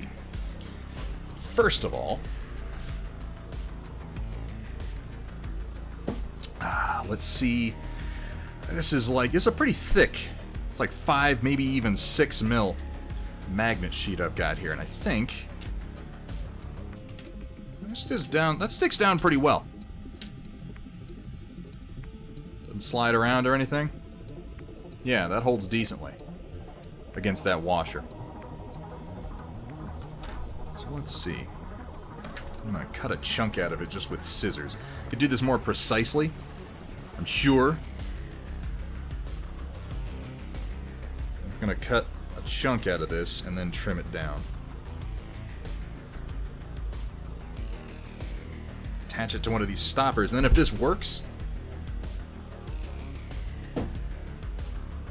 which I can't think of a reason that it wouldn't work, but if it works,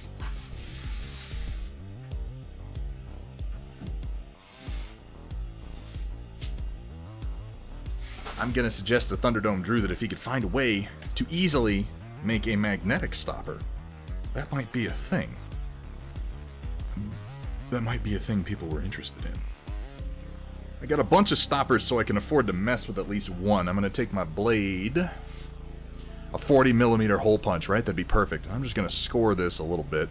It's already got a bit of a rough surface, but I'm gonna be gluing, so I just wanna lightly score the rubber.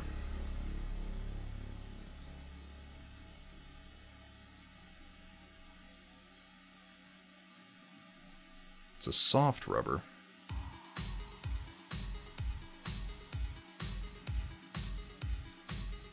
Kind of trying to trim that fore down so I have a nice flat surface.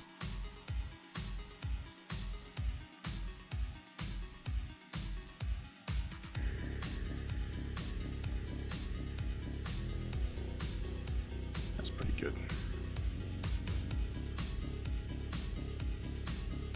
What I'm doing here may be very, very stupid and I just don't know it, but, you know, whatever. We got a few minutes to kill. Let's try something fresh and new. What do you say, chat? Is the Ender 3 worth getting, Sheza Gaming? Oh my god, yes. The Ender 3 is a fan-fucking-tastic machine. It's not like the greatest machine out there. What it is it exists in that amazing Goldilocks zone of price and accessibility.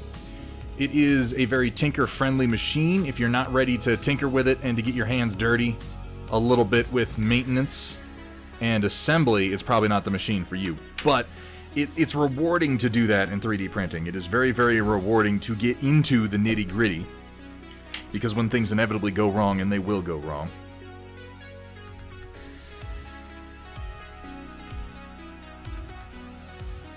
you will be able to quickly troubleshoot your problems, and you'll be thankful for that.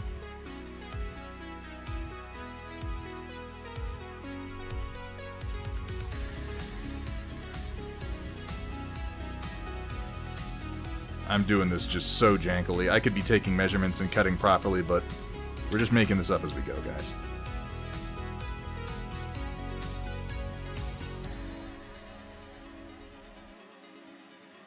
I got this magnet sheeting for use in Battletech.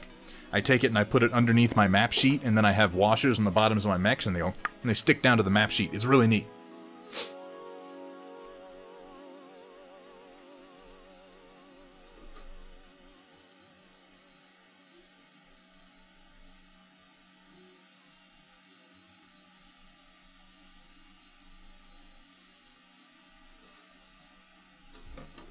Yeah, there's definitely a learning curve, but it's not like really the Ender 3 is it's one of the, I think it'll be remembered eventually as like the 3D printer that brought the first huge wave of consumers into the 3D printing market.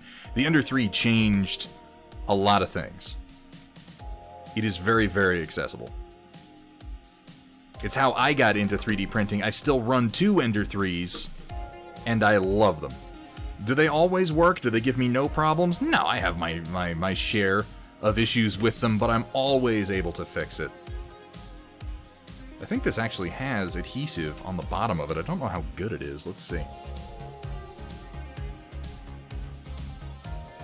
little playing around with my Ender taught me enough about 3D printing that I could happily build an FDM printer from scratch if I needed to. Yeah, it's surprising how simple of a mechanism the 3D printer, just 3D printers in general, FDM printers, are.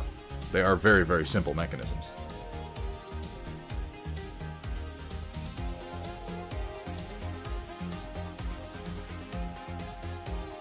Adhesive on here definitely works, but I'm gonna put down some... Is super glue a good choice for this? I don't know that it is. With an adhesive surface, a smooth adhesive surface on one side and a roughed up rubber on the other, I don't know about that. Just pulled Robot Dude off the plate and into the bath. I'm glad to hear that was a successful print. Hell yeah, Riot Sister. Yes, the Sunlu taught Orbital Space Laser Jack how to program Marlin, and I am going to leech his knowledge as much as I can because I am an incompetent rube when it comes to programming literally anything. Alright, I think the adhesive joined between the magnet and the rubber stopper is the weakest part of this so far, but I'm going to see how it does. I have. Yeah, the Sunlu is built. It's on the shelf behind me, right over my shoulder. I just need to put in the new motherboard. Do a wee little bit of wiring. So that sticks down there, and I mean, you know, hey. That's technically a magnetized Thunderdome Drew war grip. How about that?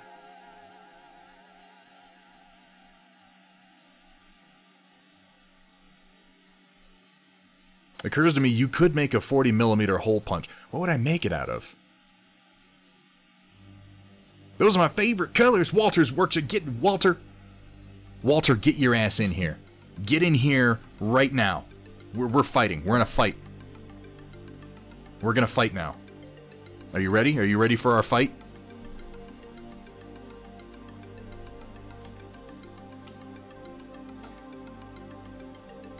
I hope you're ready. Because I'm gonna come at you, and I'm gonna come at you hard.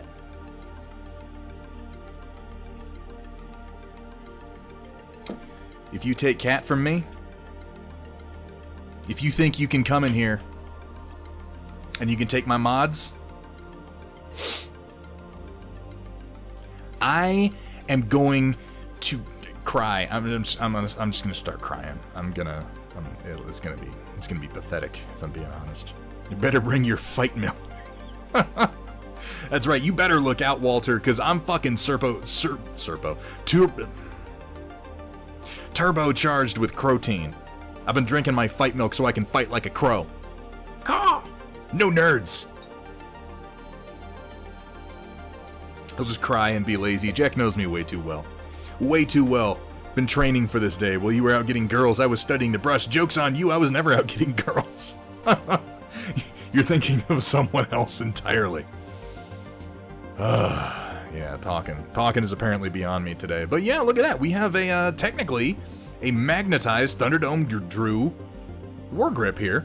And I'm totally into this because I put metal washers on the bottom of all of my models. And this actually has a decent amount of grip.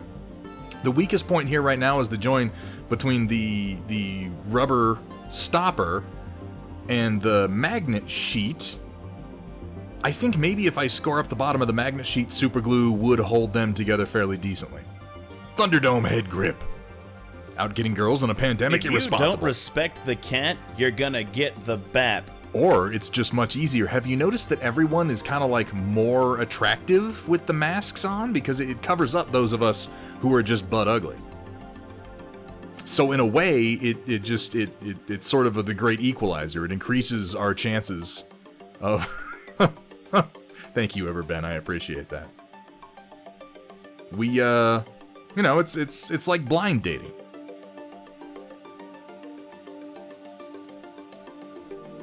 There was a redemption. Oh my god, White Wolf, thank you very much for the reminder.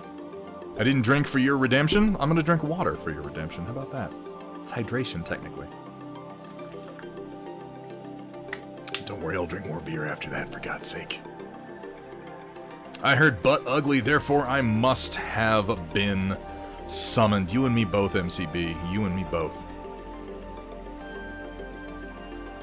The internet says super glue will work on rubber. Okay, that was going to be my question. Is whether it would join to the rubber or not. I know that it's not good with flexible bonds. It tends to stiffen. And so like this is lifting right off the rubber at this point. Well, let's try it. What do we have to lose, chat? Let's give it a shot. I'm going to score up the bottom of this magnet. A little bit here. Give it something to grab onto.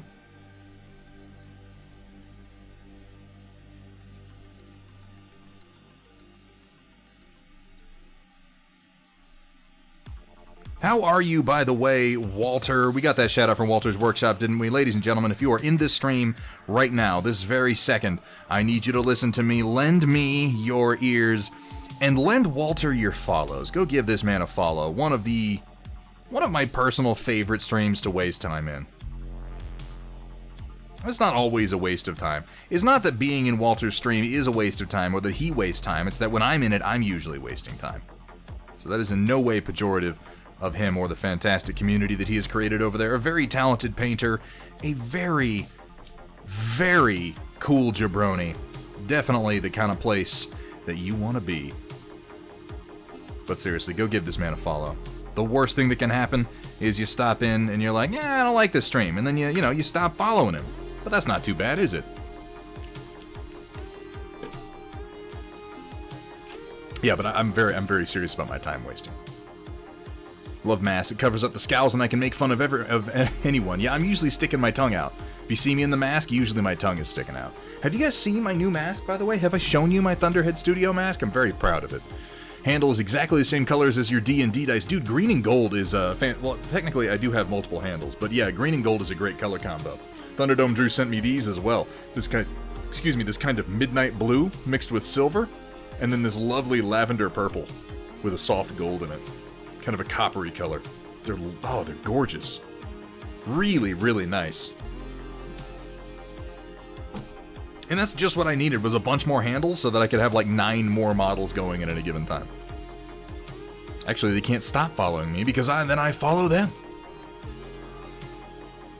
You just got it all figured out, don't you? What am I doing? The smaller surface area here is going to be the rubber. So that's where I should put my glue. I'm going to trim down this 4 just a little bit more to give myself a flat surface. It still sticks up a little bit. It's soft enough, it doesn't want to cut off easily, but with a little bit of pressure, I can open my veins live on camera. That's the next logical step, probably. Take the blade and push as hard as you can and bleed everywhere. Exacto, it's fucking sharp.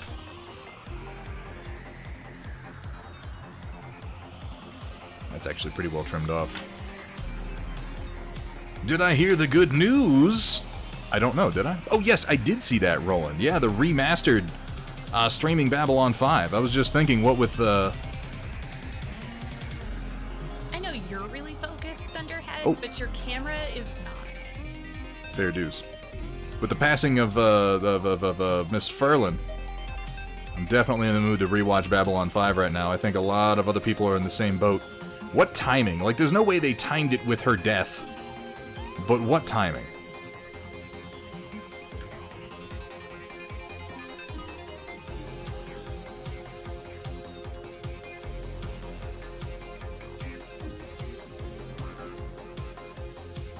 Actually, what am I gonna do with all my brushes? I'm a painter, I ain't got no brushes.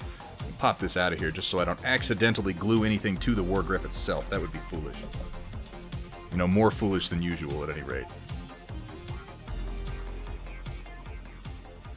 Smear this around a little bit, make sure it's coating all my scored surfaces. This is the most ghetto fucking job I've done of anything on this stream so far. But usually I just paint. I don't mess around with other hobby stuff. So, give me a break. Give me a break, guys. Come on. Thoughts on the Zilla vs. Kong trailer? Walter's Workshop. I enjoyed most of what I saw. I wish it didn't have the fucking the like hip hop soundtrack. I felt like that was maybe a bit on the nose. It had that sort of like I don't know, early to mid 2000s feel, where it's like, this is gonna be cool because we got DMX doing the soundtrack, and it's like, guys, you really need to... Seems like you're not really embracing the utter dorkery of what it is that you're doing. You know? I did have a moment that I'll describe to you, in which I said something to the effect of, oh yeah, like two beings of like a creature with that much weight. You know, like two of them could punch each other on top of an aircraft carrier, the thing would just sink. And then I stopped and I realized what I was talking about. I'm like, I am talking about whether the giant ape Kong and the giant radioactive fucking lizard Godzilla would realistically capsize an aircraft carrier. And I slapped myself, and I got over that complaint real quick, because that was a very stupid thing. Yeah, like the millionth video with bodies. Yeah, that was the same feeling. Like, just embrace. What about Pacific Rim and Godzilla? I'm pretty sure that the Jaegers are... Wait, how tall is Godzilla? I think the Jaegers would be pretty small compared to Godzilla. He's pretty big. And the kaiju were smaller, almost certainly. And the Jaegers were smaller than the kaiju. I feel like they would struggle.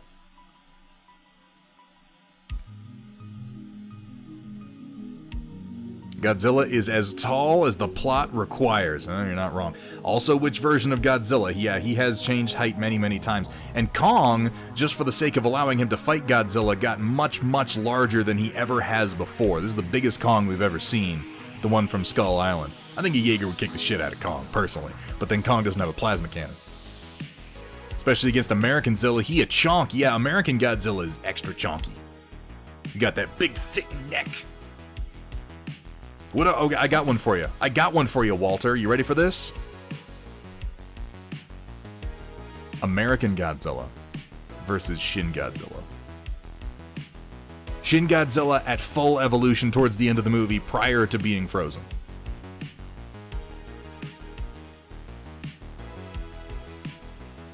Let's put this in here and see how my new janky-ass magnetized war grip works, guys.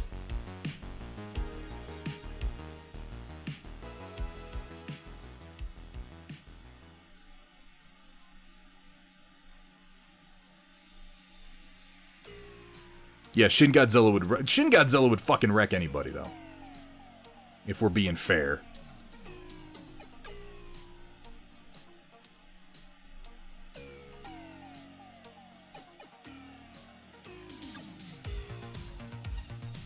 Huh. I would argue that in the last few minutes I have successfully magnetized one of Thunderdome Drew's war grips. To a degree that is... at least good enough for Marvel Crisis Protocol figures. If it was pre-King of the Monsters, I'd say Shin, but after we go Super Saiyan, I think Shin would be on... Okay, that's fair to say. He did get a major power boost in King of the Monsters.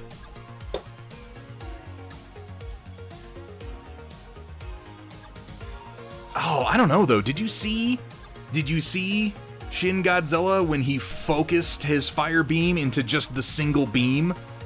Because that was horrifying. He started off belching out huge amounts of smoke and fire, and it was really indiscriminate.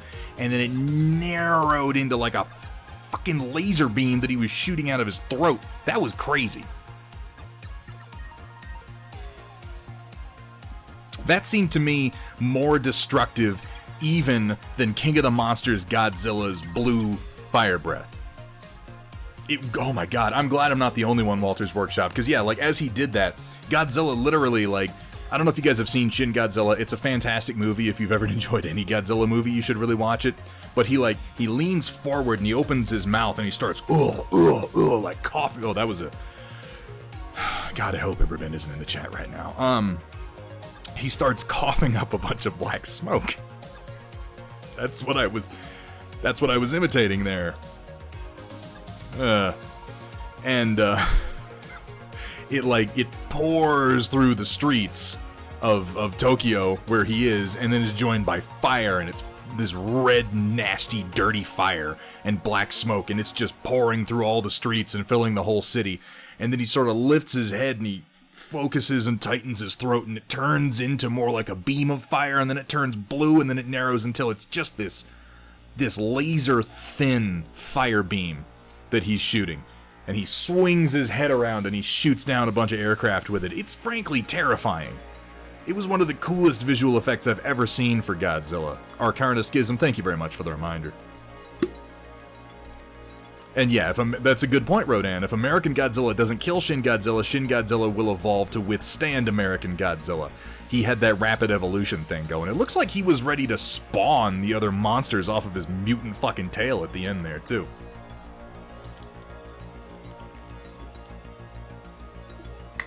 Now, this is definitely why I specify Shin Godzilla towards the end of the movie, because if it's Shin Godzilla towards the beginning of the movie, they could definitely kill him. They could kill him. They had the opportunity to kill Godzilla in that movie. Yeah, little human Godzillas. Oh, that was horrifying, wasn't it? Thank you very much for the reminder, Gear Falcon. My damn lumbar support keeps slipping down. Ooh, that's better. You don't like the image of Godzilla puking fire down the throat of another kaiju? You know what? I liked that image. I would have liked that image more if it wasn't at the end of a, 2-hour-long movie in which almost nothing interesting happened. That was, yeah, no, not as much. After I watched them devote 45 minutes to the story of some cardboard cutout American soldier who I didn't give a shit about, who didn't really do anything. Yeah, that was, god damn it, Machine God. You couldn't just leave that alone. That probably looked bad. That probably looked bad. Just finished fighting with that mode. This one here? I haven't been painting on this one today, though. How many minutes? I've got a couple of minutes. I'm gonna put a little bit of paint on her face. Since I have the opportunity. Let's not waste any time. This will be the first time I paint using a war grip. Let's do it.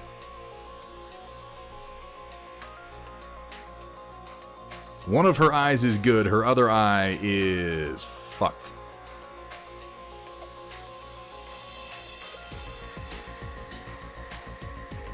I feel like I need to do something about that. I'll work on her hair just a teeny tiny bit here. Pull out one of my Game Envy brushes.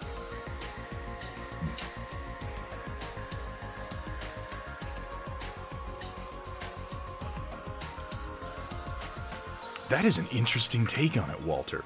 That is a very interesting take. I hadn't considered that. But it was a very theme-heavy film with a lot of social commentary, so I feel like that actually makes a good amount of sense. That the monster on his tail were little humans, and yeah, they did have a little humanoid form, insinuating that he needed to evolve into a collective of humans to survive, and that humans were the ultimate destructive power. I love that movie, Walter. I really, really do. I need to go watch it again now. I mean, the whole thing was a fairly thinly veiled critique of how they handled the Fukushima disaster. I don't know, in fact, this is a question I'm just going to ask chat since I got you here. What do you think of where Captain Marvel's hair is so far?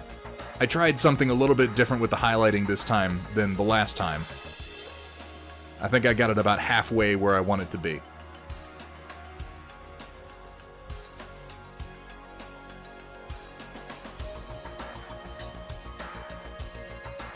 I need some more fine highlights, but this is the broadest amount of color. Only the creator of Evangelion could make something like that. Hell yeah. Hell yes. Oh. Why, Walter, why you gotta do this?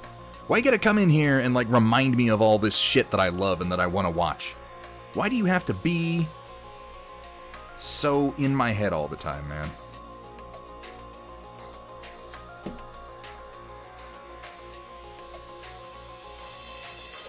I need just a touch of yellow ochre. Yeah, here we go.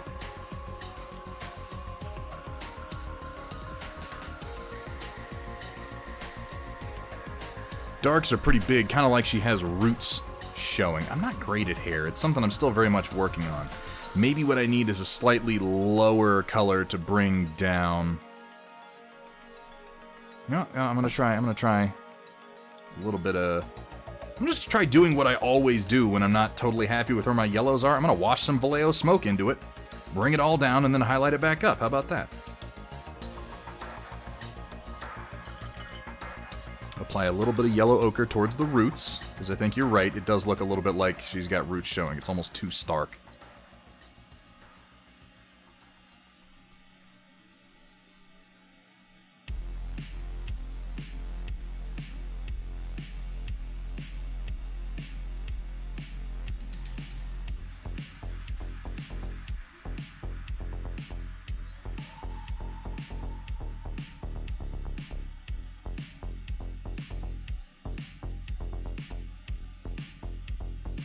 Only restarted painting this year, so everything is heck. Well, you know, there's no time like the present. They say the best time to plant a tree is 20 years ago. The second best time is right now. And I think that applies just as much to painting. The best time to work on your art is 20 years ago, and the second best time is right now.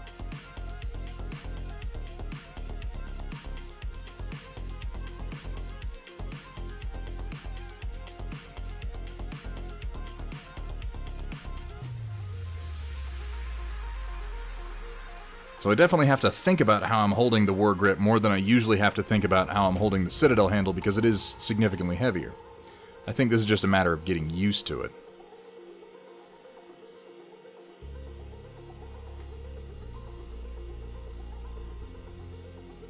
Well, thank you, Ryan Ironwolf. Yeah, the blue was my main focus for working on this model, and I actually think it came out pretty good.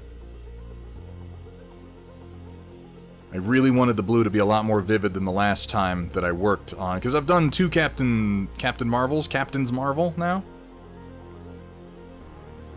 Using the lessons learned on the first one to work on this. Oof, the War Grip is heavy. If I get too crazy with it, I could see it tiring my hand out. I don't know. I'll keep playing with it.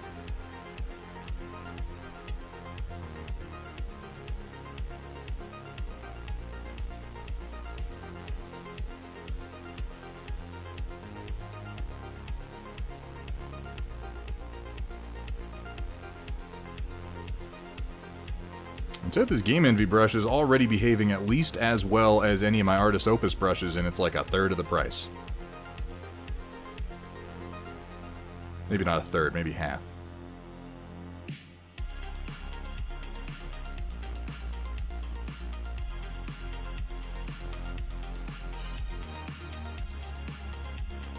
Alright, I'm gonna start working up highlights from there.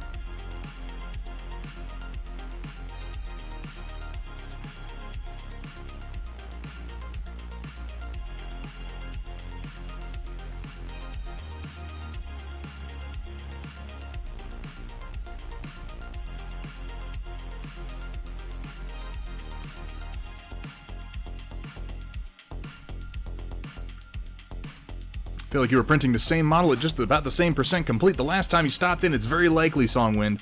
I've done a number of versions of this model because it's in prototyping, and I usually wind up printing things 3-4 times.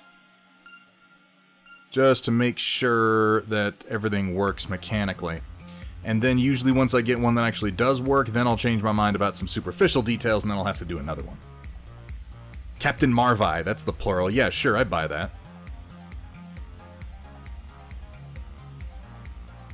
You know what, Jack? Honestly, I think the Captain Marvel that I did for you is among the best that I did in that series of figures. I'm really very proud of the Captain Marvel that I painted for you. I don't even think that the more vivid blue actually makes this model better.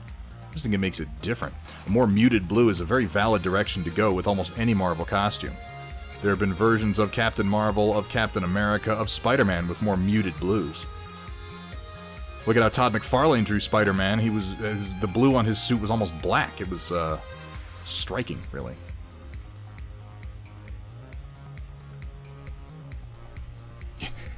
A paint fro. Yes, absolutely. Kakita, that seems like a good goal. Just more and more layers of paint until she has a fro.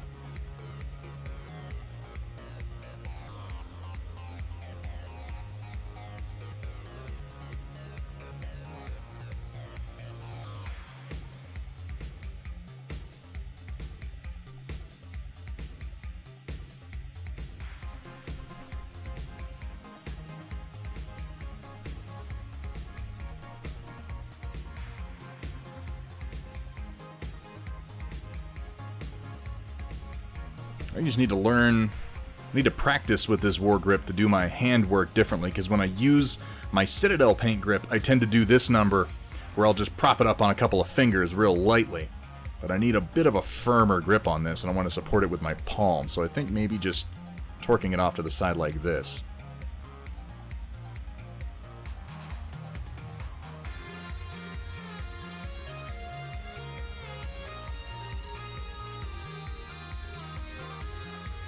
Ooh, it's about time. It's about time. Here, the blue on Miles Morales' spider suit is, well, it is black. Yeah, Miles Morales' spider suit is black and red. Almost exclusively. He doesn't have any blue that I know of. I've got a Miles Morales Spider-Man I'm going to need to paint here in the near future. We'll finish doing a couple of paint strokes here, and we'll move over to the Storm Report and see what we've got for today.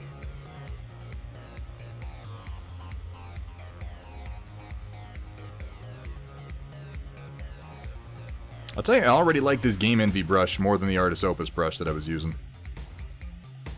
Admittedly, it is fresh. I literally just took it out of the tube, but still.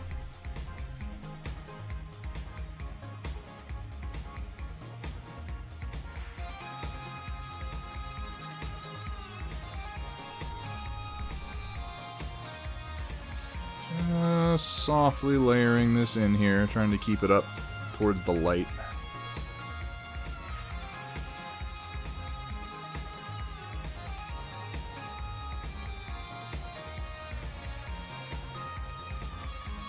I think it's already a bit of an improvement for her hair. I'll finish highlighting it up later and then give it a little wash of smoke just to bring it down a little bit away from quite so yellow. Blonde hair is not exactly yellow. It's very tempting to just paint it yellow, but it's not.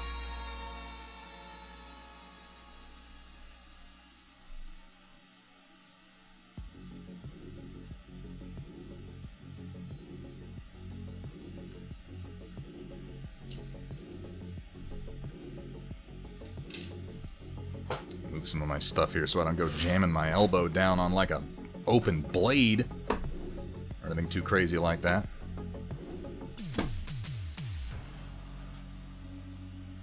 I'd like to have a figure of the Iron Spider suit to paint. I'll tell you, if you wait a little while, you're probably going to get exactly that. They have been churning through those Marvel figures, and if it was in the movies, it's almost certainly going to be a figure here right soon.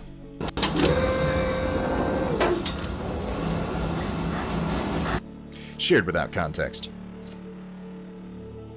Tuck my paints away here so that I don't lose my place for anything.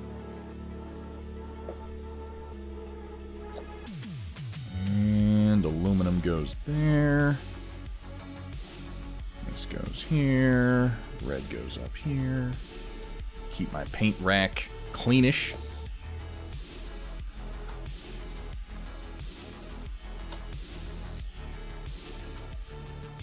So much.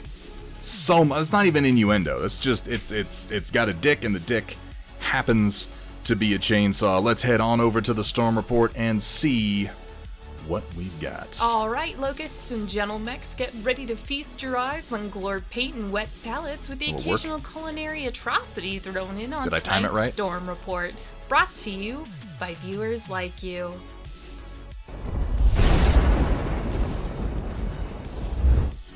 I like that. I like that. Innuendo. More like in-your-endo. Like a butt. Am I right? That's pretty cool. That's pretty slick, right, MCB? Thank you so much for that, man. Brian Ironwolf, that is a size 1. I picked up the size 1 brush and the size 0 brushes from Game Envy, and what I was using there was a size 1. Let's take a look at what we've got for the Storm Report tonight. Oof. Take a look at that scroll bar. All right. Have all 3 sets but need replacement for the 0 and double 0. Fortunately, I haven't been available for a while. I've been leaning away.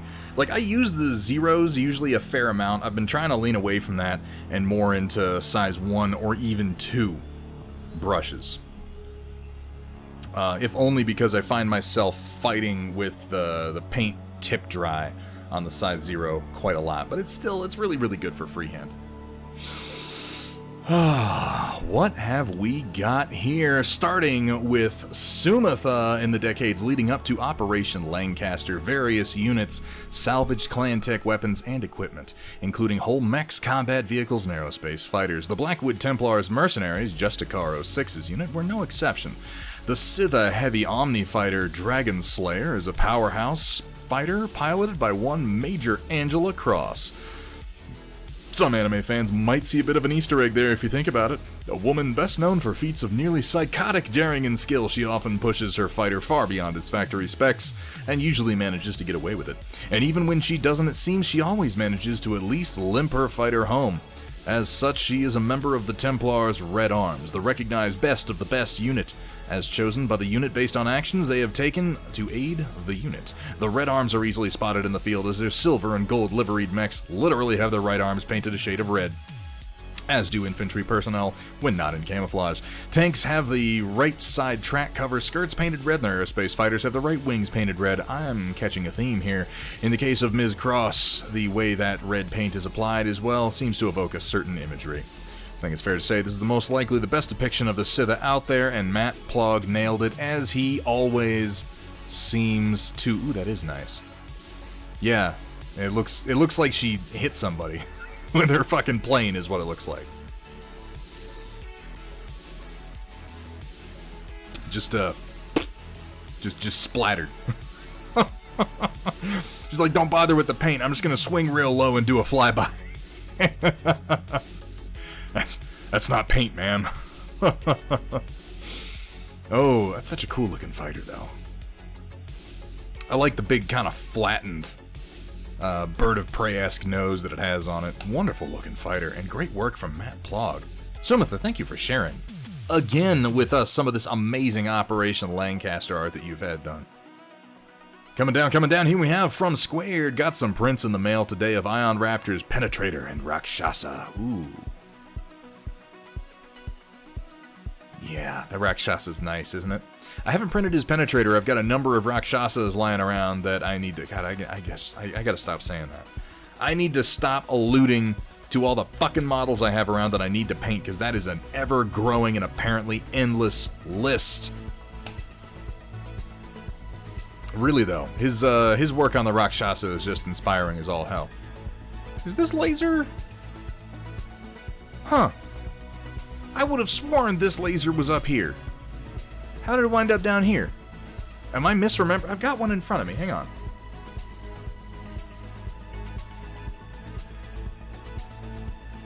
No, okay, that's the right position. I was just misremembering. I have one of these models right here in my hand, and I thought that laser was mounted differently, but there it is.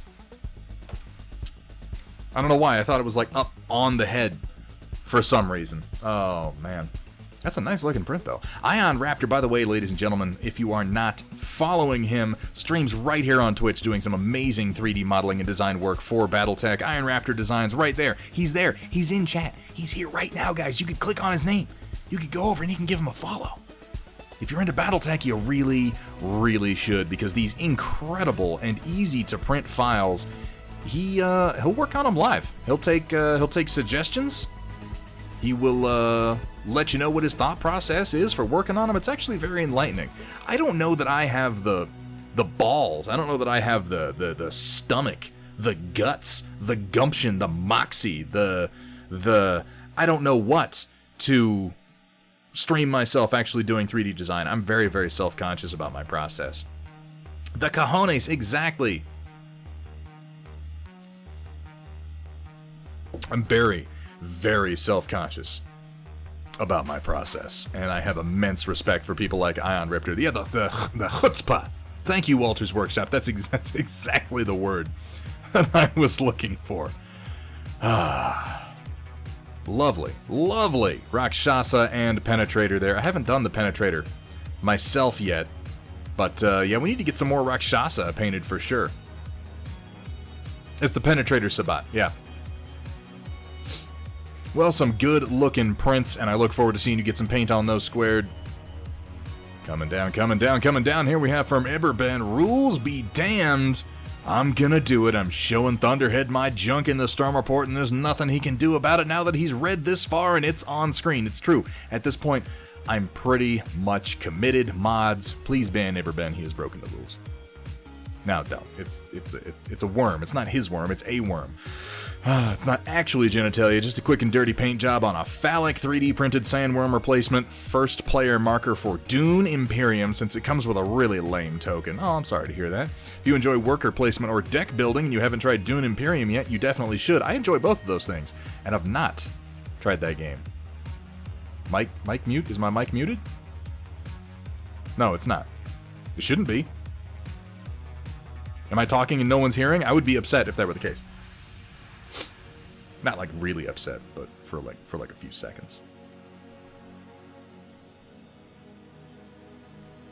Okay, everybody else can hear me. That's something. This is actually a pretty cool little sandworm. I like how they've gone ahead and sculpted all the way down its throat, so you have these rings of teeth.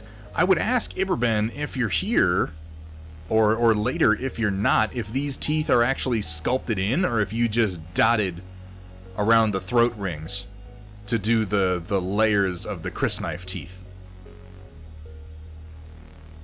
I like the sort of the fleshy coloration that we've got going all the way down the worm here. You've got some nice variation in each segment. This is actually a really nice marker. And good job with the texture paste, kind of adding some interest. Nope, that's me. Okay, good. I'm glad to hear it. They're sculpted and they were a pain in the ass to print. I believe that. Shai Hulud, the Great Maker.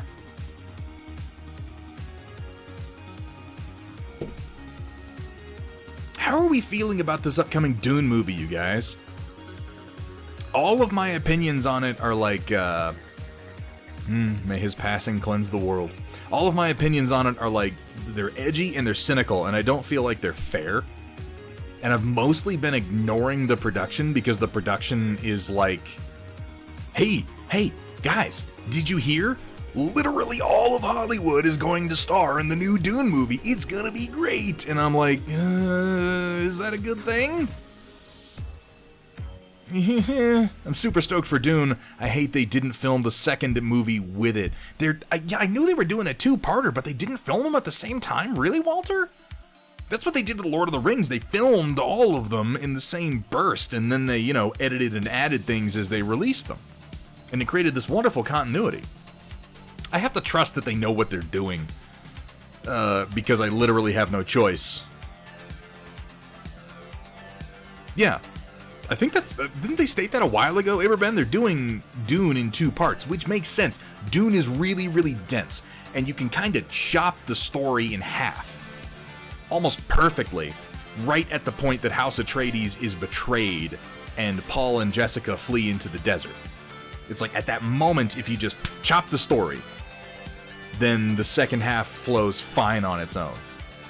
They shot the whole movie, it's just two parts was my understanding. Well, now we have conflicting reports, dependent on the sale of the first, which is why Villeneuve is seeing HBO for releasing it to HBO Max over...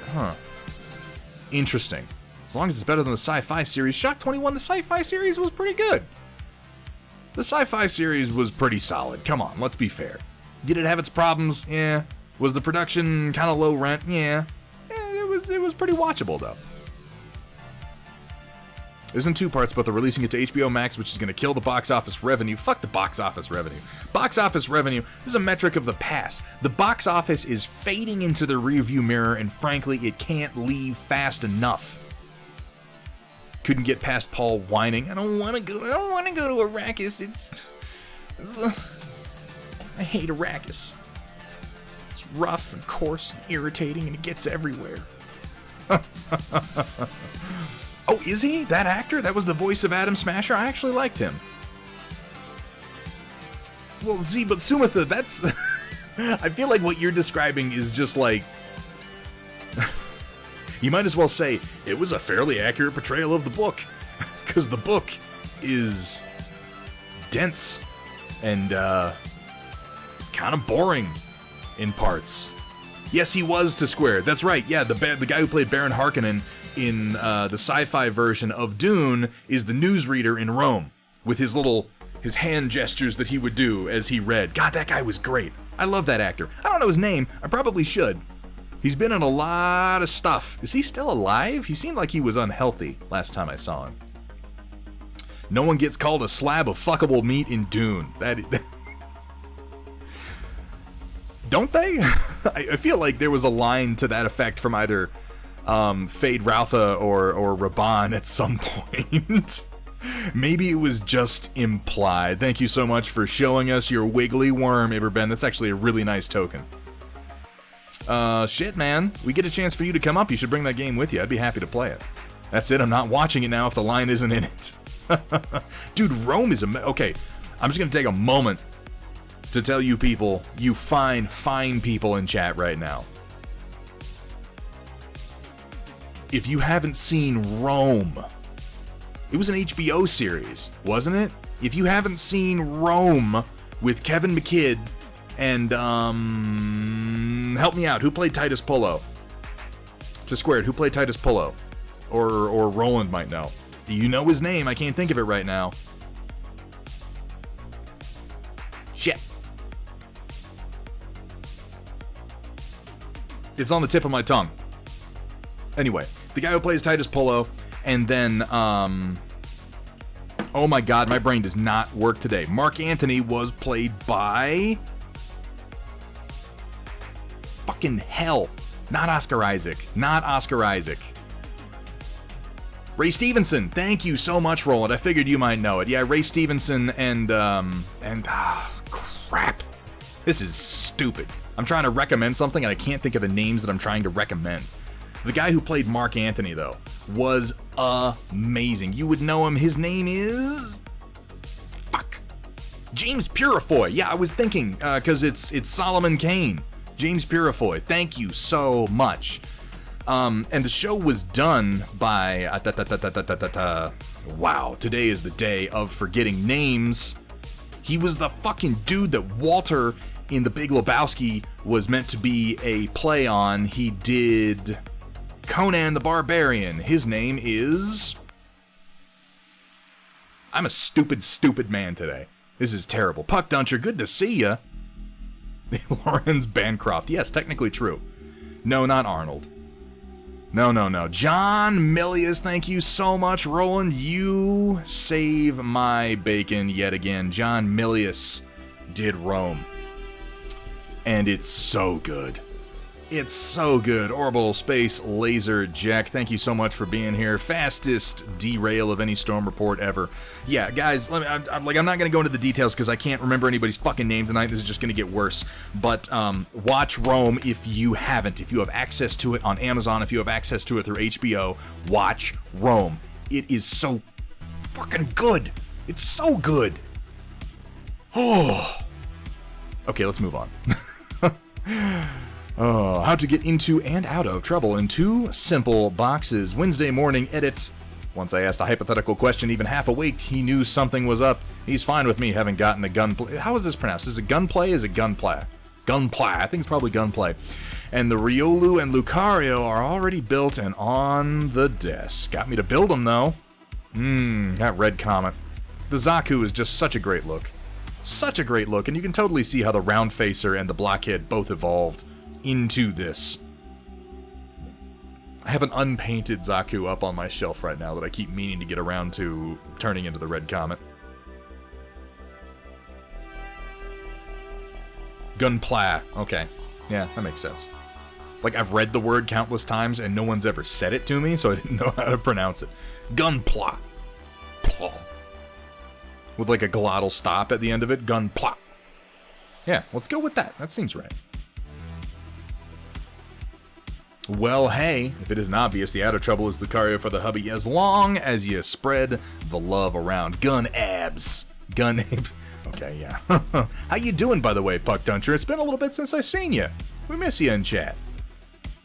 Well, thank you for sharing your next few projects with us, White Wolf. Not that you don't have plenty already. Coming down here, we have from Machine God, there used to be a whole 4 Jesus, I didn't know. Oh, they made so many now. Oh, okay, he was talking about something completely unrelated. More of the Ares minis done up in what I'm calling Clan Wolverine Delta Galaxy. Of course, because that's a word. It's an unofficial scheme and is based on one I found online. LOL. Of course, modified the loadout, which is why the hags are glowing. Changed the loadout to 6 medium pulse, an improved medium laser, and an enhanced PPC. You know I like my PPCs enhanced. More of the color shift on the crystals and cockpit from Turbo Dork. Turbo Dork is getting sworn by quite a lot lately. Love the crystals. Love the you got like little Tiberium crystals going on down here. Really digging this paint scheme overall. Looks like we've done maybe a little bit of weathering powder in the crevices. That's a nice touch. I like this kind of desert yellow, particularly next to the green. I don't think I've seen this many before. Yes, Puck Duncher, precisely what I'm talking about. Enhanced penis cock gun. Thank you so much for really raising the level of discourse in the chat. That's fantastic. School's now on Tuesdays and Thursdays 5 to 8. Ooh, that's a little rough, but that at least makes sense. Crossbow Roof, time to crash. Crossbow Roof, thank you so much for being here, man. Always a pleasure to see you in chat. I hope you have a fantastic night. Yeah, they've got a couple of exclusives now. Ares Games and Minis Pantaleon. Okay. I don't think I've actually looked at this one yet. I like the shape of the head leading into the cockpit glass up here. It's got a bit of the Centurion about it. That looks really, really nice. I really dig the basing and the crystals on this one, Machine God. And guys, if you're not following Machine God and you like watching mech painting, go watch this guy paint live. Go watch him paint live. He has one of the coolest overlays I've ever seen. When I saw your overlay, Machine God, I thought to myself, like, how did I not think of that? It's one of those that's like so obvious and so straightforward and such a good idea that I'm blown away by it. I wish I'd had the idea before you so I could have done it, frankly, but I can't do it now because then I'd just be ripping off Machine God. Not that that would necessarily stop me, but it is for right now, so that's something. Doing a giveaway tomorrow? Fuck yeah, well I'm gonna be there then. Coming down, we have from the Red Baron, work in process on my Cossack, a Cav Grav tank. Cav Grav. Okay, what was that? I made it to like 6 before it fell apart? Yeah. I like the Cossack. It actually is a really nice sculpt. This is from, I believe, the new Kickstarter, and what is this back here? Hold up, Red Baron. Are these the new Ryoshi tanks that I spy back here, or am I hallucinating? Are you in? You might not be in chat. I think these are the new Terran Ryoshi missile tanks that were sculpted up live on Talon's stream just a little while ago, and that is pretty exciting because the Ryoshi is really quite badass.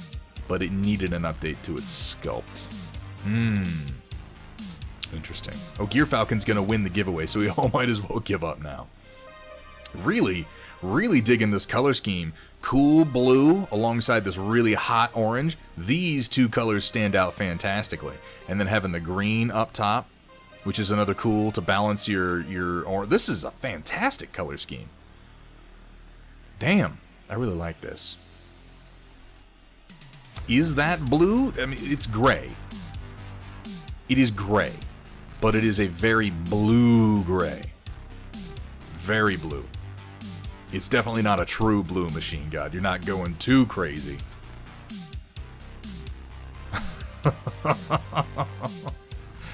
Is this the old, is this dress, what was it?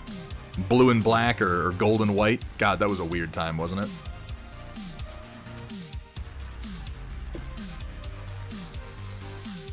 It's one of your bigger fears. Talk to Iberben.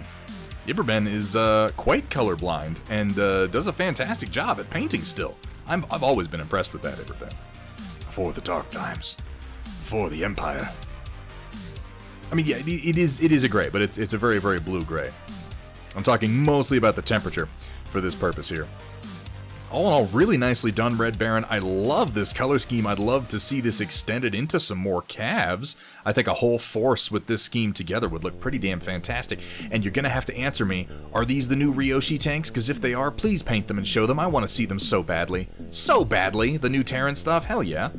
Coming down here we have from Gear Falcon, Too Much Rust. This is a Panther that is disguised as an M10 tank destroyer. The sides and front of the turret were welded on, and the front armor added on. It would be made of mild steel and rust rather fast. Yeah, mild steel rusts as soon as you fucking look at it, just touching it. You touch mild steel with your bare hand, and you'll have a handprint of surface rust within like a couple of hours. This was an actual tank made by the Germans, added some mud in the tracks and side skirts. I don't think that's too much rust at all. Honestly, I think that's pretty good. At this scale, you kind of have to overdo it a little bit just to sell it, and I think this works nicely. This is a very believable, to my untrained eye, just glancing at it, not doing a whole lot of thinking, it seems right to me. And I feel like that's one of the most important metrics you can have for painted minis. If you look at it and it feels right, you've kind of done your job, you know? And this feels very right to me. I can tell that it is meant to be heavily rusted.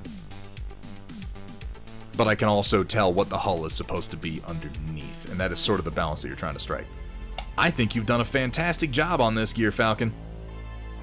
This is from Bolt Action. Yeah.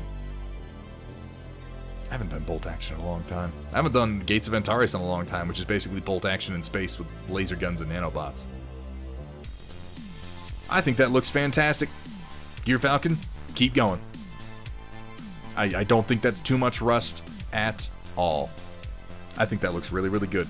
Maybe like, if I were going to add anything to this, if I'm looking at this thinking, what is this missing? Maybe some scratches, some actual damage to the hull, maybe just here on the front, digging in some more scratches, because I feel like this would be rolling over bushes and stuff all the time, right? Maybe a little battle damage, like a couple of strikes up here on the turret or on the slope of the hull, but other than that, this looks nice. You've had this model for years. Well, you did a good job on it. Coming down. Here we have from Data Nerd, qualified for the COVID-19 vaccine because of my work on a local hospital's brain tumor patient and family advisory council, and I must say I've never been so excited to get a vaccine. For those curious, it feels the same as getting a flu shot. Oh, that's nice. At least it's not, too intense. Experienced no symptoms for the dose beyond a very slightly sore arm the day after, so pretty average. That is fucking exciting. I'm incredibly happy for you, Data Nerd. I'm hanging out here in Colorado just waiting my turn and continuing to isolate in my little rural citadel. But hopefully here pretty soon I'll be able to get in for my 2 shots and then go and eat at a fucking restaurant again. Oh my god, I can't tell you. I want to go to a sushi bar so badly. And MCB hit me with this the other day. I'm hanging out in his stream, in his chat, and he's just like, man, I really wanted sushi earlier today. And it was like the cruelest thing he could possibly say to me because I had been successfully ignoring the existence of sushi bars. Now I'm just like, man, I could get down to like 4 spicy tuna rolls all at the same time right now. And that is apparently what I take away from you getting your COVID vaccine. Right, Data Nerd? Oh my god, congratulations. I'm so happy for you. Here, with any luck, we will all be sharing in your joy and freedom. Here we have from Kevin Kitsune, no new models to share for now, but my new Asus Tough A17 gaming laptop and mouse came in. Hopefully I'll be able to start streaming my painting and games next week after I get a monitor and mount for it. Hell yes, Kevin Kitsune. Stream it. Stream that painting. Oof, look at all these brushes. And this nice little well-organized brush holder. Ugh, it disgusts me how organized this is. Oh, and there's a paint mixer over here. Oh, so much painting stuff. No, that's actually really exciting, man. Nice. Tough gaming. That's all. Getting a new rig is always so exciting, isn't it? This is fantastic. I am glad to see it. Man, yeah, get your rig set up.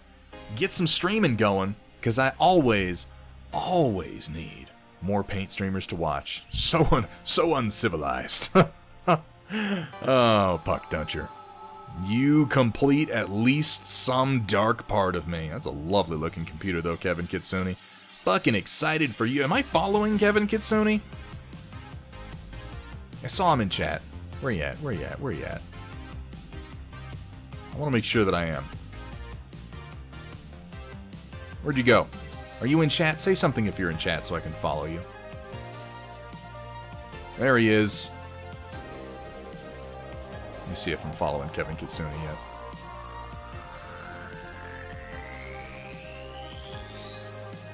Boom. Done. There. I am now following. When that pops up, I will be there. What in God's name are you playing, Pretzel? Oh, stop doing this to me. Okay. Let's keep going. Here we have from Rogue 19K. Want your opinion and any others on this. Looking to adapt the scheme onto a Summoner Mini and torn over the ball-jointed right arm. Gold marks are guaranteed areas for the gold. Right arm ball, good as well. Or go with the Gladiator one-arm style. Okay. This is where we're starting this scheme here.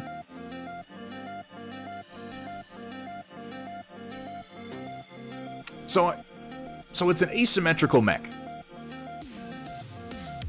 That's a good portion of the appeal of its torso, is that it is decidedly asymmetrical from the very outset, a lot like the Thunderbolt. I would say go with an asymmetrical paint style. I would say lean into the design that you're already working with Rogue 19K.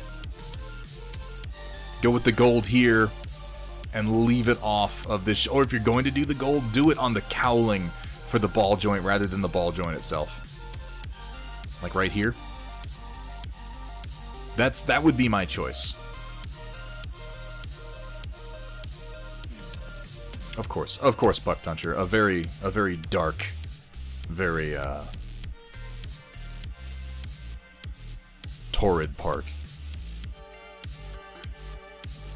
Thunderhead hate happy music. Smash Pretzel. No good. Yeah, it was like montage. It was a little bit crazy. Machine Gun, that's actually what's up next.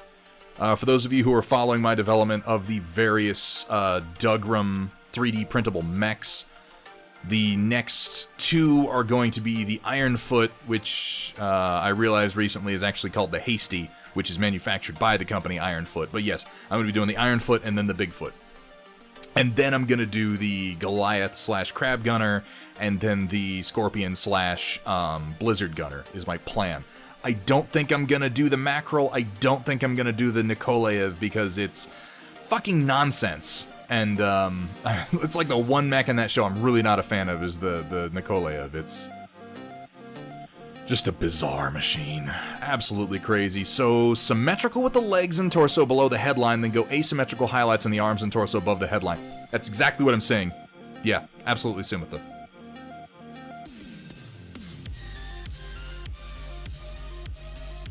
It's a summoner like the one I painted. Painted this mech in a not dissimilar way. Check my Instagram. Yeah. Take a look. Take a look at Nanotank's Instagram. Nanotank is a fantastic painter. Draw some inspiration from that. I think that's a great idea. We'll be doing all the variants of the Crab Gunner. Southern Mountain. I mean, what was there? There was the Crab Gunner. There was the Tequila Gunner, which was just the Crab Gunner with a couple of platforms bolted on the side that guys could stand on and missiles hung off the bottom of, wasn't it? And then there was the Desert Gunner, which I feel like the Desert Gunner was significantly different than the Crab Gunner, didn't? It had 6 legs.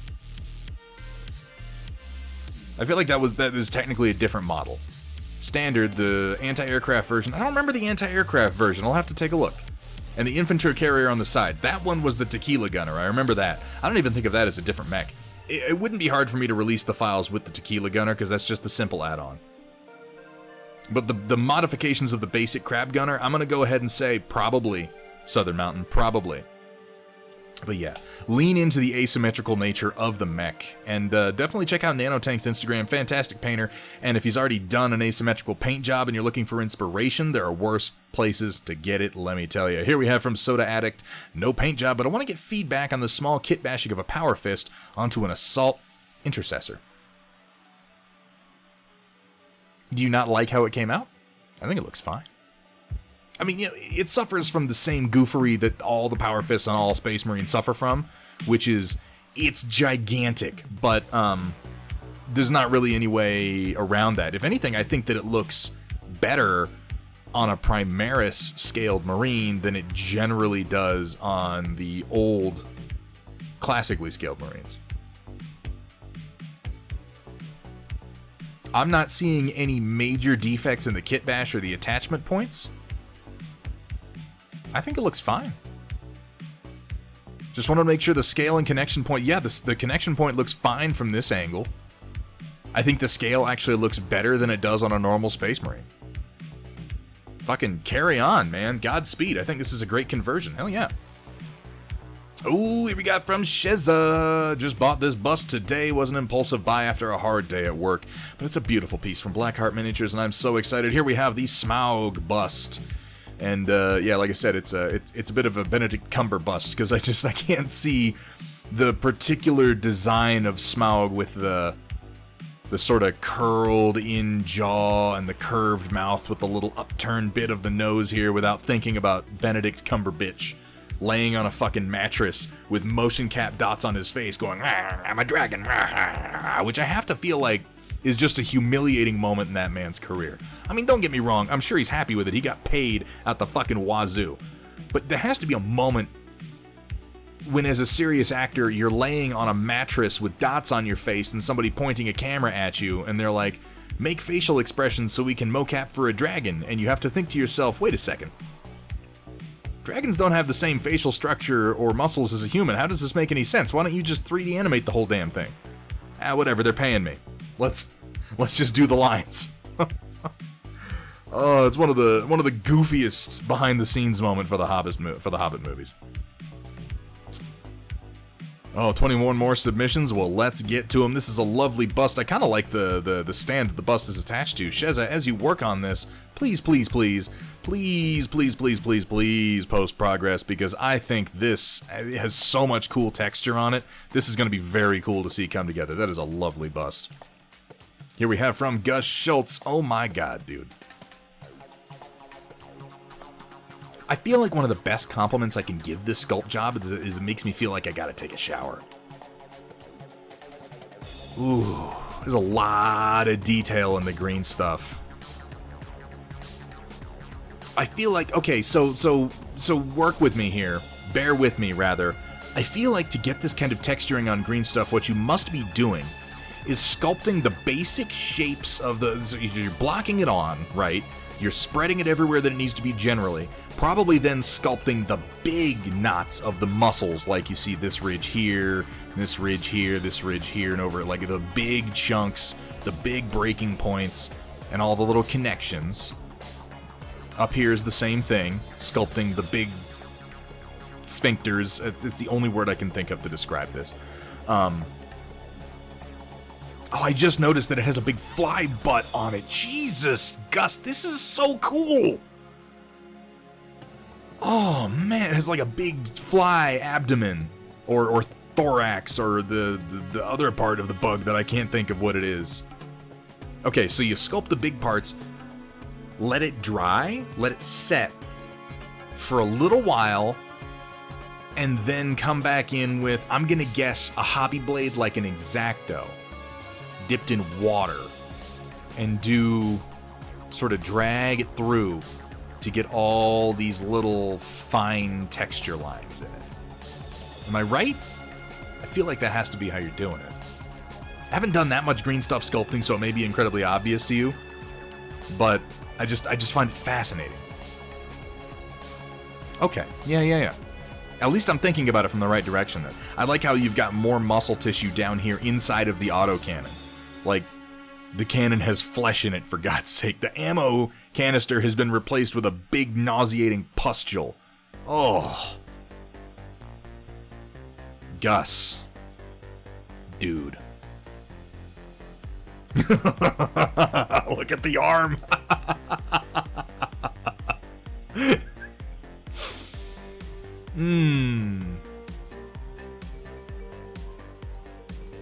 Gus. I like you, man.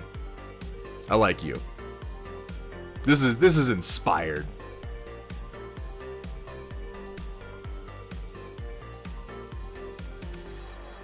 I love how you've taken off the sort of Latin work, the edge plating that would normally be here, or you've built this up on top. You might have built this up on top, but it looks like you've just removed it, re-sculpted it, and then made it sickening. Like the metal itself has turned into sort of a rotten chitin and started to come apart. We've got little veins growing into the stubber mount. Oh, this is cool, Gus. This is very, very cool. Yeah, I'm afraid I'm gonna need to see more of this. Working on the mantis arm, still so much more to add. Every square inch will be covered with green stuff. Even the green stuff will be covered with green stuff. Well, you know, it makes for a good armature at the very least. Dude, just... inspired and very, very skillful, impressive work, Gus. Cannot wait to see where you're going with it in the end. Cannot wait to see. This will be chaotic tomorrow. The beacons are lit. He's going on a dev hunt. And he's bringing Lerms with him. Their memes will blot out the sun. I'm gonna have to pop in and see how that's going. Plenty of whoosh. Plenty of whoosh here we have from Chaotic Harmony. Also, Thunderhead is cool. Aw, and I love him very much in a non-sexual way. Aw. Unless he's cool with that, in which case PPCs go boom. Oh, okay. Yeah, sure. But yeah. Chaotic Harmony looks like he got his Borealis put together. That's cool, man. That's pretty damn cool. I'm looking forward to seeing how Chaotic handles painting this big bad boy, considering he does not have an airbrush. And I do sympathize with him on that front.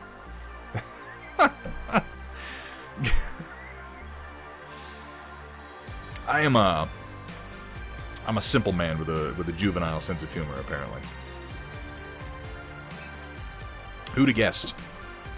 Who would have guessed? Penis, cocks. Go boom. I've missed you, Buck Duncher. I was there, Gandalf. The day Chaotic was whooshed forever from the server. I was there 10,000 seconds ago. I guess it was 3,000. It was 3,000 seconds ago. There, that's, yeah. If we're making the meme accurate. This will be cool to see come together, though. I hope that Chaotic does some more painting streams in the near future. He has, I love this guy right here with like the junk kind of slung on his back. He's got some Junker Desert mechs coming together. Looks like he got a Warhammer painted. Chaotic Harmony has been painting more and more, and I want him to do more and more painting streams. Hell yeah, Chaotic, thank you so much for sharing that with us today. And I'm glad that the Borealis got to you intact. Though it's pretty durable. It's pretty durable. It would take quite a lot to break apart. Here we have from Thunderdome Drew a couple of videos. Ooh. Loving the green tattoo, where I guess this must be like glowing runes in the skin, kind of. We got this. Okay, so this is the torch base that he showed us before. I recognize this. Yeah, there's rubble, there's a torch lying here, and then we've got light from the torch being cast up the legs, and it's a real stark OSL, the way we go from blue to orange. But I like that. I like the placement of it. You put it behind his legs and under his arm. So the OSL kind of stops once you get to his big meaty butt cheeks there. This here is also excellent. We've got flame coming out of the eyes of the staff and reflecting back onto the horns.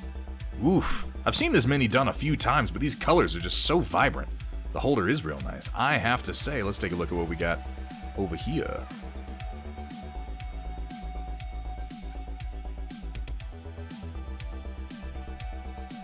You might be saying things and I don't know. This appears to be like a hyper advanced war grip going on here. It looks like there's a little bracing bar attached to the middle, and then there's like a screw clamp mechanism that he's using to just grab onto this rod coming out of the bottom of the bust. This is like the fucking War Grip Mark 9 or something. It's like we've launched into the future. This is the Skynet of war grips, and all I can say is, I want one. I want one. Like, made out of copper. Ooh, that'd be nice, right? Yeah, the vise is hot. I'm gonna ping him later about what he's doing here and what a man has to do to get this fancy schmancy, super technologically advanced war grip. I love the grips I got now, but if this is the direction we're going, let me tell you, I am excited. If the Dreadnought Engineer Corps created a miniature handle, that'd be it. Over-engineering is the only engineering. Here we have from NB Toby, work in progress, 9th Lyran Regulars Combined Arms Recon. I love these. I know I've printed a couple of these Scorpions, and I guess this would be a Bulldog. Oh wait, this would be a Scorpion and this would be a Bolt. Wait, do I have that right? Are they both Scorpions? Maybe they're both Scorpions, just with different loadouts. Either way, these very simple, low-detail models are up on Thingiverse, and honestly, they're some of my favorite tanks. Some of my favorites. It is really easy to over-detail stuff at this. Yeah, they're all Scorpions. That's what I was thinking. I was like, no, this is just Scorpions with different turret loadouts on them. What the hell am I talking about? Bulldogs would be larger. Altogether larger. It's okay, I can barely speak. I'm streaming right now, and I can barely get a fucking sentence out, so don't feel too bad, Gear Falcon. This is actually a really nice paint scheme. It's like a greenish drab up to this more yellow desert drab, and it actually contrasts fairly well with the really, really dark contrast toward the middle of the panels. This is very, very clean work. Yeah, more squared, less rectangular, you're right. This is very clean work on the size of force that I really like in Battletech. The fact that you're using, like your Vanguard here, your Spearhead, are 3 of these just shitty quick cell Scorpions. You've got a pair of Locusts in here. These are both basic, yeah, it just says basic pods on. I thought for a second this one might have been replaced with 1 E-pod, but yeah, these are both basic Locusts. A couple of Commandos running shotguns, and then what, we got a Wolfhound in the back here. It's a very light, very simple force. This is the kind of force that I would see, honestly, being fielded quite a lot in the Inner Sphere. We all like to have our Atlases, we all like to have our Awesomes, we all like to have our super fancy, schmancy mechs. Our mechs of supreme schmancery. But the fact is that schmancery is expensive. And in reality, a lot of forces, a lot of combined armed forces would use cheap tanks like this, small mechs, easily repaired ones that have very, very active supply lines. I like this force. What are you thinking for basing, Toby? I'm very curious to find out what you're going to do with the basing on these guys.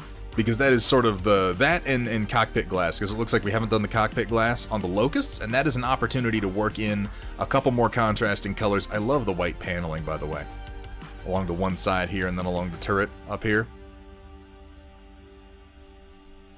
Atlases are, in fact, lame, I tend to agree.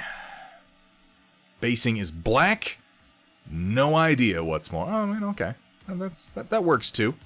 No reason to take it any further. Good cockpit glass for olive drab is purple. It actually is, yeah. Purple would look really quite good in here. A little trickier for the Commandos, man. It's always hard to get in there and do their cockpit glass, but you got a little bit of space there and a little bit on the Wolfhound. Maybe one day, it's totally worth it. If you did like a...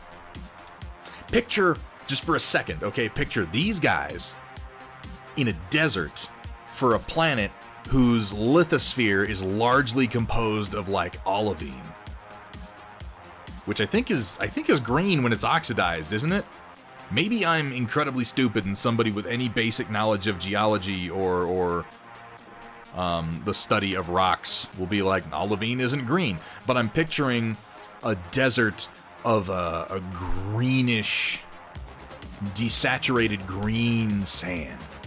You know? Yeah.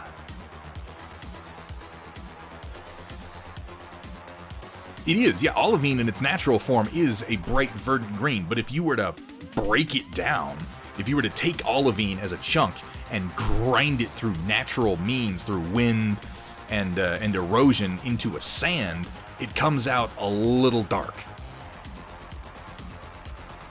And you know, oxidize it a little bit. Copper phosphate, yeah, that's probably closer to the kind of color that I'm thinking. But the point is, a greenish sand is what I'm seeing here. A greenish or maybe a bluish sand. And not necessarily with a whole lot of detail. I'm talking just a thin layer of grit done with a light variance of green or blue would contrast with this so nicely. And honestly, that would work better. A more saturated green would work better because these colors are not saturated at all. That is a fantastic looking force, NB Toby, and thank you so much for sharing that with us today.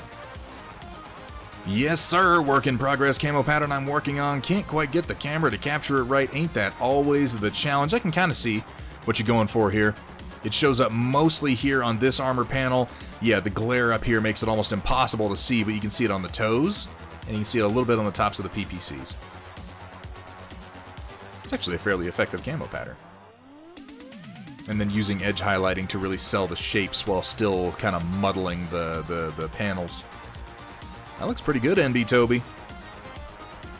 Need to improve my lightbox lighting. Looks so much better in person than this pic. If I've said it once, I've said it arguably over 100 times by now right here on this stream.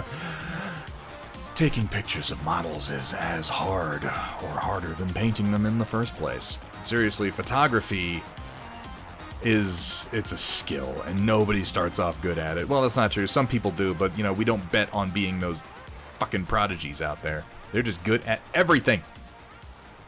Yeah, that looks actually really quite nice. Well, thank you for sharing, NB Toby. Let's keep coming down. Here we have from Sumitha. Almost posted a photo of a certain package that arrived. Not my package, I hope. Wait. Yeah, okay.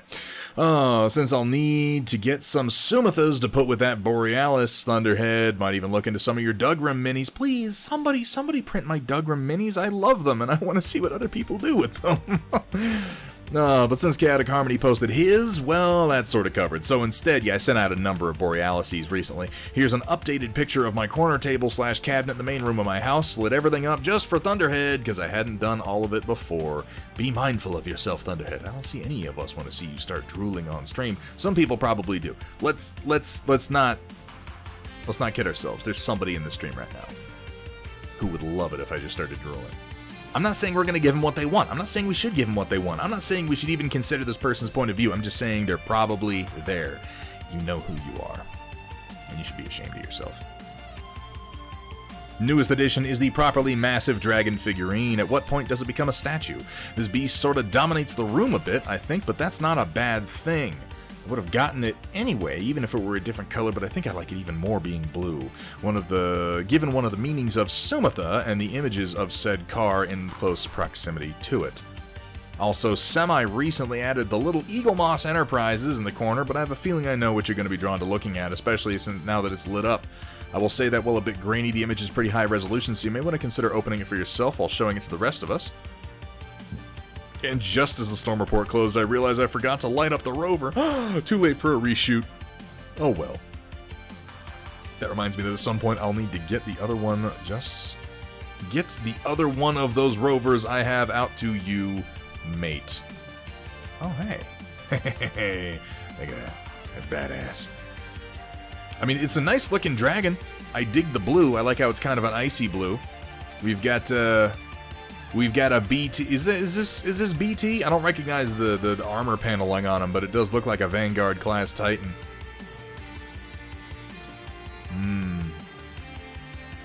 That is a nice helmet, all lit up from the inside and everything.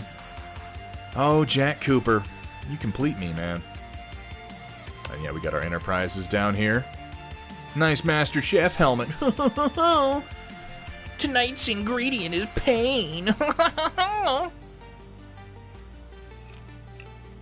is that a little Jack Cooper hanging out on top? Yeah, I figured that this was Cooper over here, but there's a little Cooper sitting on top. That's wonderful. Not quite everything. Still need to work on painting. Well, so be it. This is a fucking, like, this is just on my list of, I eventually need to print one of these and then do the hard work to get it painted up looking nice and put some lights in it, because the pilot helmets from Titanfall 2 are so fucking cool. I realized the other day when we were playing, yeah, Pilot Cat needs, oh man, yeah, we gotta get Cat a pilot helmet. How the hell else is she gonna pilot her combat avocado, guys? We are remiss. We are failing in our jobs as 3D printers. When I was playing Titanfall 2 the other day, though, I was struck by a visual and aesthetic similarity between Titanfall and Neil Blomkamp's work, like District 9, Chappie, and Elysium, and I don't know why I'd never made the connection before, but there is definitely some shared DNA there from one design to the other. And I realize that that's part of why all the weapons in the game appeal to me as much as they do. Same mechanic? That's the thing, Roland. That would be what I'd have to look up. Are you telling me it is the same mechanical design team? Because 1, that makes sense, and 2, that's fucking awesome. Finding a helmet to fit all this hair, though, you gotta bunch it up. You gotta bunch the hair up.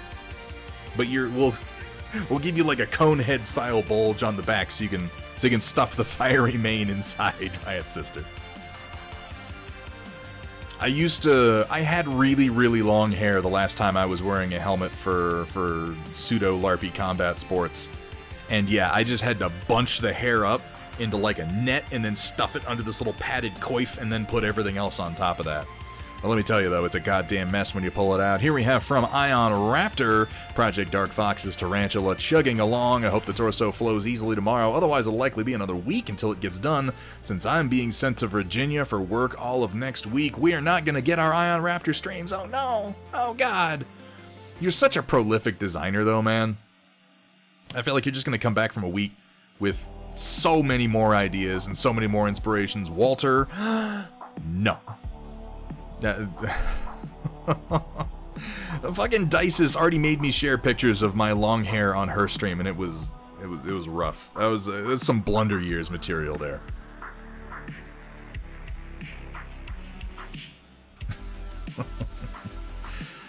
Feeling you wouldn't have a problem if you actually got one of the official helmets. It's not as hard to stuff hair inside a helmet as you think. It's just that it always comes out tangled. I'm loving the look of this base, by the way, Ion Raptor. Is this what he's going to be perched on by the end? And as always, I'm excited to see collaboration between artists on the server. Project Dark Fox is such an absolute unit. Such a fucking just... The other day, I went to Project Dark Fox when I was designing the weapons for the blockhead, and I was like, I can't, I got a headache, I can't design right now, I can't come up with new ideas. I can take pictures and I can render them. That's something that I can do. So here's what I need. And Project Dark Fox within an hour shot back to me a picture of a laser rifle that I could make for the blockhead, and I think it worked out beautifully.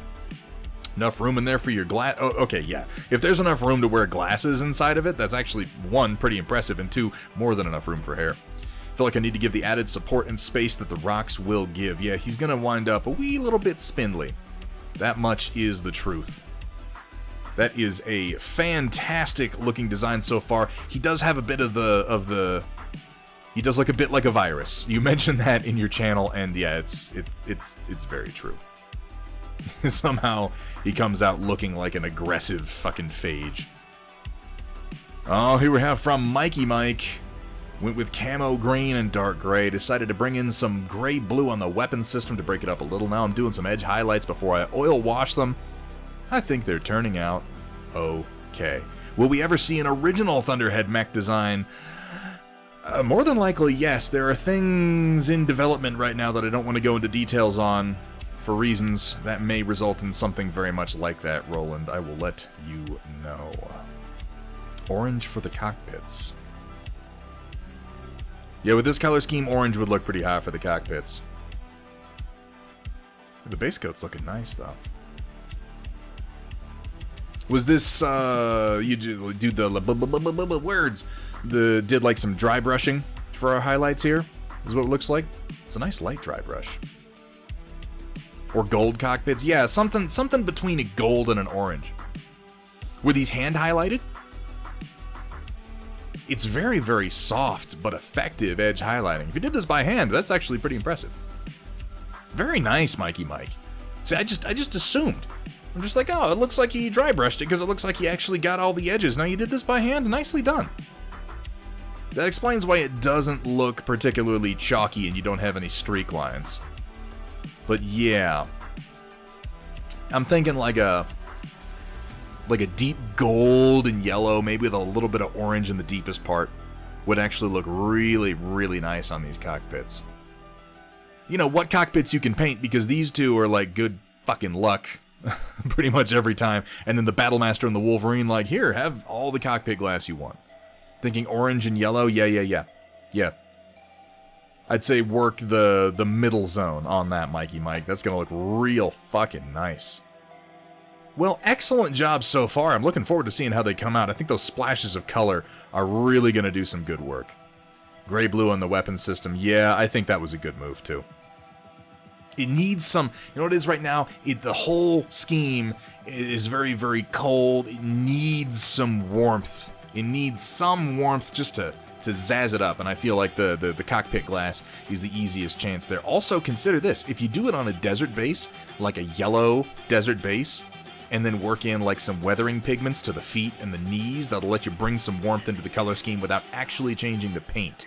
And that way you'd have kind of like a warm yellow here, and then a golden orange up top, and it would create a nice sort of vertical balance across the whole mini.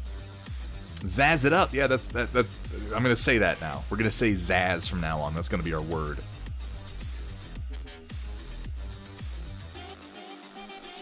I wish I had thick hair like you, Riot Sister. When I grew my hair out, it got thin, and that's like so disappointing, you know? And it was such a pain in the ass to maintain. I don't know how you guys do it. Here we have from Machine God. An idea was had for a logo. Finally, gonna see where I can get with this. So I like the logo that you've been using, Machine God. I will say from a purely logo stance, it's a little complicated. It's got a lot of stuff going on, which is both cool, but it also loses effectiveness as a logo. You want something simpler with some more recognizable shapes. Yeah, I'm getting that from it. You got a skull, and then bam, bam, bam, bam, you've got these two chevrons lined up behind it. I think the addition of these shapes here is the best thing you've done here. And I like how it's kind of fading or streaking towards the top. Looks inspired by that's what I was thinking of, Vergaderone. Yeah, it reminds me in the eyes and the shape of the face of the Dragon Priest masks from Skyrim. Yeah, the paintbrush. I see that now. This is the streakiness here towards the top. These are paint bristles, and then the handle is coming down. This is pretty neat. It's gonna be easy to not, well, maybe once it's colored, because if you do some more lining here for the bristles and then you have like some paint on the tips, it's gonna be much more obvious that this is meant to be a paintbrush. Yeah.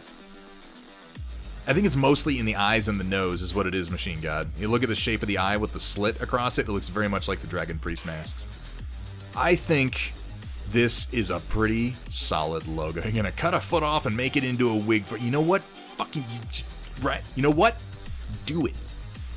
Do it. You won't. You won't do it, cat. You make a fucking wig out of your hair, I'll wear it. Oh, Jesus, what did I just agree to? Maybe we should just move on. Let's move on. Yeah, nicely done, Machine God. I like it. Yeah, okay. Those aren't goat eyes. Those are slits in a cover of the actual ocular organ. Ooh, uncomfortable use of the word organ. Here we have from NB Toby added more side light. Maybe it's coming through more now. Oh yeah, I can see it much more clearly now. The glare is still catching these two panels, but what you really need, I think, NB Toby, is something to soften your light. And it can be as easy as taking like a pair of pantyhose and stretching it over the light source, or putting some other diffusion filter in front of it. Your light is just a little harsh right now, and as a result, it tends to glare off of hard angles and surfaces. But that is all part of building a light box. Yeah. It's actually in a softbox. Oh, the light still seems kind of harsh to me for some reason. Maybe play with the settings on your phone a little bit too. Maybe lower your ISO. What would be another? But they are floodlights. Maybe soften them a little bit more then. And yeah, make sure that your paint is matte, because glossy... I agree, Vergata. I think that looking at this here, more diffusion and fooling with your camera settings a little bit will get you where you want to be. But I can definitely see the camo pattern more now, and it's actually pretty good. I always struggle with commenting on camo patterns because... I don't know. I've never been a fan of camo patterns on battle mechs. You guys have heard my logic for this 1,000 times if you've heard it once by now, and it's just that battle mechs are already so ridiculous. Why are we trying to make them realistic by putting camo on them? It's a big fucking mech. Color it bright colors. But that's me. And I get that is clearly not everybody, because camo patterns are very, very popular. I find that they often wind up just kind of looking muddy and losing the appealing shapes of the mech. I think you've done a really good job, though, of keeping the shapes with the edge highlights and then selling the camo just across the flat panels, which this particular version of the Warhammer happens to have a number of really good flat panels, even up high on the torso for it. I think this is a good choice of mech and a pretty great camo scheme overall in B-Toby. Definitely helps being able to see it more clearly. Ooh, we got some shit on a shingle? Some chip beef on toast? Because I'll tell you, I want to just stuff that right in my mouth. Just the whole, I was just roll it up and stuff it in there. And get gravy all over my face. Yeah. At least you did this to me towards the end of the Storm Report, Roland. That's something I have to agree. Shit on a shingle. Ooh, biscuits and gravy, any meal of the day. Why does it have to just be for breakfast? The answer, it doesn't. It doesn't. You can have biscuits and gravy any fucking time you want. Oh, it is, Nimby Toby. Oh, it is. You think that there's... I mean, like, you think you know. You think you know what it's like. You think you know what obscenity is, but you haven't seen obscenity until you've seen me noshing on some fucking shit on a shingle. That's a weird sentence. Yeah. Anyway. Coming down. We've got from White Wolf, Taco Tuesday Leftover Edition, because we missed Taco Tuesday, unfortunately, but I still want to see them. Wonder if Thunderhead can figure out what I was watching.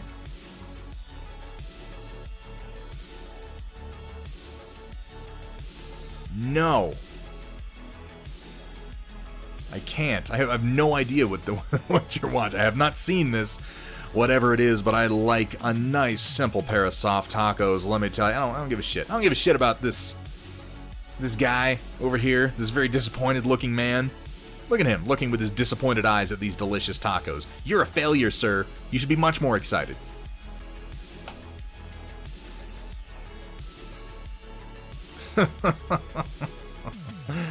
Abroad in Japan, take a sarcastic British guy and have him move into... Actually, sounds pretty funny.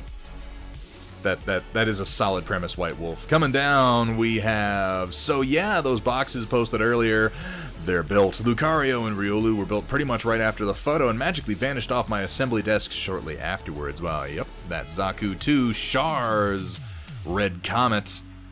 Let's just say this. For years I've been asking stores if they had a Gundam with a big freaking gun like Big. First kid I decided to bring home with me just happens to have that same... Oh, yeah. Yeah, he had that fucking nonsense rifle. You might also check out Wing Gundam. Wing Gundam had a pretty damn... Maybe not quite as long as this gun, but the Buster Cannon was nonsensically large. Also, Tall Geese has a pretty damn big cannon that attaches to his shoulder. Also, looks better than literally every other mobile suit ever designed for any show. And you can just kind of deal with that. I don't feel like Heavy Arms... Like, Heavy Arms has... They're big, but they're not big in the same way, because they're, like, mounted way far back on the arm, and he's got this big chain gun coming off of it. But it's not big in the sense that this is big or the Buster Cannon is big. You know? Still nice-looking assembly.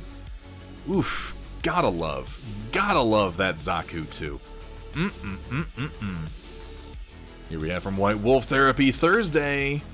Oh yeah, turret basket is done on the M1 assault breacher vehicle. So happy to finally reach this milestone. Annoying part, though, is I now have to find my 1.5mm drill bits to work on the lower half of the hull. It's so bloody nice to finally reach this point after having spent a number of hours building various small parts, cleaning so many mold lines with half of them probably being hidden by primer, but still, the principle counts. Although getting the covers on the C4 rope launchers was a pain and a half.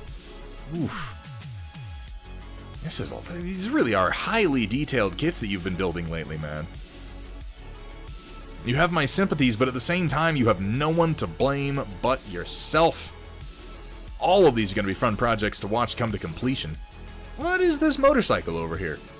Is it metal? I don't recognize this figure from anything, and I feel like I should. I'm curious. I'm curious what it is.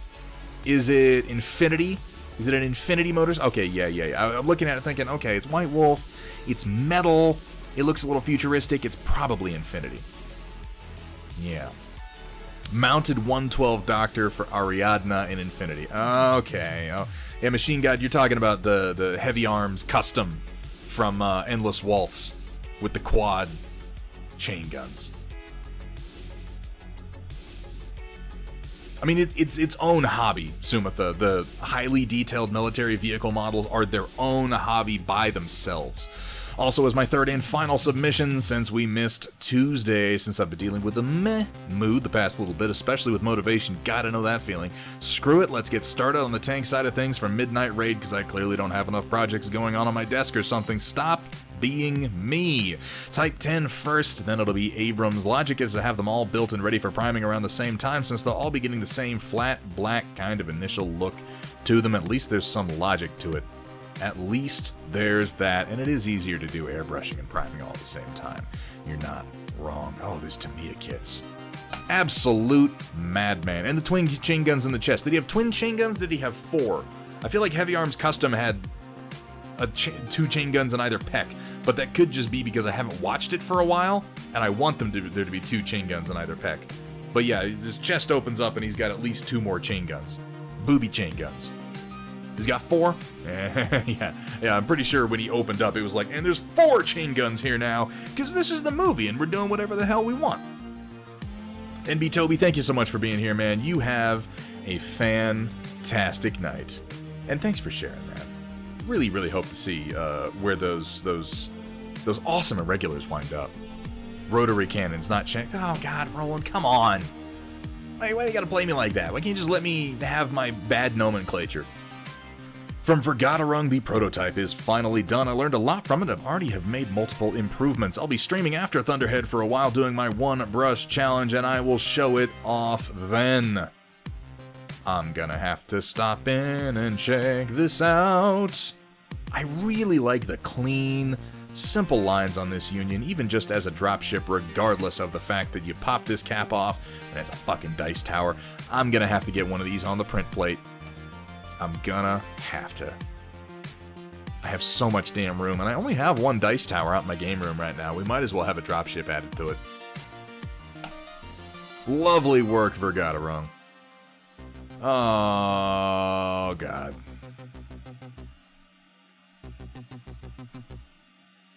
You might not be able to see this. It's probably off the screen. I'm just gonna watch it. Yep, we're deleting that clip.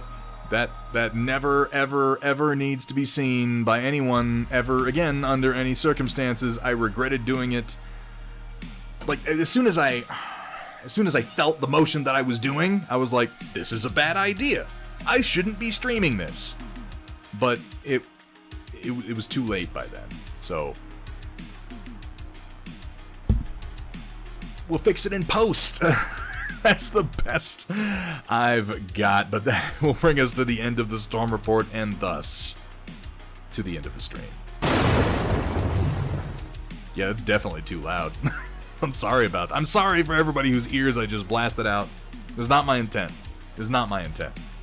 We'll fix that for next time. Oh, Verg, are you streaming right now, buddy? If Verg is going, then we're going to raid over there.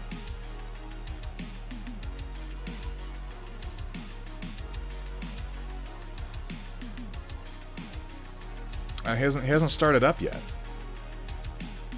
You have? You are doing it? Okay. Literally just went online. How perfect is that? I think I got a button. Let's see if the button works. Blammo! That's my new thing. I'm going to say that now. Blammo! I'm not. We're not going to do that. That's a stupid word. Let's get that raid started. Going over to Vergaderung. Oh, my lord. Ladies and gentlemen, locusts and gentlemex, thank you so much for being here tonight. It has been a pleasure, as always, streaming for you fine folks, getting some work done. We actually did get some work done today. I think that Eomer came out pretty nice. I'm going to get some sealant on him and get some photos taken so that we can talk about him again on Sunday. If you are coming out Sunday, please, and you are participating in the One Brush to Rule Them All Challenge, please have your submissions ready to go. And in the Storm Report, we are going to be, as long as we have enough submissions, we're going to be devoting most of the Storm Report to the One Brush to Rule Them All Challenge. Please go ahead and also post any thoughts you have from the challenge, anything that you learned from it. Thank you to all of you for coming out. Thank you for the follows, guys. Thank you for the subs. Big thank you to my mod team. Once again, Kursala, Project Dark Fox, and Riot Sister. We'll be back on Sunday for the One Brush Challenge. We'll be painting again on Tuesday, and the next week, we're going to be trying to play some Cyberpunk Red. Thursday, February the 4th, we're going to have some audience interaction, so come out and have a good time with us. I am going to go get something to eat and send you on over to Vergaderung, so until next time, Locusts and Gentlemex, keep on painting.